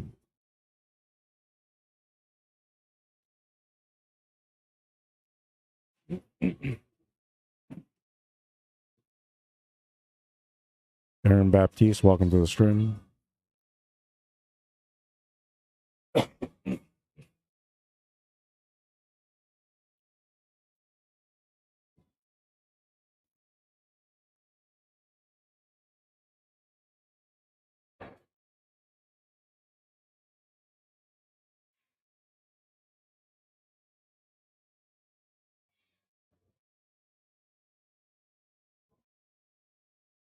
And scratch the cue ball in hand for Hanyu.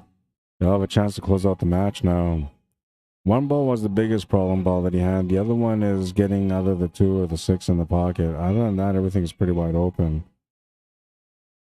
Looks like he's going to leave that 1 ball there. So that 1 ball must go to the top left corner past the 10. If he's leaving that 1 ball there, then that means that it has to have another pocket. It is smart to deal with this 3 because it's a tighter shot, especially with the 4 ball sitting where it is. He's got to really plan this out.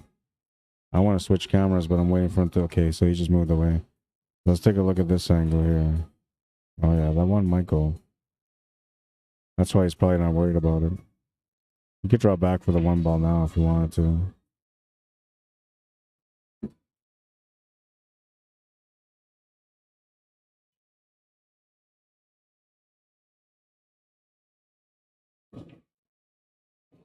Gets the 1 ball out instead. Nice little breakout on the 1. A bit of a challenging finish here, but he's got a good angle to work with. The challenge is trying to get a straight positional shot on the 7, or playing enough spin on the cue ball to get set up for the 1.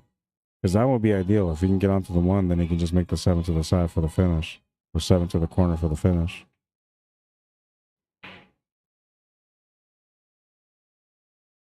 Lucky he didn't scratch.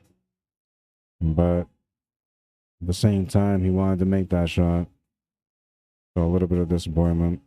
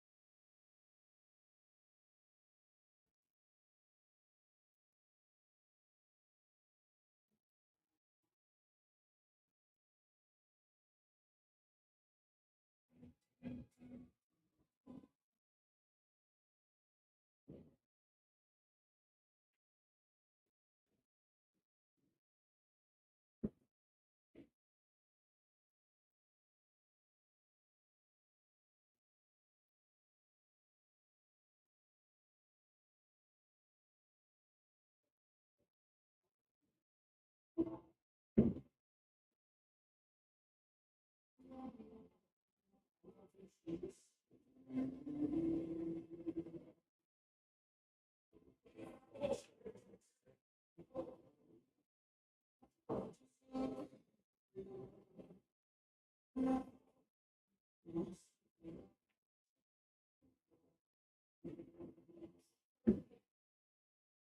going to work out good for the 14.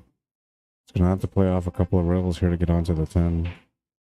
Now the 10 does go to the top right corner, and he's got an angle to be able to come off the right cushion, the top cushion, and gets it up with the 10 ball in the top right corner. He's looking to see if he can set it up in the top left corner. That's the stun draw angle that he's looking for. But he should be looking for a 2 to almost 3 rail shot. 2 rail shot would do for this 10 ball. All he's got to do is hit it with like 7 o'clock spin. If he hits it the way he was hitting it right now with top right, just slightly right, that's not going to help him. But he's almost like committed in a sense to where he wants to play this 10 ball. I think you embrace the angle and you play off the 2 rails to get around for the 10.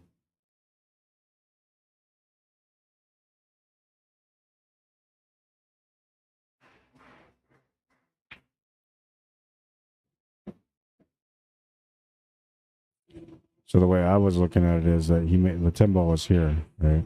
So I was thinking about him making it and coming here, then through here, then from there down here, which would have given him the shot on the 10. Sorry for the crooked line. That's the way I was looking at it. Does he have the shot on the 10? Because if so, then it doesn't matter, and he was right. Oh yeah, he has it. Nice shot, good shape. And I'll have a tester here with the 8 ball now. He's on survival mode though. And that could be a thing where, you know, it could add pressure to a player or it can help him get more focused. We'll see what it is for him.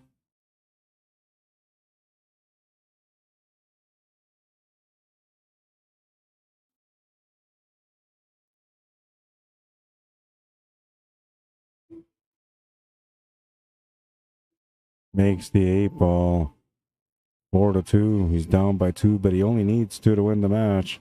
On you on the hill, breaking for the match next in rack number 7.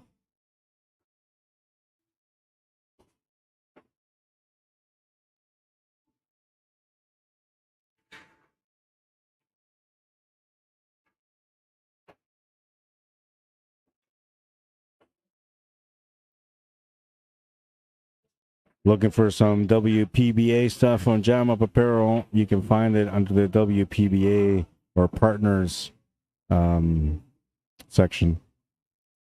Different designs, different colors. There's always going to be other designs being created for each one of the partners that works with us at Jam Up Apparel.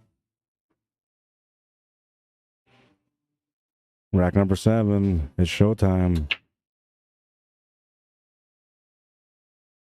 He's going to come up dry, though, and that's going to bring Jeff back to the table, a chance to get within 1.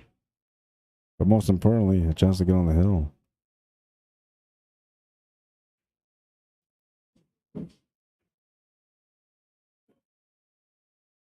Looks like I had an Etch-a-Sketch.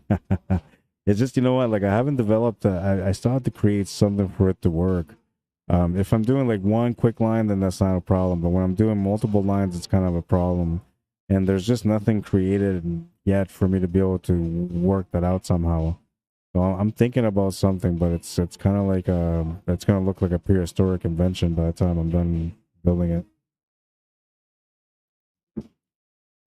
Now, this is the reason why I don't use all these features all the time. Like I have them and I use them when I think it's important to use them. But you know, it's not perfected yet, so I don't use it all the time.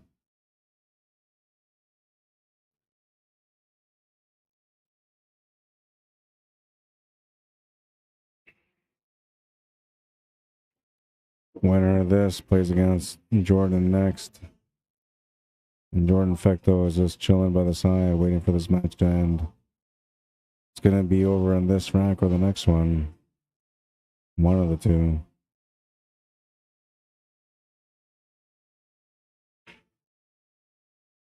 Nice breakout. Good position on the 13.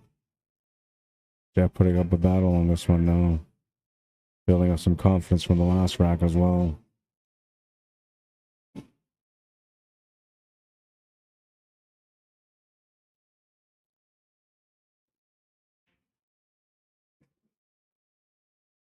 Lost cue ball control. That was unfortunate. And he ended up in a really tight spot where there's no options for anything. Can't cut it, can't cross bank. Has to go for a kick shot one way or the other. And a kick shot to nowhere, really, because there's no safety available for him. Best kick shot he can come up with is a kick shot on the 11 ball, because that will give him the finish, but he's shooting over the ball with the 8 ball, which makes it really hard. Plus, just stretching over to the table, so, you know, it makes it even harder.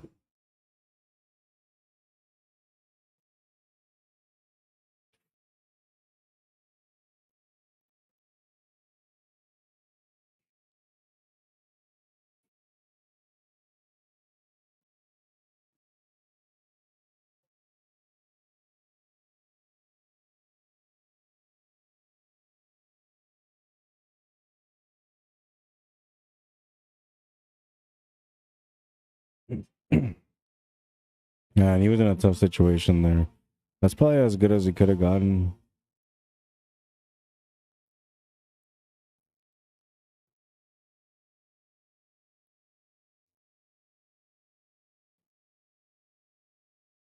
Going for the combo. To leave the shot on the 11 ball. Tangent line runs the cue ball towards that 4 ball, so he should be able to get set up for that 15 or 12 next.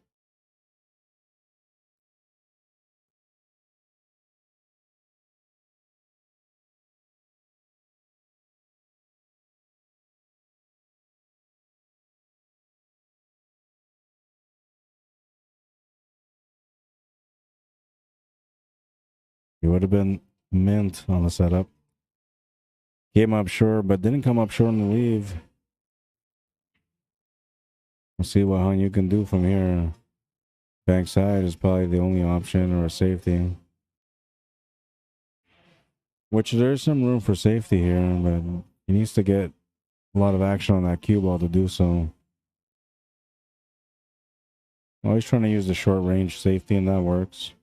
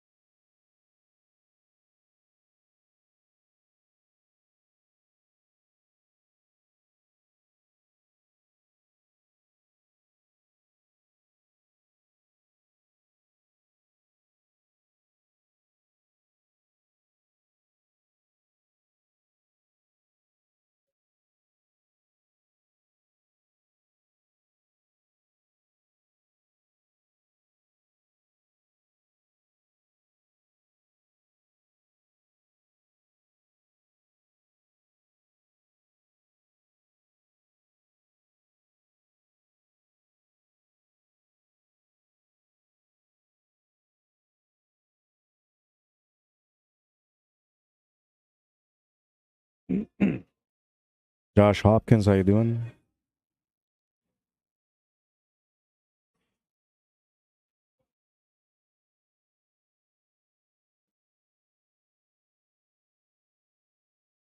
He's a little hesitant here, but he's not really giving away anything by making a shot. He's not taking any chances, though. He wants to open everything up and play safe. And that's not good. Excuse me, that's not good. He's going to leave him a peek at the 12 with the angle to get a safety out of it. Half ball. About a 3 speed, maybe, to get the perfect safety.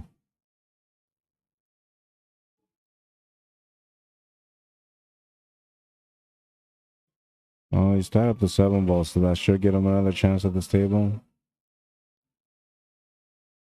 Hanyu is in good mentality, though. He knows if he doesn't have something, he's just not going to take a chance, so he's playing smart. And though he's making this shot, or he's going to try to make this shot, he's trying to make it with a smart intention to be able to play safety after. He missed the shot, though, and that's going to bring Jeff Penner to the table. And now the solids are getting slowly tied up at the bottom of the table, so looks like Jeff's getting an edge on this rack. He's got a better chance to get on the hill.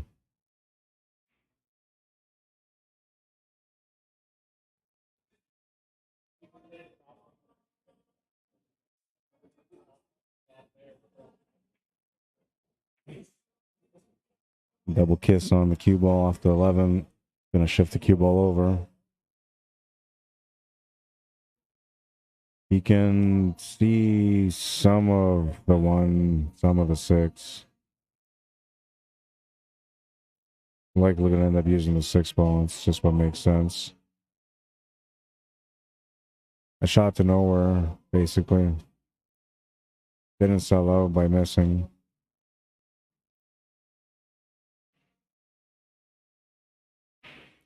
You would call that a two-way shot. And snooker, they call it a shot to nowhere.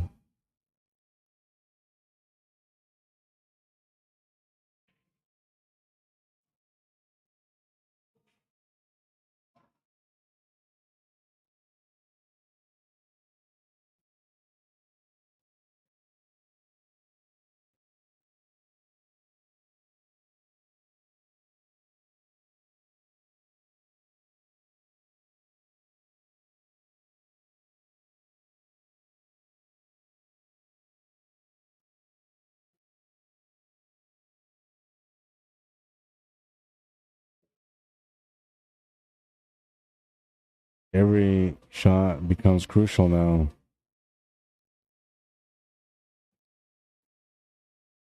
Neither one of them wants to make the mistake that will cost them this rack.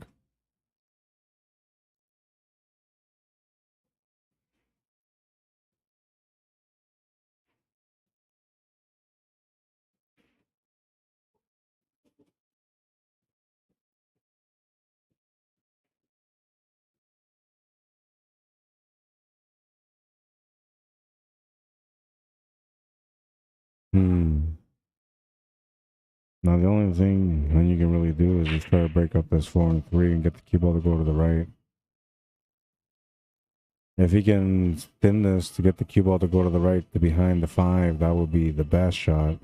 But a lot more difficult to control. You have to hit it harder, so it's not the right shot in the situation. But yeah, just playing a simple safety game, the cue ball to the right a little bit, that will do. Though I feel like maybe lifting the shot on the 12 to the corner and that might be not good for him. Tangent line points towards the top left corner, but you can avoid that with some spin.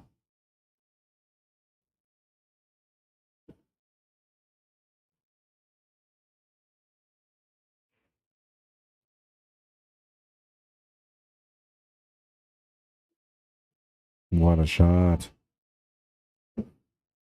Needs to get rewarded here.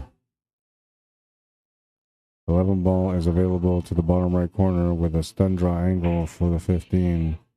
The only thing is you're going to want to put more draw on this. You don't really have to. You just got to let the stun draw work for you.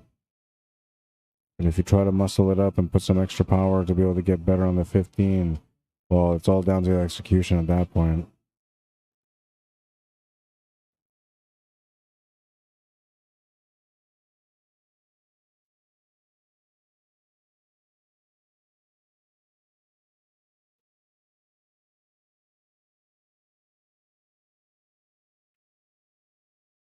Oh man, missed the shot. He didn't scratch though, so that's good, but he missed the shot and that's not. Unfortunately for him, he's left the table here for Hanyu. Everything in the open for him now. Fine ball is the one ball that he has to deal with, and he's got position for it right off the hop. Came up a bit short though, so he might have to come back for it. Though I don't know, I would just take it on from here. Not that big of a deal.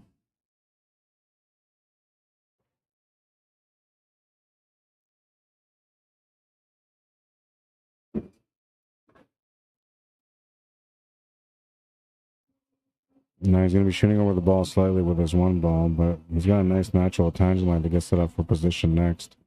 So that helps him get comfortable when making the shot. A bad bounce into the balls here is going to kind of tie him up. I'll have to come up with a safety or a bank next. The only other option would be a cut to the side on a 3 ball, and there's an extremely difficult cut. Not worth taking the risk on it. Safety option is what he's going to be looking for, but there's not a lot of room for safety here. Especially because Jeff Penner has 1 ball sitting in the pocket pretty much, the 9 ball. Or not the 9 ball, what is that, the 11 ball.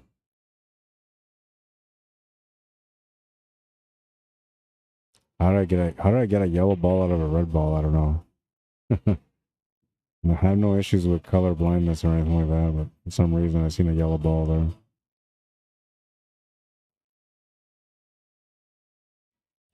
Not hard enough. Ball in hand.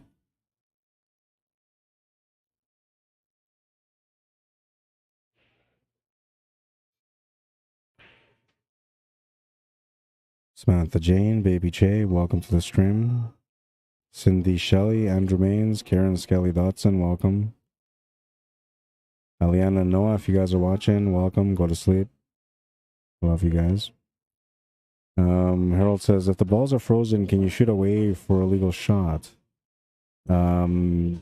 So technically you can, but something has to hit a rail afterwards. But you have to hit one of those two balls that are frozen first. Unless you can hit another object ball somewhere else, then that would be the way you would play that. Glenda Apples, welcome to the stream. Carlene Rebeska, how you doing?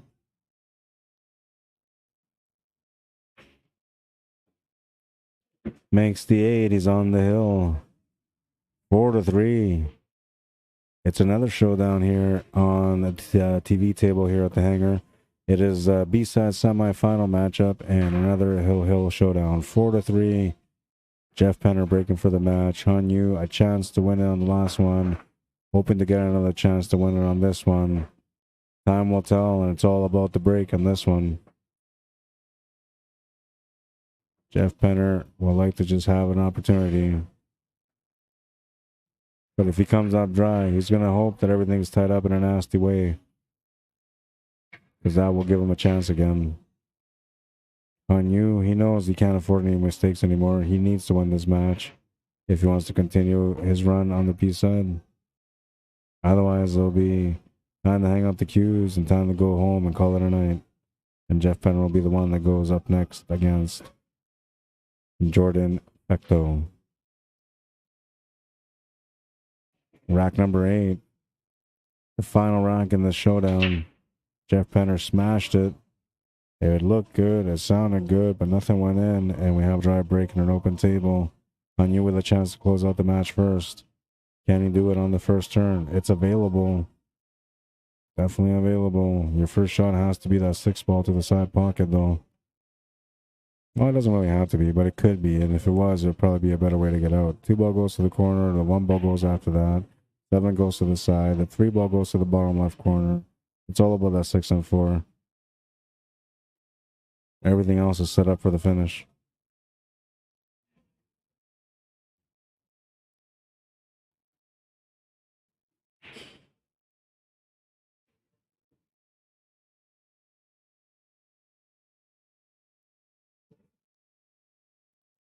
Javier Barón, bienvenido, welcome. Elaine, welcome to the stream.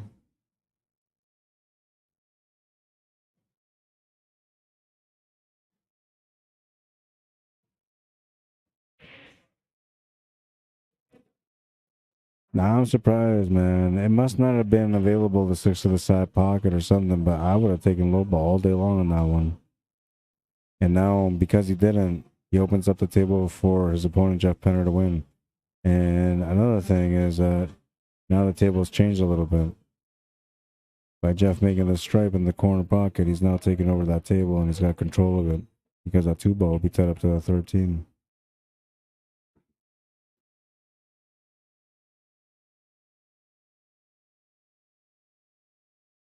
I have nothing to do with the rankings, Gord, so I don't know, man. You can ask Kevin.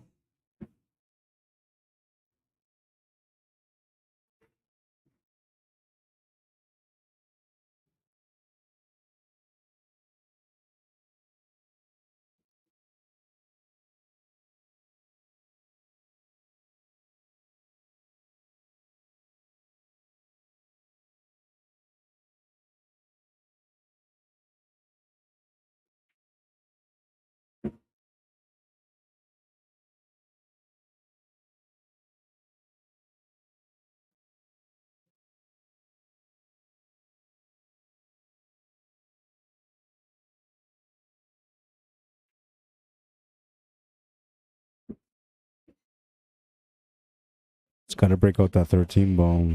Doesn't quite have the angle.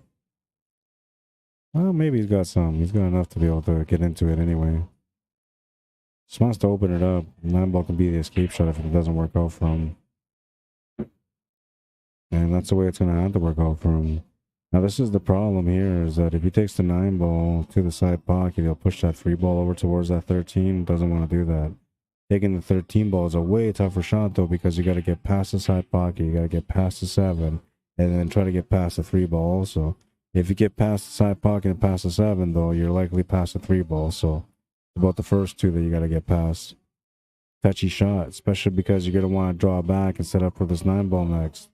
Best thing you can do is take it to the bottom left corner with some right hand spin, so like 5 o'clock spin, and then you can come off the left cushion, off the top cushion, set up for the 9 ball in the left side middle pocket after you make this 13. It's all about comfort and what you feel is the right choice, though, and we'll see what he decides is the right choice for him.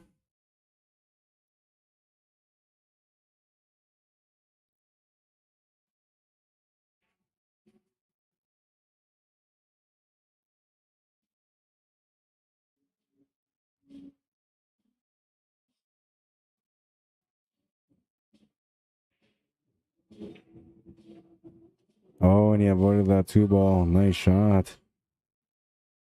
He's got a chance to put out the fire in this match. He can win it now. Just the 13 ball and the 8 ball remaining. Ideally, he just wants to hold position for the 8 ball in the right side middle pocket.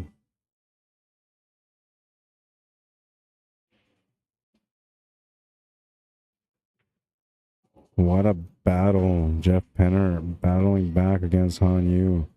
Looked like Han Yu had the match. It looked like it was all his to take. But a couple of opportunities, Jeff Penner takes advantage of them, and he's looking at the 8 ball for the win now.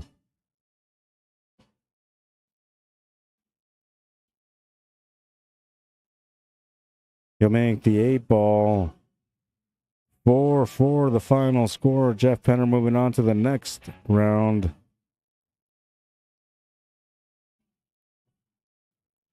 $56 minutes for that matchup. I got to update the challenge bracket.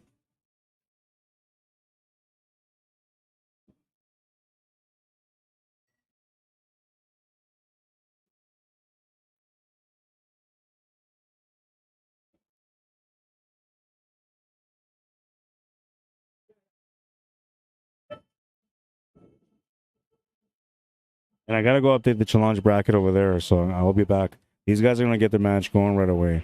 I don't know what the race is going to be. Let me try to think here. So Jeff would be a 4, that's for sure. Jordan was... What are you at? Jordan, what are you at? 4 on the B side? Oh, so 4-3 then on the B side. One game different. One game. So 4-3, that's what the race is here. Short race. Oops.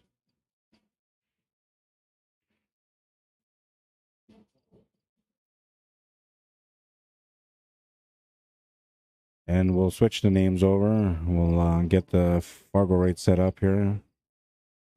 And I got to go update the challenge bracket first. So I'll be back. No, lost. Lost on the hill.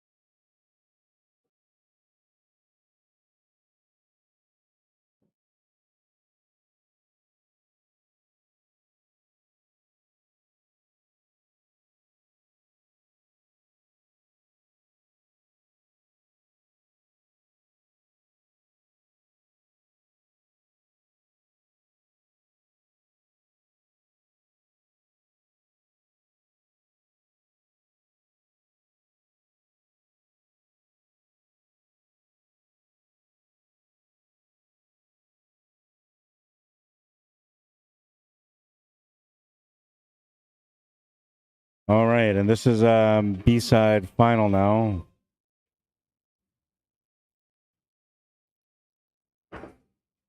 Winner of this has to try to double dip Derek GLEDHILL. Good luck with that. It's going to be tough.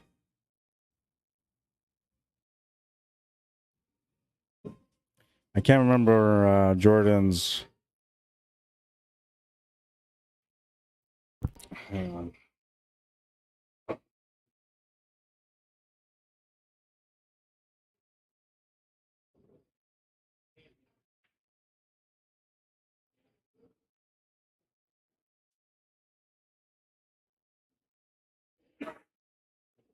$458 for Jordan.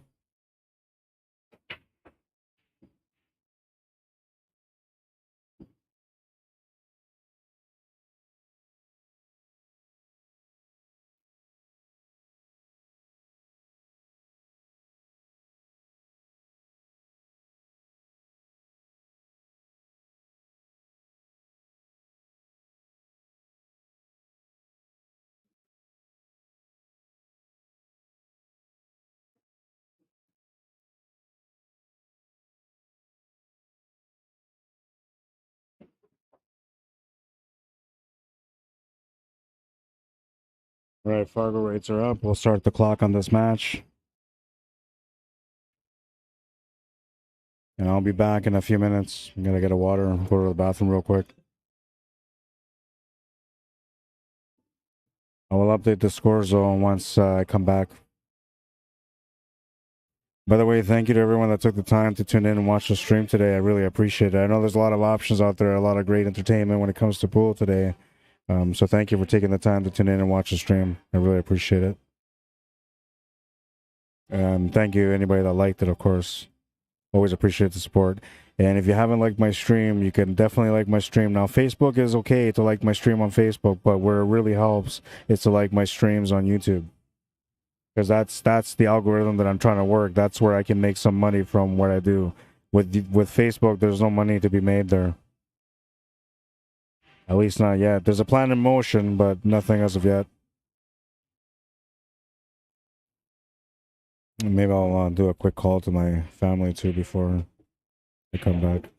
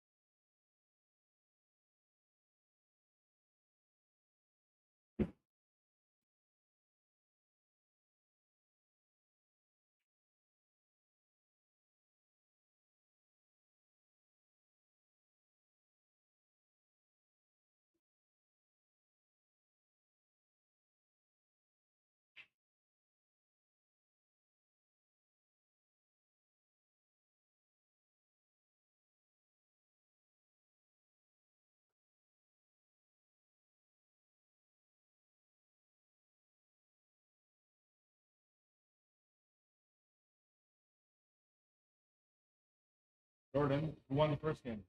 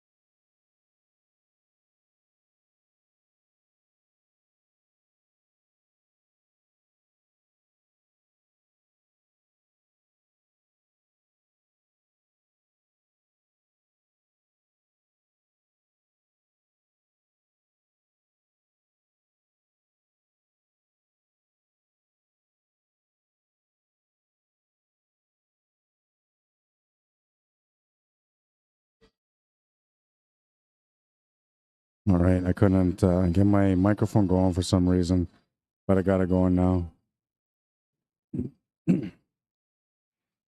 It's just weird. It just stopped working completely. It was just no sound. I had to go through all the wiring, make sure that everything was good. Seems to be good now.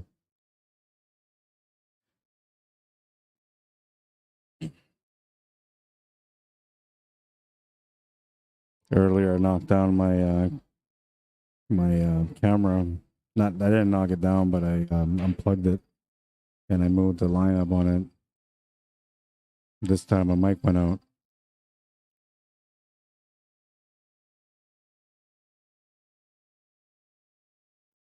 He's left them something on the 6. He could easily hit it off the rail and get into the 6 ball anyway. But he's looking for a lucky leave here because he doesn't want to leave the 15 or the 13. Oh, he can make it. I didn't think he could make it, but he can make it. Good shot. That gives him a chance here now to be able to win this game. Got a good angle on this 5 ball.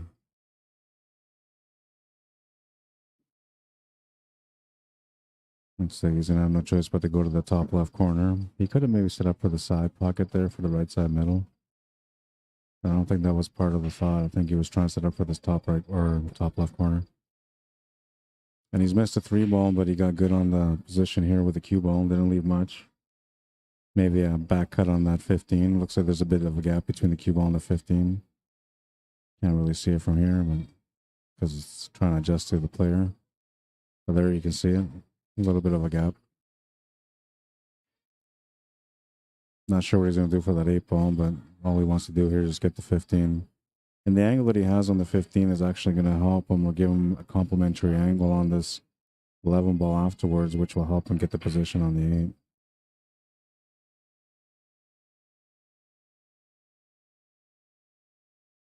Looking to play safety instead.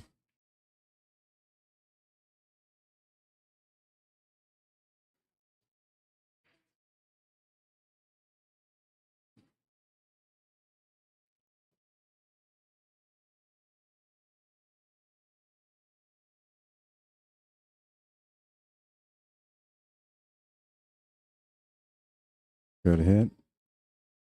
I've always given his opponent a ball in hand, but he's giving him a good chance here with the 11 ball. He can definitely come down table for the 15. Shouldn't be a problem.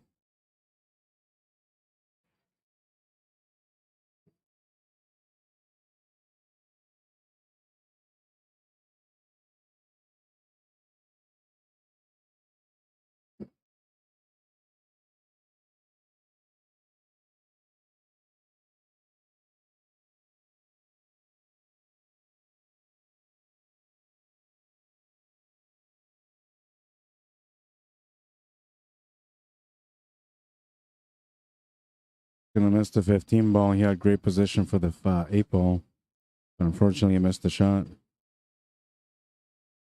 Jordan's gonna have a somewhat tester here. This ball goes to the side pocket. It also goes to the corner. It's up to you which way you want to go. If you go to the corner, then it's easier to set up for the 8 ball in a sense. Because if you go side, then you have to go use the speed of the table and cue ball and try to get off the bottom rail back up for the 8 ball. You can't just draw something here. You have to go off the bottom rail and back up. You thought he was going to scratch, but he's going to be okay. I'm just going to have a back cut on the 8 ball.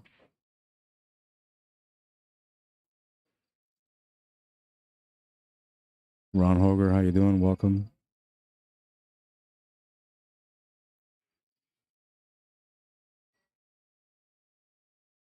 Uh-oh, that cue ball's going in. 2-0. Funny how that worked out. Keith Saline, how you doing on YouTube? I missed this. This must have been earlier. You're out. Have a good night, man. I'll see you again soon. On you leaving. Keith Saline says, the side view on the break is great. I would like to see more breaks of the side view. Okay. I dig it. We can do it. We'll go side view right now. Now, I like that, but I also like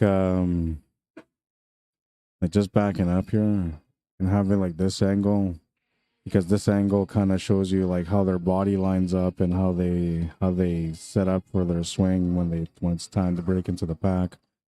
But the side view, that shows you the good spread, and you get a really good feel for what happened in that break.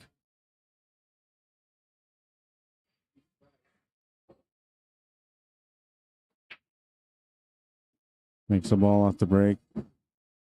Tough opening.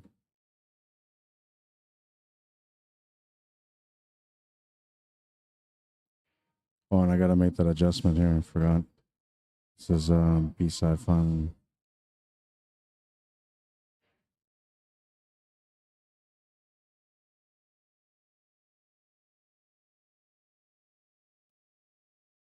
There we go. Oh, nice shot to start. I know this guy that always says never start with a combo.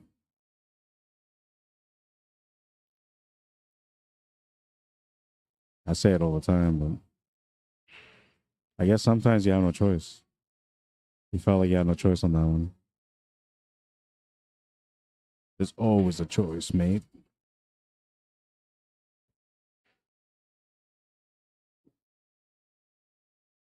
Looking for the lineup for the side pocket. I don't think it's there. Maybe a cross bank corner or a side, I mean.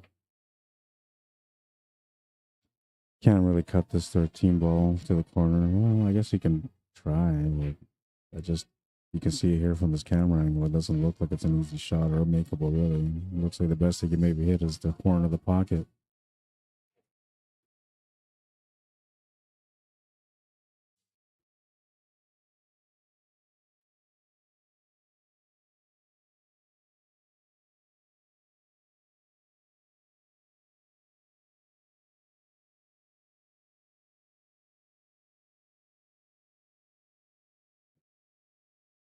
He hit just below that.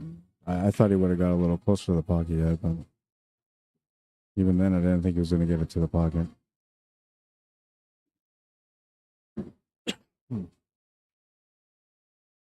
You can just see, you just know.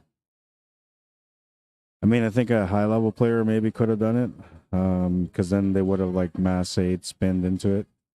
You're probably saying what?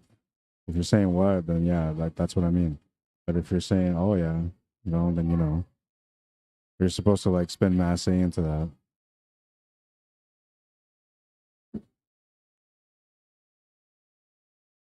It's a weird stroke. I don't know, it's different. A few different strokes in pool. The two that are weird is that one where you have to like mass A into a ball as you're shooting through.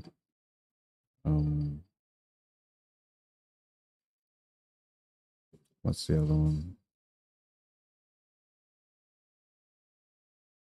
The pause stroke. The pause stroke is weird too for snooker. But once you get the pause stroke, like at first it's weird, but eventually when you get used to it, it's really easy. You just gotta get used to it. And I like the pause stroke. The pause stroke is amazing for like those really thin cuts where you gotta like cut all the way down the rail or a reverse cut, You put that on there, you put that pause stroke in there, and it just gives you a nice clean delivery.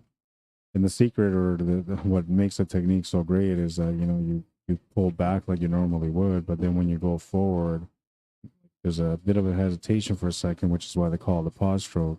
But then when you go through, you would go like maybe 2 times faster than you normally would with a regular stroke shot. So therefore, like it speeds up the shot a little bit, and it just gives you that extra whip that you need for some of those shots. I have to show you guys. I have to just bring my wireless set so I can show you guys. Because then I can just do a demonstration and zoom in and show you like, okay, this is how it's done. This is what I mean. I'm always lazy about bringing it, man, but I'm going to do it next week, starting next week. Only on Sundays, though.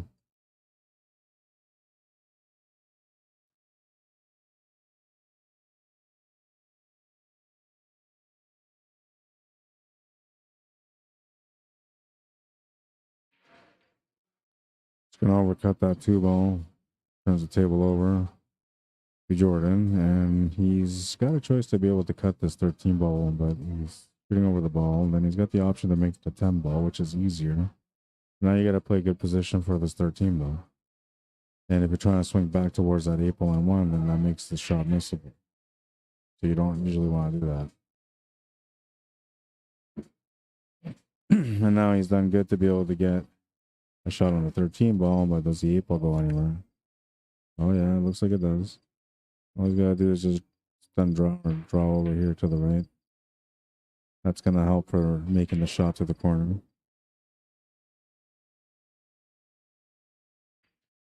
He's on the board, 2-1. It's officially a battle now. And we're 28 minutes into this battle so far.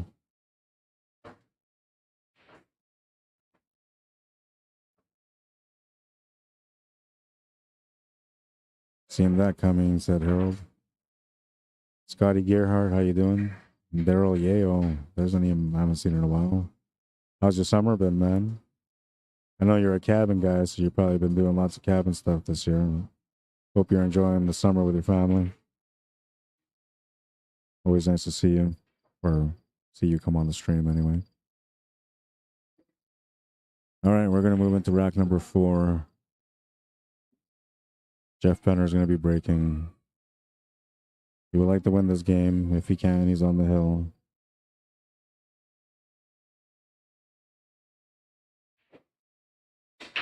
If his opponent, Jordan, wins this game, he'll be on the hill, which is what he's trying to avoid. And a pretty nice break on this one. Should have gone side view for that one.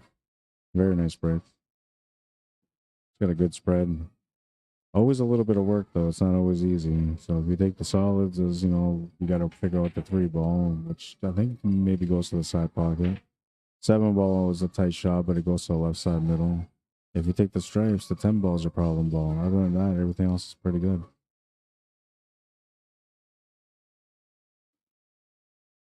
It's all about getting shape on the 10 ball. The 10 ball does go to the bottom right corner if you play perfect shape. It might even go to the bottom left corner. Once again, you probably need even better shape at that point.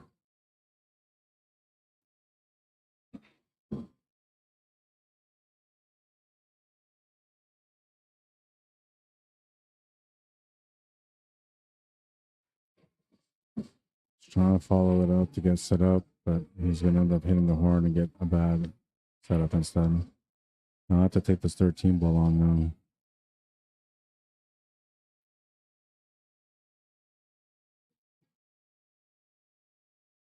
No choice on that one. He overcut it just slightly.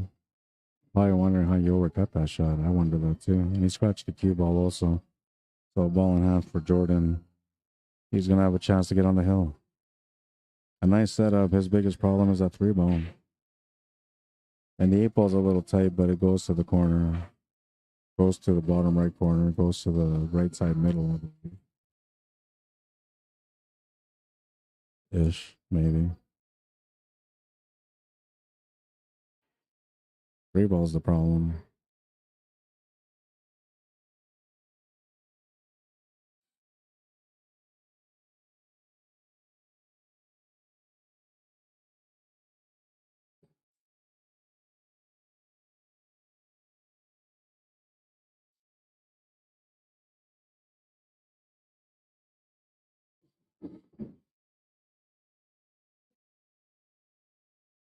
Lost control of the cue ball a little bit there, and it's gone too far. So now he's got a different shot on the 7. He could take the 6 ball here and try to break out the 3 ball now. That would be a good shot to make. Got to try to avoid that 13 ball though, which he does. Perfect. And he'll make the 3 ball too. Why not?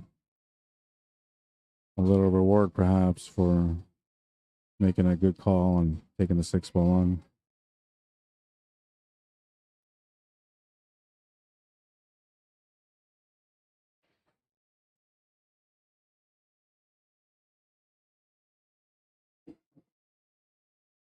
Playing with that angle on the 7 again. Got this angle earlier, didn't take it on, so that's going to put some fear in it. But the shot is close, so he should be able to make it. And he does. If it was something like a 6-foot shot or something like that, then that would have put some pressure on him. But because it was close, it makes you become a little bit more confident when you're taking that shot on.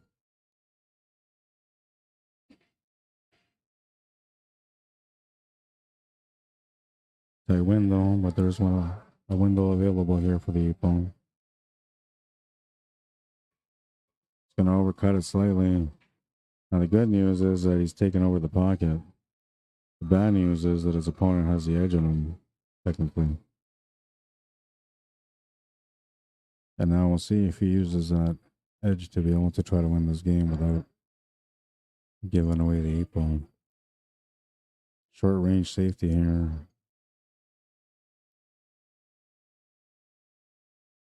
You want to force him into a long rail kick shot. You don't want to give him off the top rail kick shot. So he took that away. He's maybe giving him something to look at on the 8-ball. If not, he can easily just go off the rail and into the 8. Wait till he moves out of the way to switch the angle.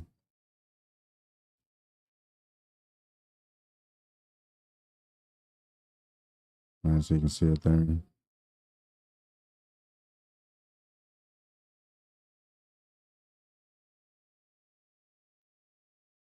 Now, what he would like to do here, Jordan, is just try to go off the rail and hit him to the 8-ball, and then try to hit the 8-ball to the top rail, but in a way where you're gonna slowly run into it. So that way, like, the 8-ball will come back up into the 13 ball, tying up the 13 ball, and the white ball will kind of be blocking the path from the where the white ball will be to the 10.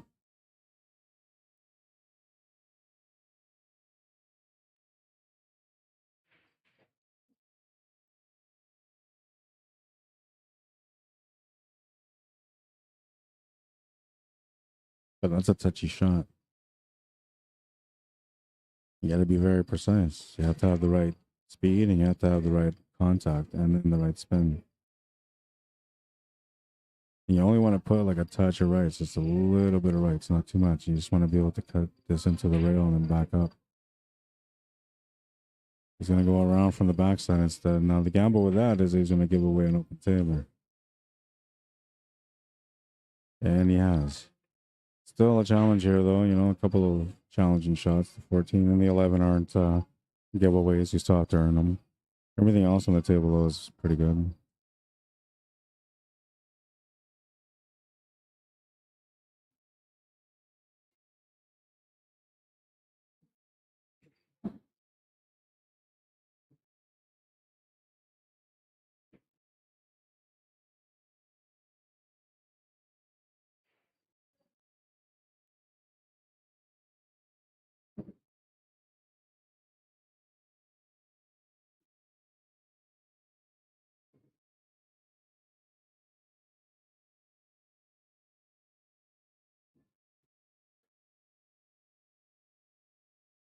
I'm surprised he took that shot on. There was like 3 people that walked by him on that shot. Normally when somebody walks by you, get distracted, but he was focused. Made a great shot. Great setup on the 13. Got an easy 8-ball here. Avoids being on the tough side of the match. He's on the hill instead. His opponent, Jordan, well, he's on the tough spot. He needs to win 2 games to win the match. The only 2 games remaining in the match. And Jeff Penner needs 1 more. 3-1. And we're just under 40 minutes into the match.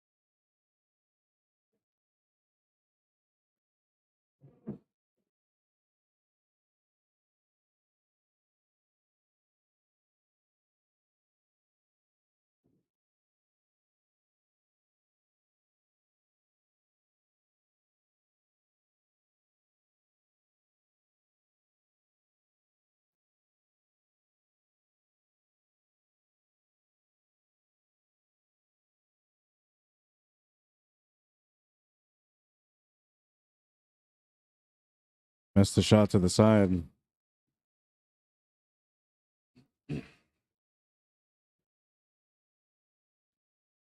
Lucky break for Jordan on this one.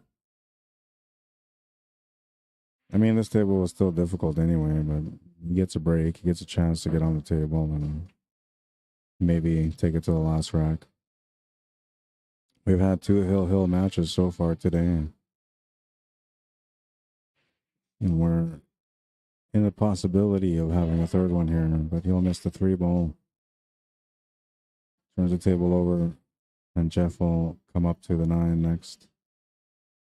Needs to get into that 6 ball now just so he can address this 11 ball and whatever that ball is next to it. I think it's the 14. Might be the 12.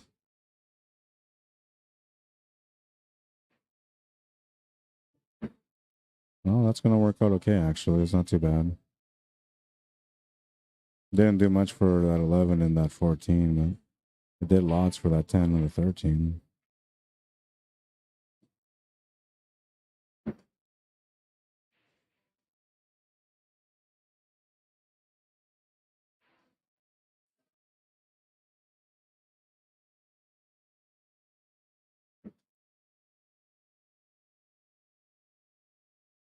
I don't know if that's good or not.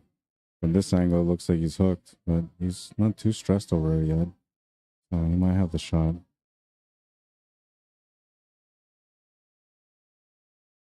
He might have to take this, yeah. He might have to take this at the bottom right corner, maybe. Because then he can take the cue ball off the left cushion and back for the 11 ball.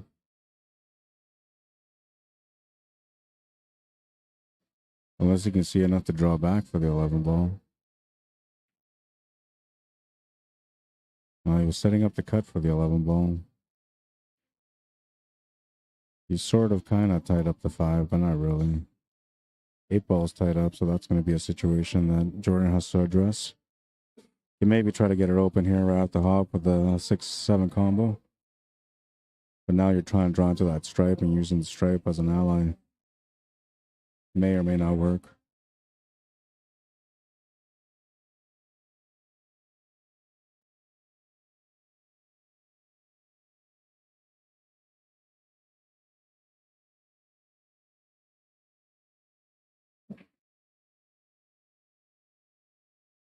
What's up, Drew? Drew says, hey, cue ball control, nice to see you here.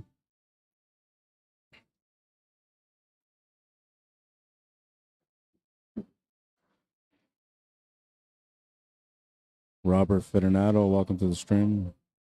Ooh, shot a little bit fast on that one. People pick up the pace when they start feeling comfortable at the table, like it's almost done, you know. That's usually when I slow down. That's when I take a little walk around. The chalk walk. Keith Saline says Jordan had 2 good run-out finishes except for the scratch on the 8 ball. Maybe this game can get it to the hill. To a hill thrill. Yeah, and you know, it's looking like that, but at the same time, he's just missed, so. But he's got, I don't know, he's got a chance here. It's not an easy table here for Jeff. Even if he was to try to bank this 11 ball, there's not a lot of room for anything else.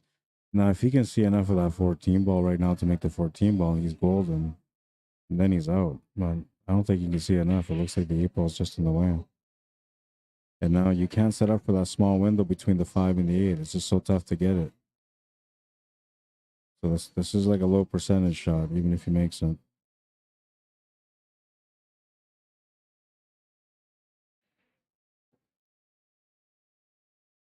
Oh, and he would have got it too. Nice effort, man. Nice effort. And I think he's left him hooked, maybe on the 6 ball.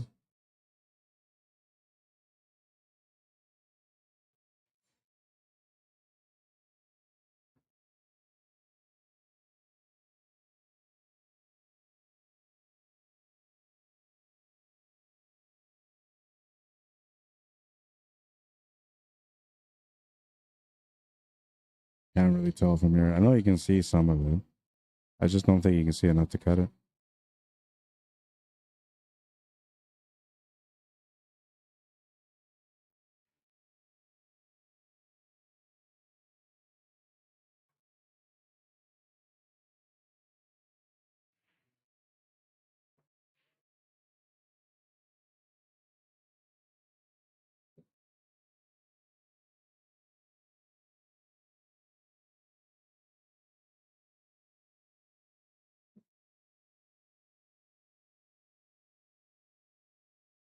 Big drawback shot.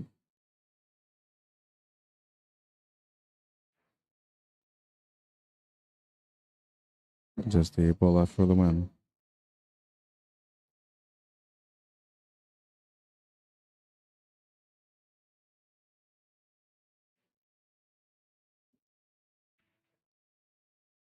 Makes the 8 to the corner, will win the match with a score of 4-1. 4-1, the final score. And now Derek GLEDHILL will play against Jeff Penner next. And we're going to put Derek on the left side. Oh, we got to stop the clock. We're going to put Derek on the left side because he won the A side.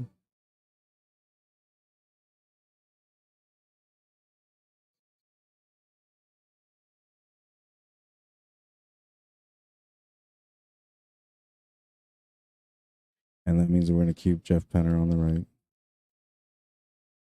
And it'll be a 6-5 race on the first set. If they go to a second set, it will be a 5-4 race.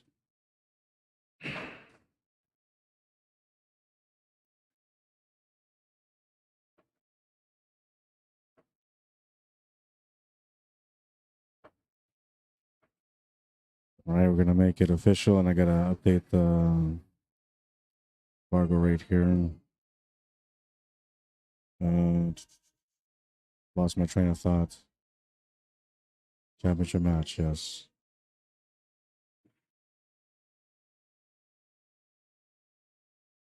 All right, so there's that, and I gotta change the FargoRate for Derek.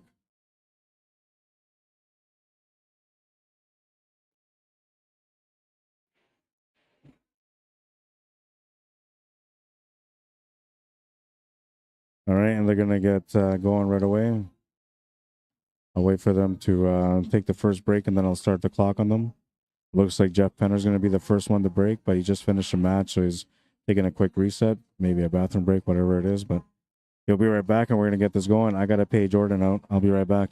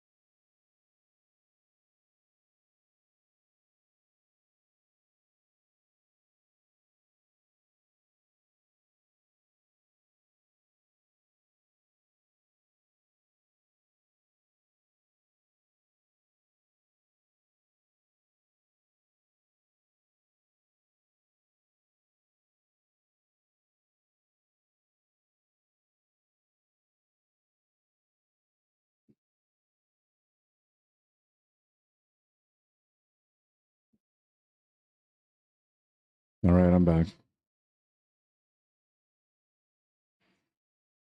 All right. Then start the clock, so I'll start it now.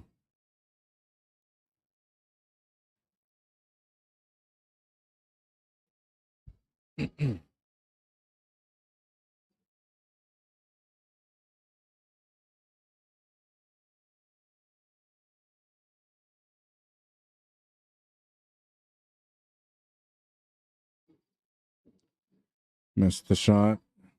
Scratched the cue ball. Ball in hand for Derek. 13 and 11 are the issue.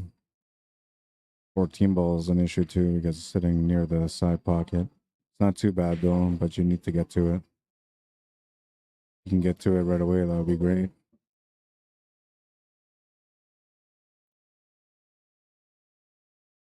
Making the 11 ball will allow him to go off the 2 rails, 3 rails to get set up for the 10 ball next. Making the 10 ball will make him go towards the 11 ball and push it forward. Making the 12 ball doesn't do much for him because it was just leaving the 9 ball. Plus, it will push the 6 towards the 8 ball, so he doesn't want to do that. He's going to make the 11 to the bottom right instead, so that's going to give him a 1 rail positional shot. And now he can maybe take this 14 ball off the rail here and set up for the 10. Yeah, there you go. And now the puzzle is in place. Everything is ready to go. Just got to get set up for one of the 2 side pockets.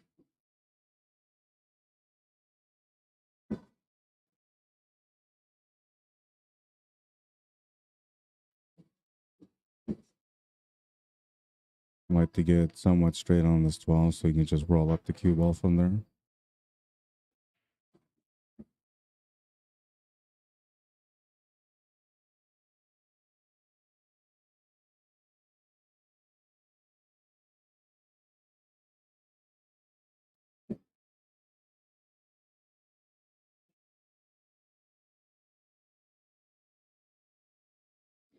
A bit of a battle on that first one, but Derek will win it. 3-1 or 3-1. 1-0.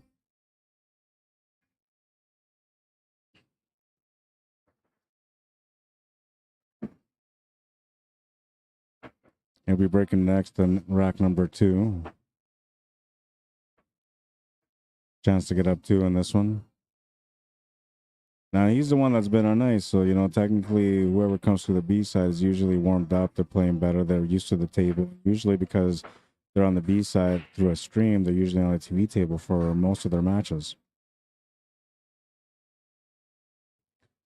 So that means that they get a good feel for this TV table. So technically the guy on the A side who's been sitting on ice waiting around for a while usually doesn't have any chance to be able to get into the game right away. And usually the B side winner is going to come through the game and be the one that ends up, you know, kind of dominating the match at the beginning in the first set. Then we usually go to the second set. By that time, the A side guy's warmed up and he's playing pretty good. And now he's got the confidence going. Usually he'll win that second set. But in Derek GLEDHILL's case, well, he shot a lot of pool on the table next to us here, warming up, waiting to get ready for this match. And seems to be like he's doing okay so far. Won the first game anyway, so that's a good start.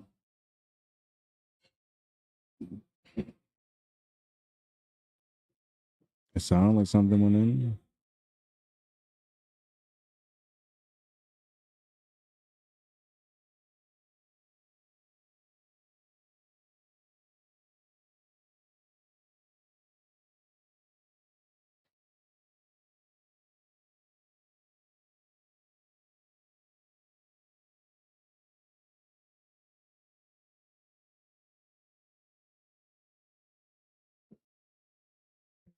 Top of the 2. Not part of the plan. Safety is next.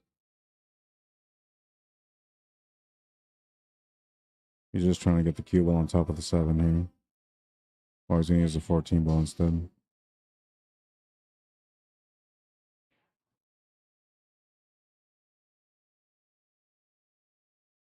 Pretty good safety.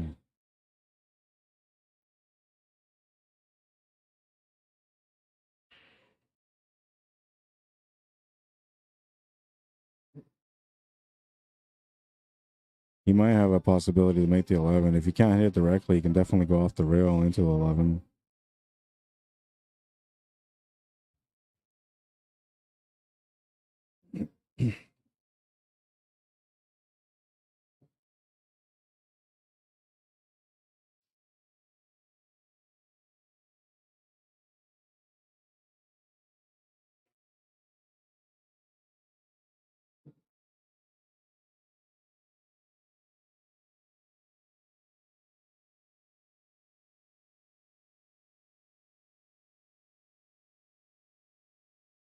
Tried to use the 7 ball as a blocker, but he hit it a little heavy.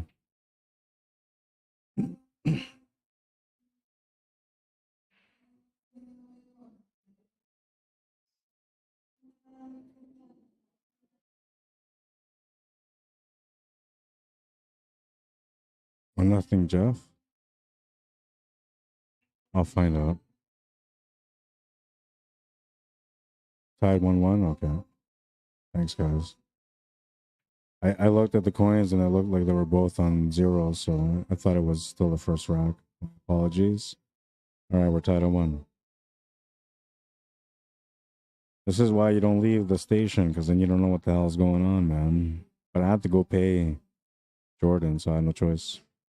When I didn't enter the score, I gotta go into the score too. 4-1. Maybe I'll remember it.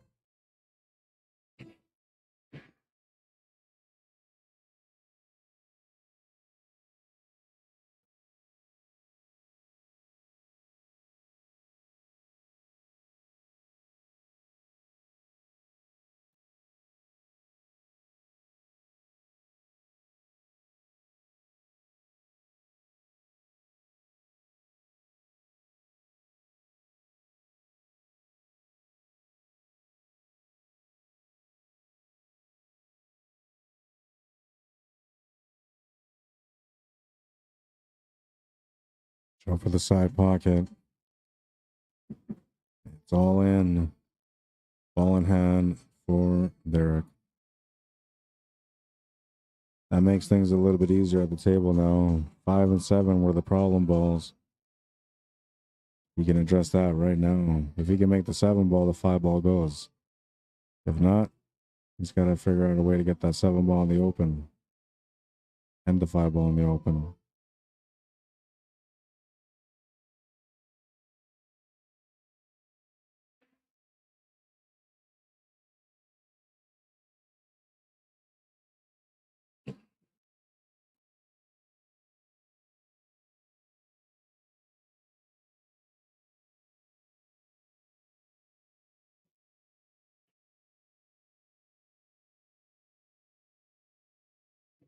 Well, it's going to almost open things up. 14 came back. Tied things up again. 5 ball doesn't go yet. Got a good chance to be able to open her up here, though. But he didn't want to hit that 1 ball. And now that 1 ball is going to become a problem. Oh, no, it's going to be okay. I thought it was going to end up rolling up in front of the 6 ball where it was going to leave him just a combo, but it worked out okay.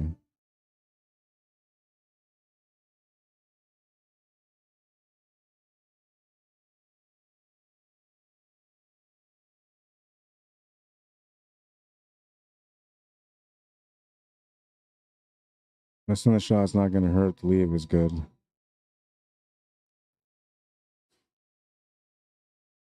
Gotta try to find a safety here. Best option to find one would be to try to get that cue ball somewhere into that 5 and 7. But then you might leave the combo to the 6.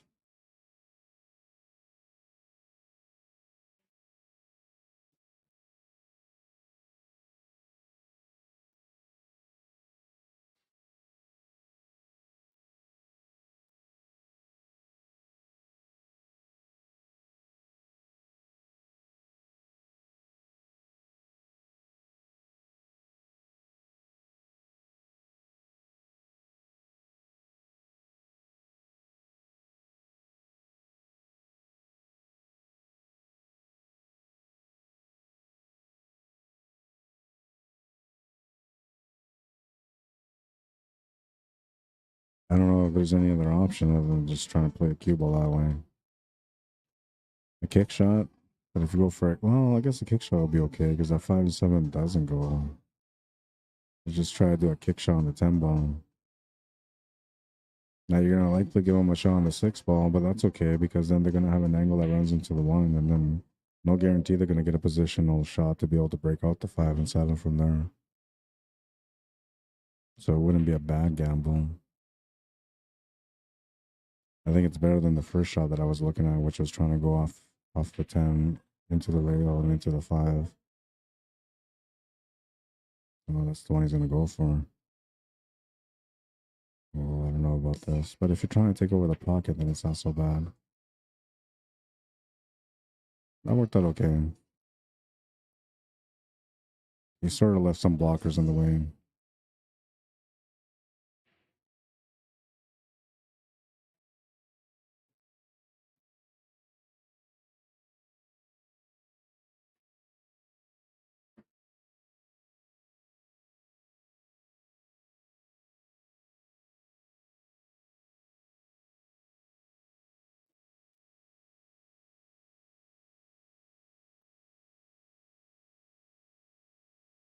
I didn't think the 5 ball went, but he missed it anyway. Chance for Jeff. 15 balls in a bad spot. So is the 14. Can't do much with this 12 ball other than just make it. You could set up for the 10 ball, I guess. That's probably about the best you can do with that 12 ball. But then, you know, if you try to break out the 14 and the 15 from the 12, it's a gamble with no guaranteed result.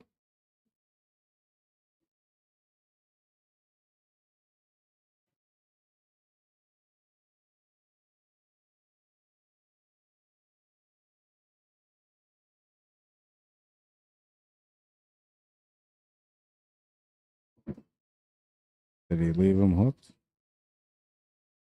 Not bad. I feel like it's an easy mass save. Jump shot will be easy too. You might not even have to mass save. Let's see. Yeah, it looks like he has to jump or mass save. Jump shot's always the better option here. It's just you know, maybe a 6 of the ball jump.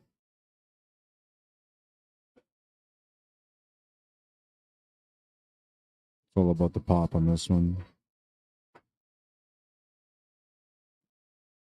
Oh, he got good on the shape of the 7 ball.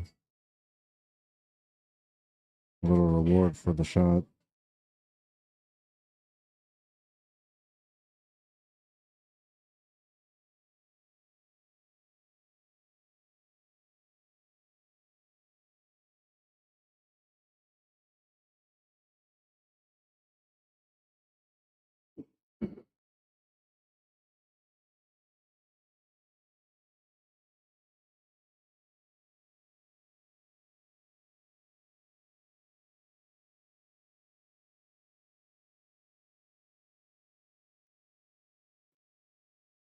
Makes the 8 ball, takes the lead 2-1.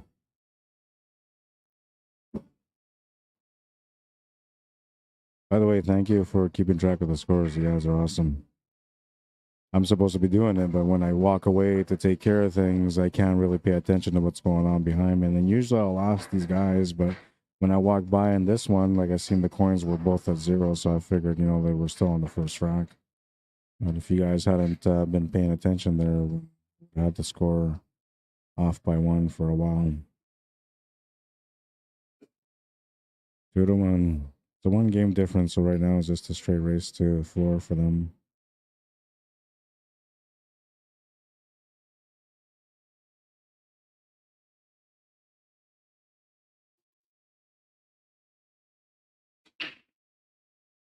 It's gonna lose the cue ball on that one. Decent break. Good opportunity here for Derek to be able to get another game in the lead.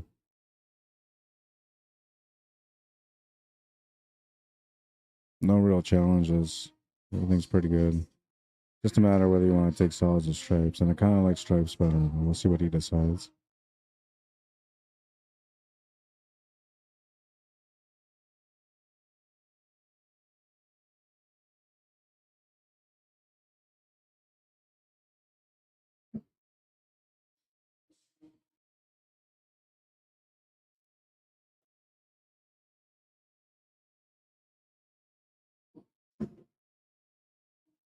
Yeah, he's on the way to the finish here. I don't know if you really want to leave that 11 ball up there, though. You might want to take that. Or the 13 ball, sorry. At the top right corner. I can see the orange now that I actually see the 13.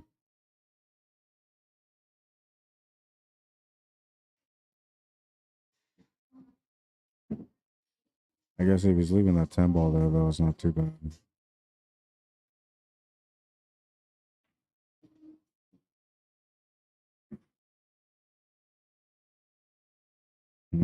Out of position slightly. Might have to take that 13 ball after all.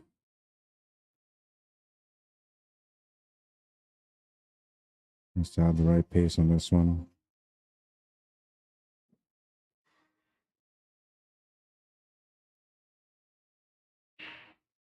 Time to take the cue ball for a ride.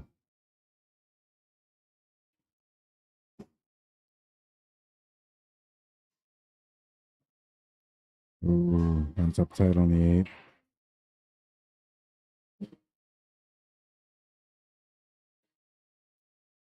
But he'll make it. 3-1. It was just too good of a break. I think you would have been able to run out the solids too, but the solids had a little bit of work with the 6 ball. Everything else was good to go. Got your back, Jack, says Harold.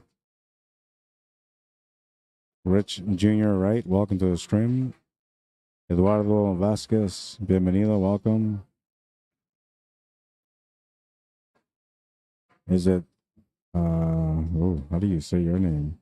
Lambe Razmatov, welcome to the stream.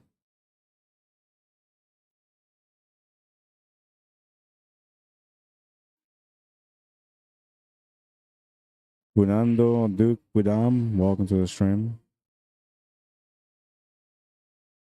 17 minutes into the match, and it's 4 racks in.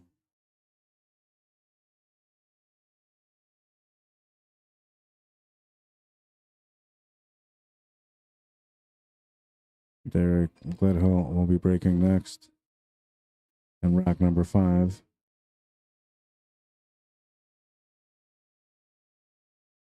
Off to a decent start on this one, considering that usually the A-side winner is never ready to go on the final.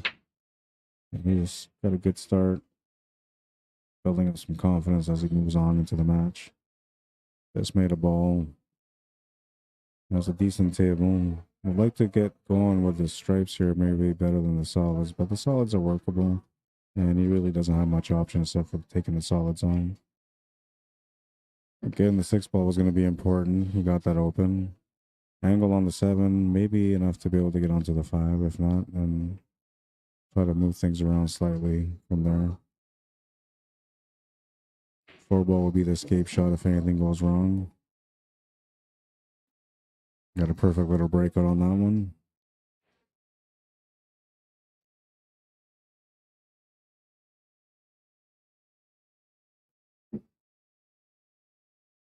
Nah, you just got to look at this table for the finish and figure it out.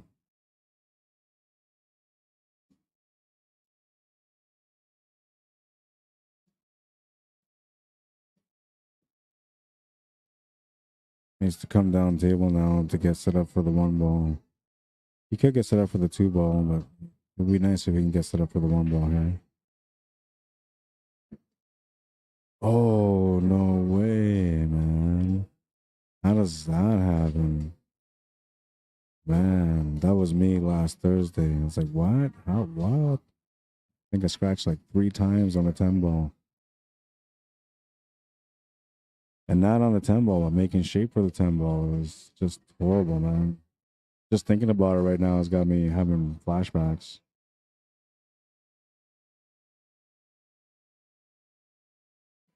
So ball in hand for Jeff Penner. He's got a nice little layout on this one. This is a good break for him.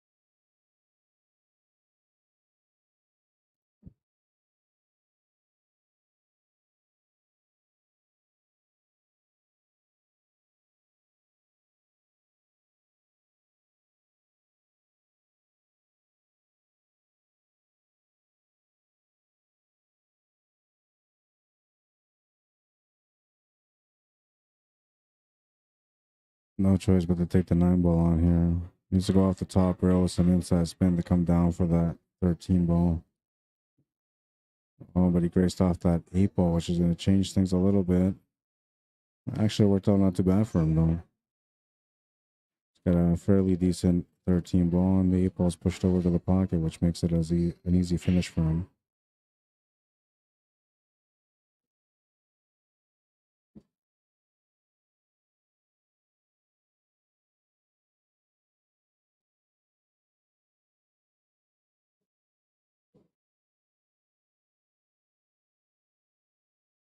Makes the 8 ball. He's down by 1. 3-2. Breaking next in the match is a race to 3 once again. Well, not once again. First time in this set. It's a race to 3. Once again, what I meant by that is that it was a race to 4 on the last one, then Derek got ahead. Now it's a race to 3. So keeping up with his opponent so far. A lucky break on that one. That's supposed to be the one that hurt him. But he survived that moment.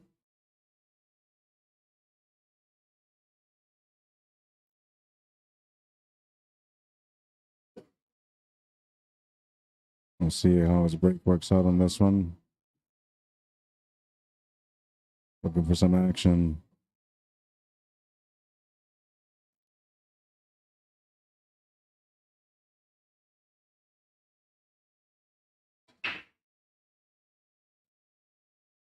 Oh, man, that tempo was flying to the pocket, but then the 14 wouldn't let it in.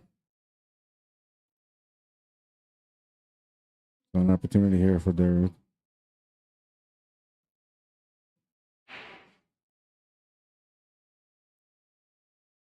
Low ball is a bit of a tough setup.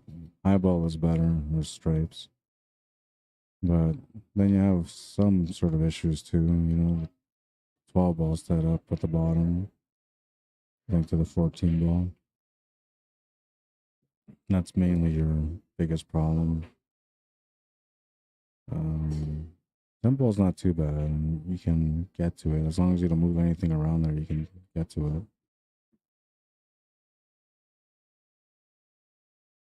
This is where the work comes in now, because he needs to be able to make this and open up the bottom stripes that are sitting there just below this 10 ball. Didn't get what he was looking for. He wanted to just grace him a little bit.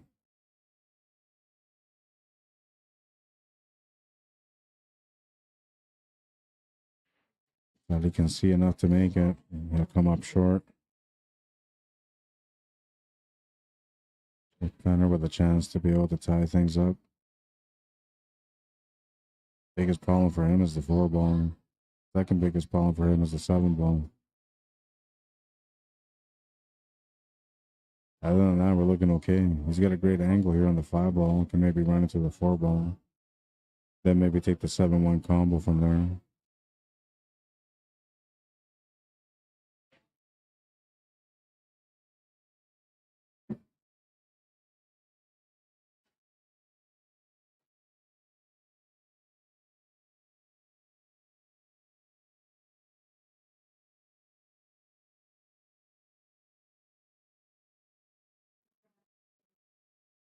Starting to get busy in here. You see there's lots of people hanging out in the back.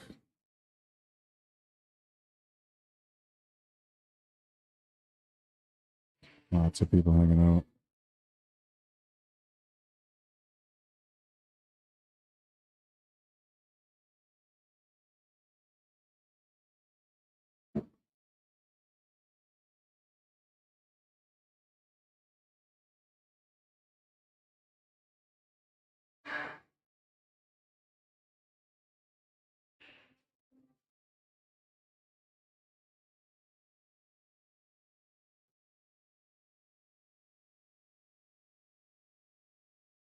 Well, it is 10:30, so this is around the time where it kind of gets busy here on Sundays.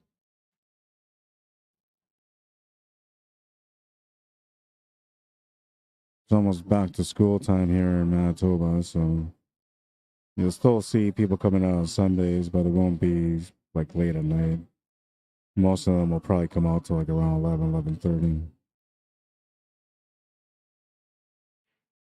But then the Christmas party season begins, and it gets pretty busy with the Christmas parties. Not just here, but everywhere else.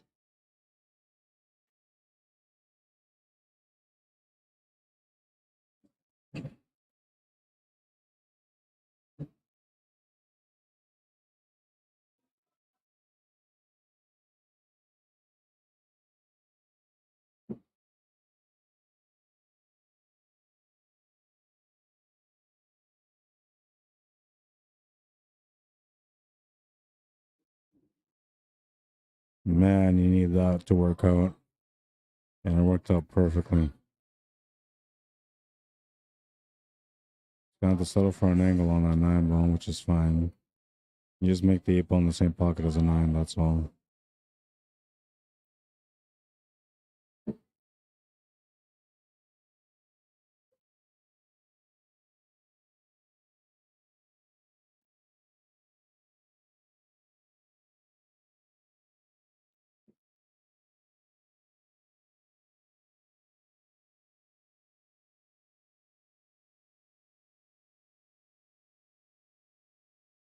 Four to two. He's got a 2-game lead.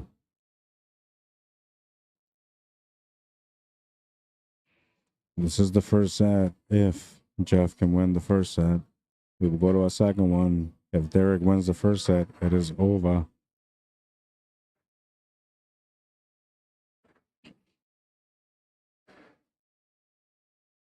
We got a group of people behind me too, so it's busy all around me right now. One table open at the moment.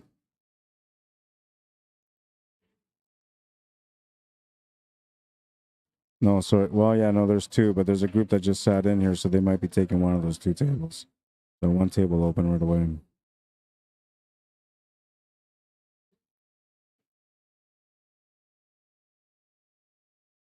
Four to two. Breaking to try to get on the hill.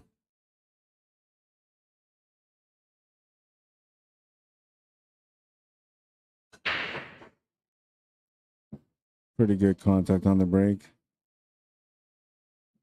They'll have options here for the solids for sure.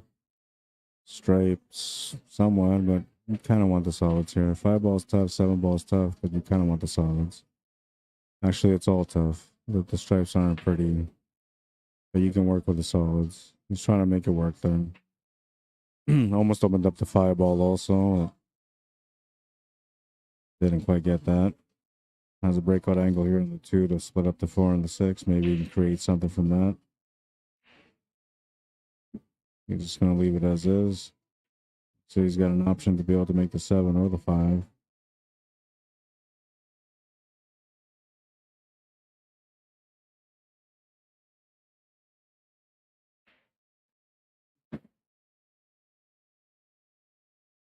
Made the 7 ball. Needs to push that 6 ball over to the right now to be able to get a follow-up shot to set up for the 5 after he makes the 4.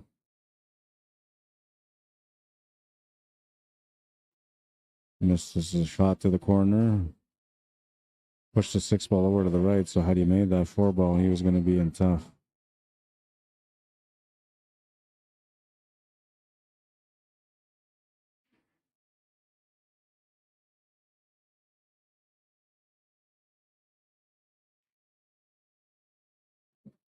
Makes the 15 to the corner. Got a fairly straight line on this 10 ball.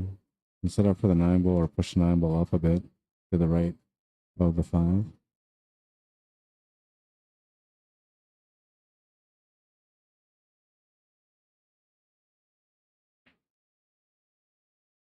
Decides to leave the 9 ball where it is. You'll just set up for the 11 ball. Got lots of options around there still, so he can figure out some way to get the 9 ball open, or he can play shape for the 9 ball. It does go to the top right corner where this 11 ball is going right now.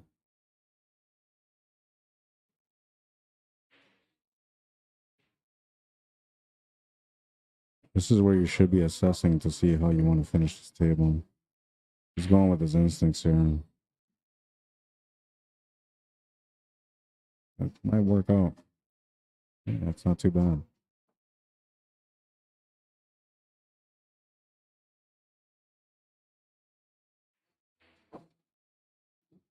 He'll break out the 9 ball and gets a nice setup to the side pocket. Got a bit of a forward angle, but it's not too bad. He can just draw back if he doesn't like the way that he's going forward on it, but then you'll have a tougher cut to the right corner on the 8 ball. And going forward, though, is going to give you a longer shot on the 8 ball to the top left corner, so it's going to make it not any less challenging. It'll still be a challenging shot no matter what.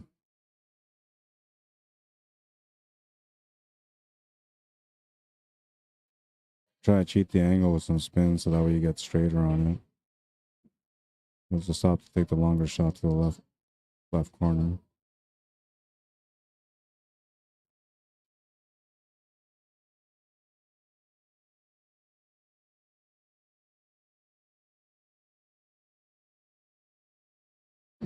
Makes the 8 ball 4-3. I'll ask him what the score is just to confirm, but I have 4-3.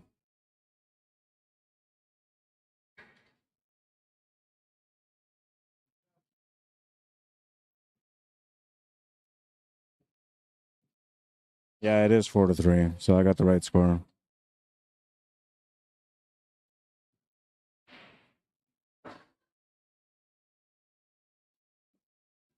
So I raced the 2 between these guys in the first set. Not a bad championship match so far. I'm enjoying it.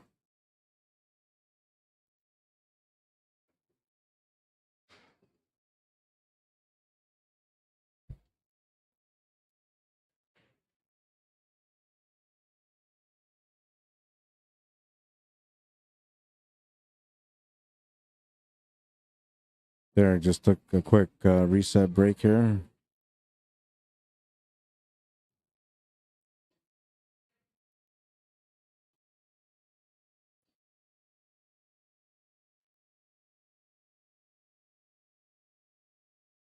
B4S Funked says, rooting for Jeff just because that's my FargoRate. Good for you, man. Well, you know, and like Jeff has only like 80 something games, so I feel like he's slightly underrated. He only has less than 100 games in his Fargo.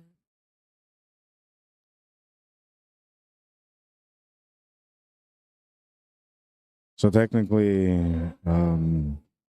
he's not a true 485. He's more like a 550, maybe. I see him like at a 550, 570, roughly around there.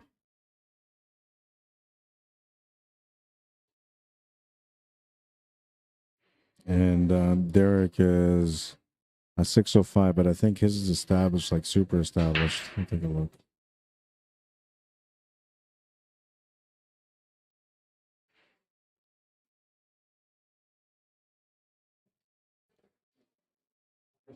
Yeah, he's got 1,700 games in his robustness, so his is super established. 605 is what his caliber is. And then it'll tweak up, like as he gets to like 5,000 games, it'll tweak up. And then when it gets to like 5,000 games, by that point, like you have a true evaluation of what the level of the player is.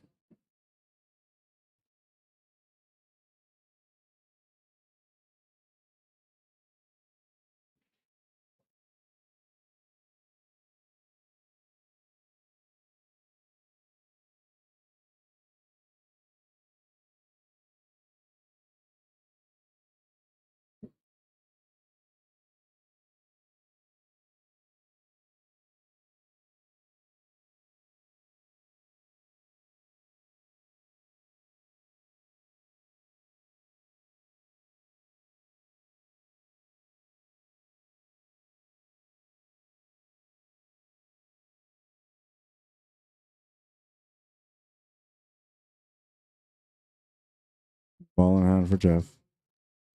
Chance to get on the hill first. So this is an important battle, this rack. Whoever wins this game will get on the hill first.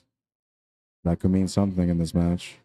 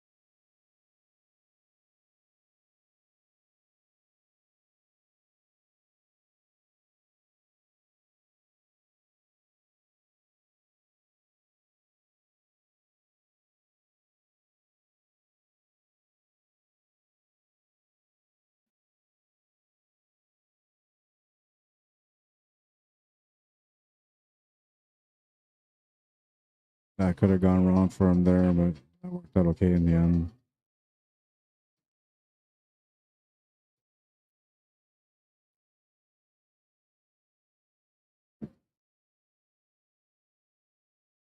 Combo line up here, or you can take the 15 to the corner.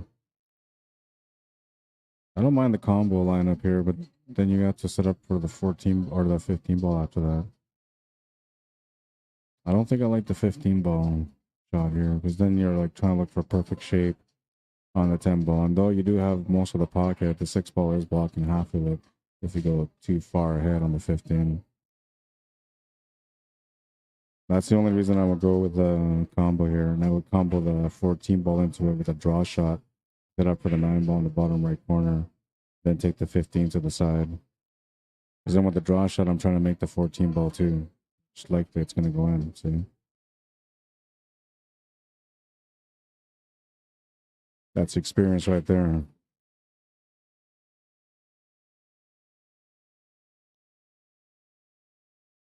And now he's stuck playing a combo. He could take the long jump, but now he's jumping over the 3 ball at a long distance. Hitting that 15 ball would send that cue ball off the table. And if he didn't hit the 15 ball, it would go off the table also. So he's stuck playing the combo. Makes a great combo though.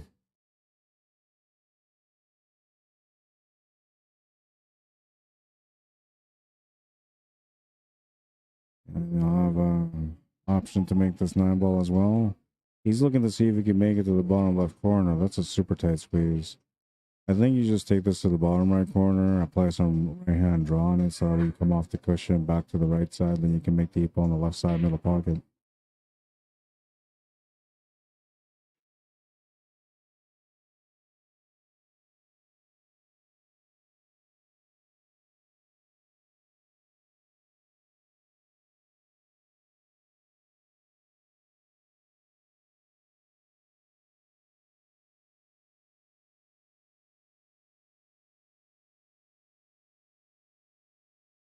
Yeah, I didn't like that 9 ball there.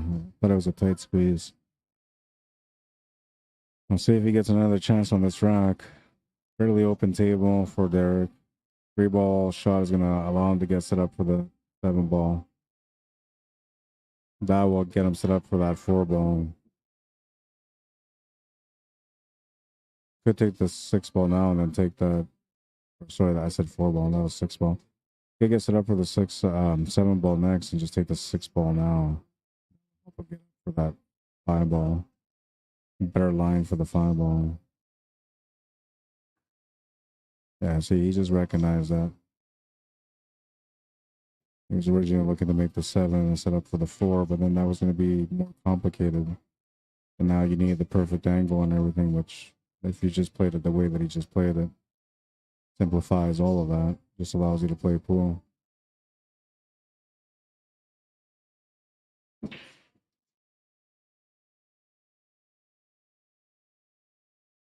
What's up, Dave Blacklaw? Welcome to the stream.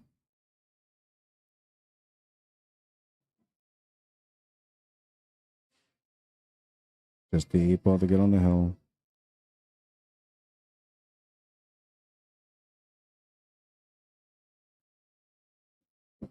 He's on the hill. On the hill. Breaking next, a chance to win the match.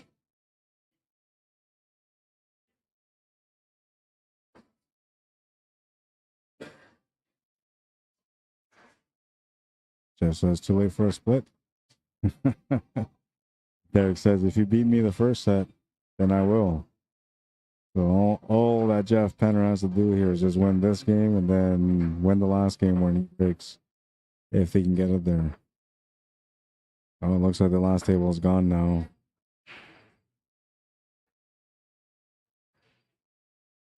There's a 9-foot table open though. Oh no, there isn't because Jose is playing on that table. So at the moment, no tables available at the hangar. Oh no, wait, there's one. These people aren't using that table, so there's still one technically.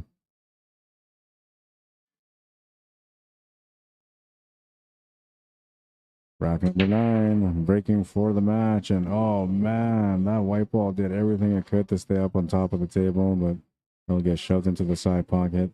Ball in hand for Jeff Penner. He needs to win this game to take it to the last rack. Can we have a hill showdown for the last match of the night? If Derek wins. Because in a hill matchup, Jeff Penner can win it, and then we go to the second set. Right now, you're thinking, well, Derek's going to win this, because he's on the hill first. But ball in hand behind the line, open table, means opportunity knocks.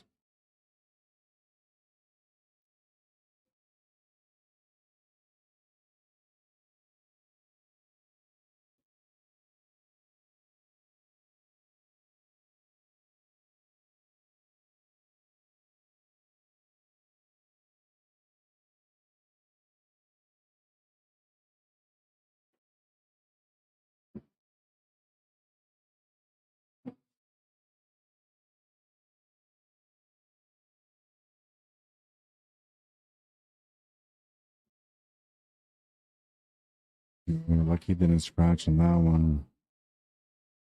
Has a shot to the corner with a 7 ball. Now you gotta not really hold pace for this 2 ball here. You try to set up for the 1 ball now, which is gonna give you about a foot of length to be able to go forward on this 7. That would give you enough room to be able to shoot this comfortably to the corner. If you try to hold for the 2 ball, it makes the shot missable. And he's looking to put some bottom on this, so now he's forcing the shot a little bit, making it a little bit more missable. That's only because he was holding for the 2 ball. If he would have just rolled it up for the 1 ball, he would have had a more natural shot. He wouldn't have to draw or force the shot at all. Huge break here for Derek GLEDHILL. A chance to win the match now. Still has to figure it out though. The 15 doesn't have a pocket. 13 ball doesn't have a pocket either, but once that 14 ball gets removed, it will. And if he bumps into the 13 ball, it will also have a pocket.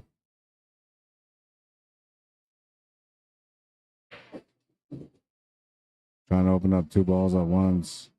We'll get the 13 ball opened up. He might have the shot to the side. I wonder if that 5 and 15 are lined up to the corner. Can't tell from there either. Looks like they're not.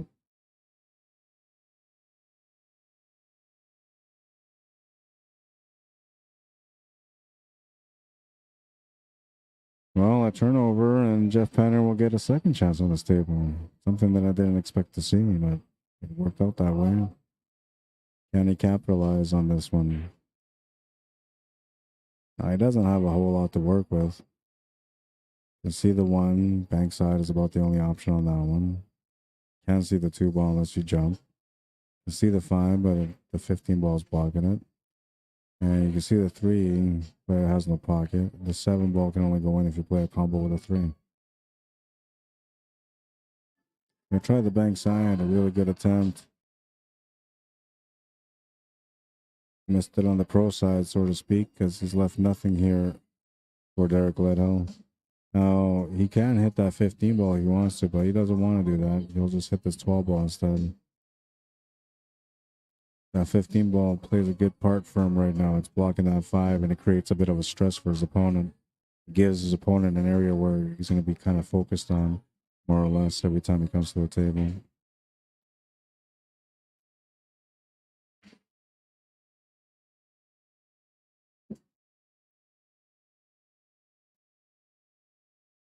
Now, if you can play the angle off the 11 ball and then break into the 15 ball, then you can have an easy 13 ball to the side pocket after that. If you play the 13 ball and you try to force the angle to break out that 15 ball, you're not going to be able to get much on that cue ball. And the more you try to put on it, the more you're going to miss because of it.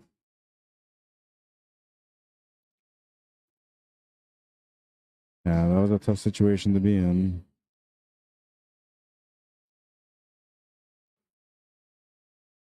Jeff Penner with the third turn of this table. They're playing some mellow music in the background, man. Some chillax music, I guess.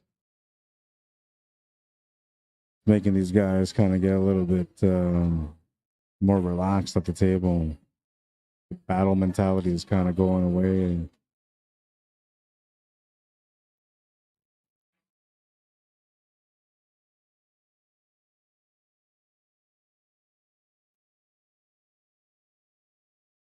Oh, he's got a decent chance of coming back to the table. Everything is tied up right now. He could have done anything there as long as he didn't move that 13 ball and 15 ball. Yeah, it almost looks like he has a tangent line to get up table off this 11 ball and then run into the combo, but the combo doesn't really go, so there's no point in doing something like that. Or maybe the combo does go. He's setting up for it now. Yeah, he's calling the 15 ball, so the combo must go.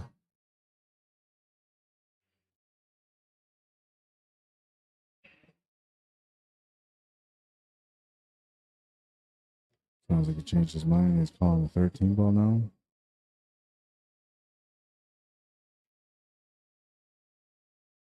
Trying to make it off the 7. A turnover and an opportunity here for Jeff Penner now.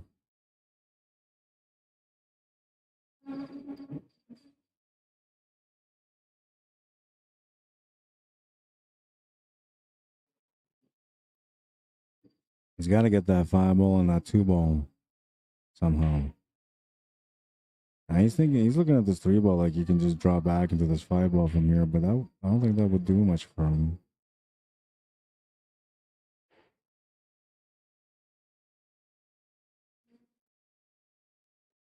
And just a shot, so he's just trying to draw back. Trying to use the 7 ball as a blocker. I didn't even try to use the 7 as a blocker. Okay, so he's forcing his hand a little bit, trying to make him open up this 5 ball.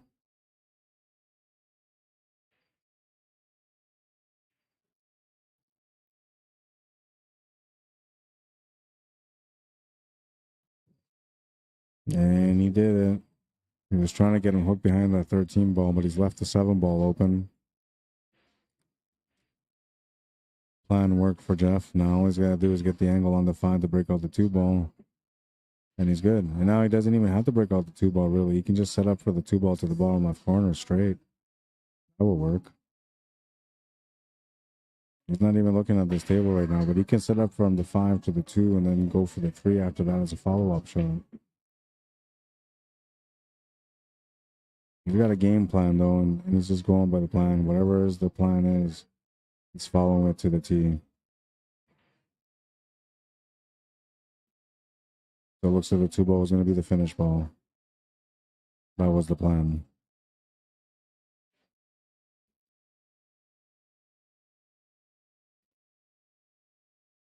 Pushes into the 13 ball slightly. Now he's going to have to maybe draw back here to get something on this 8 ball. I don't like that he set it up this way because now he's forcing the shot again. But it's not too bad of a cut. Didn't force it too much. You followed it through this time, so that's good. That's not going to force anything when you're following it through.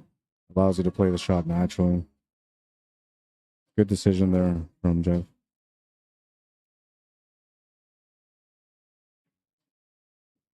Makes the 8-ball to the corner. It's Hill. We're doing things right here today at the Hangar. Another Hill matchup on the TV table. This is set number 1, by the way. If we end up going to a second set. Well, we end up going to a second set. This is first set right now, though. If GLEDHILL can win it, it's over. If Jeff Penner wins it, well, we're going to second set. He's got some confidence going on this table right now, man. He's battling. And he's, getting the edge right now. Down by 1, needs 1 to win. GLEDHILL is up by 1, needs 1 to win.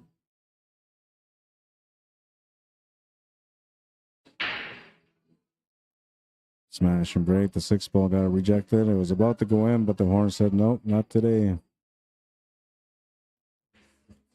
And look at this break. Wow. Jeff's in trouble here. Well, he made a ball, so he's not in trouble. Okay, he's got a chance. He got a chance to take it to another set.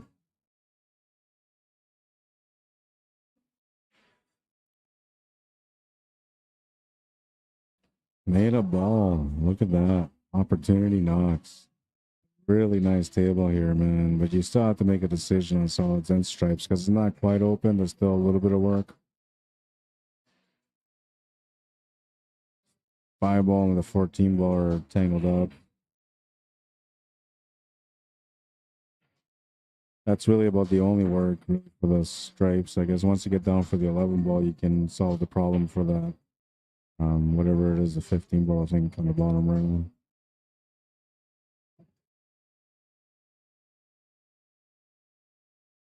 Oh no, he missed the shot. Oh man. Missed the shot. And now Derek has a chance to be able to play this 3-ball to the corner. I don't know if he's going to want to take it on. If he does take it on, he solves a problem ball. But if he feels like the 3 goes to the top right corner, then he doesn't have to. He could also use it as a safety shot.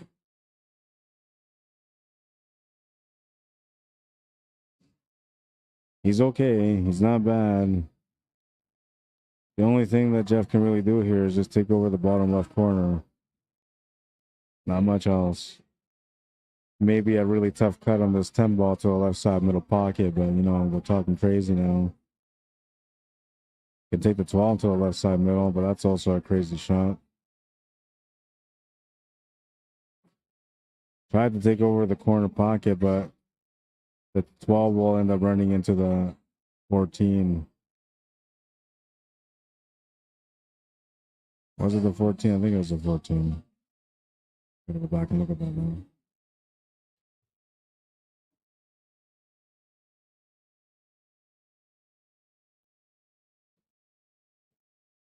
Now the table is open.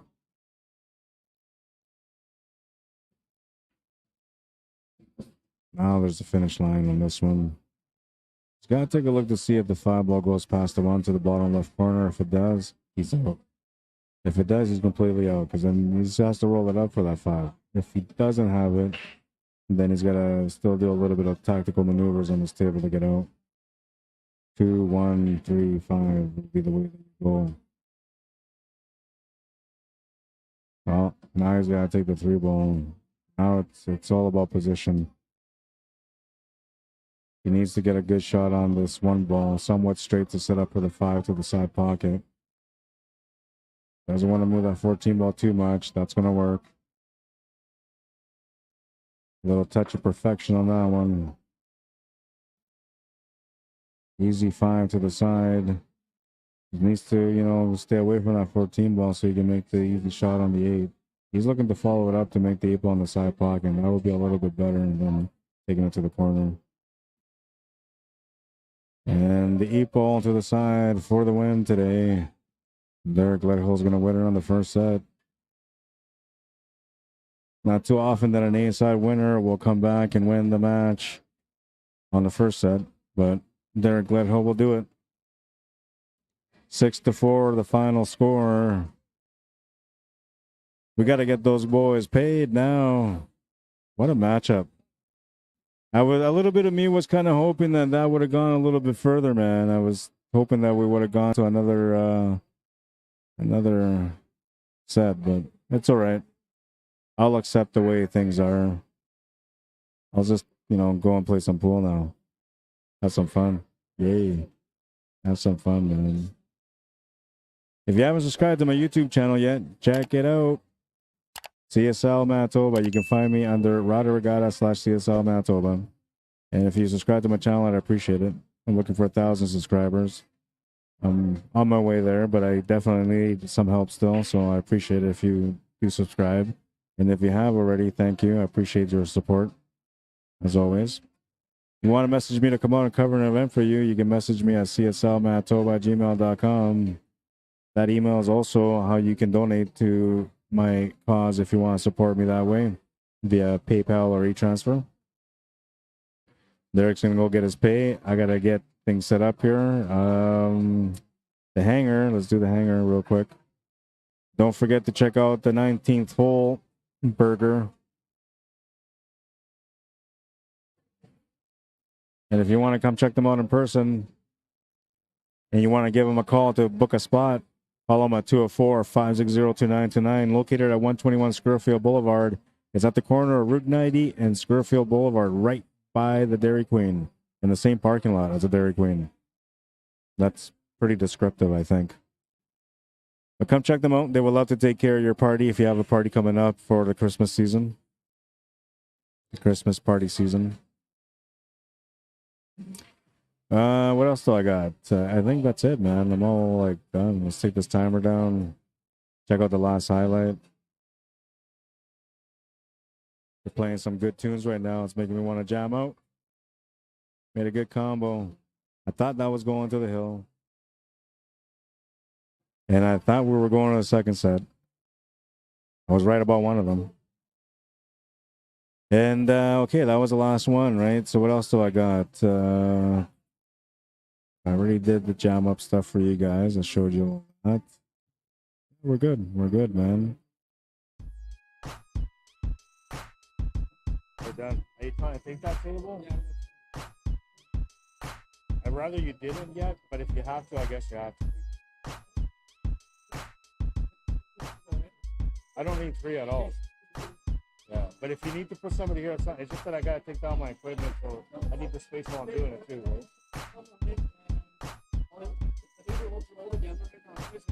How many people? Oh, they won 2 tables.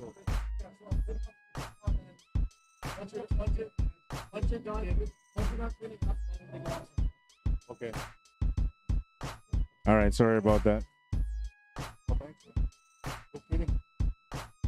I thought he was going to push us to the second set, man. Yeah. I'm glad it's finished first.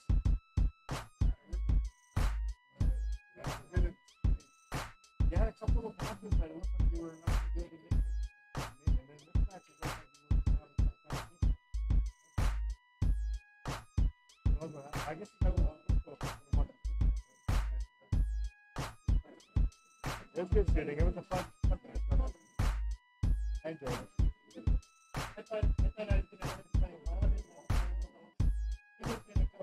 He was playing so good too, man. But yeah,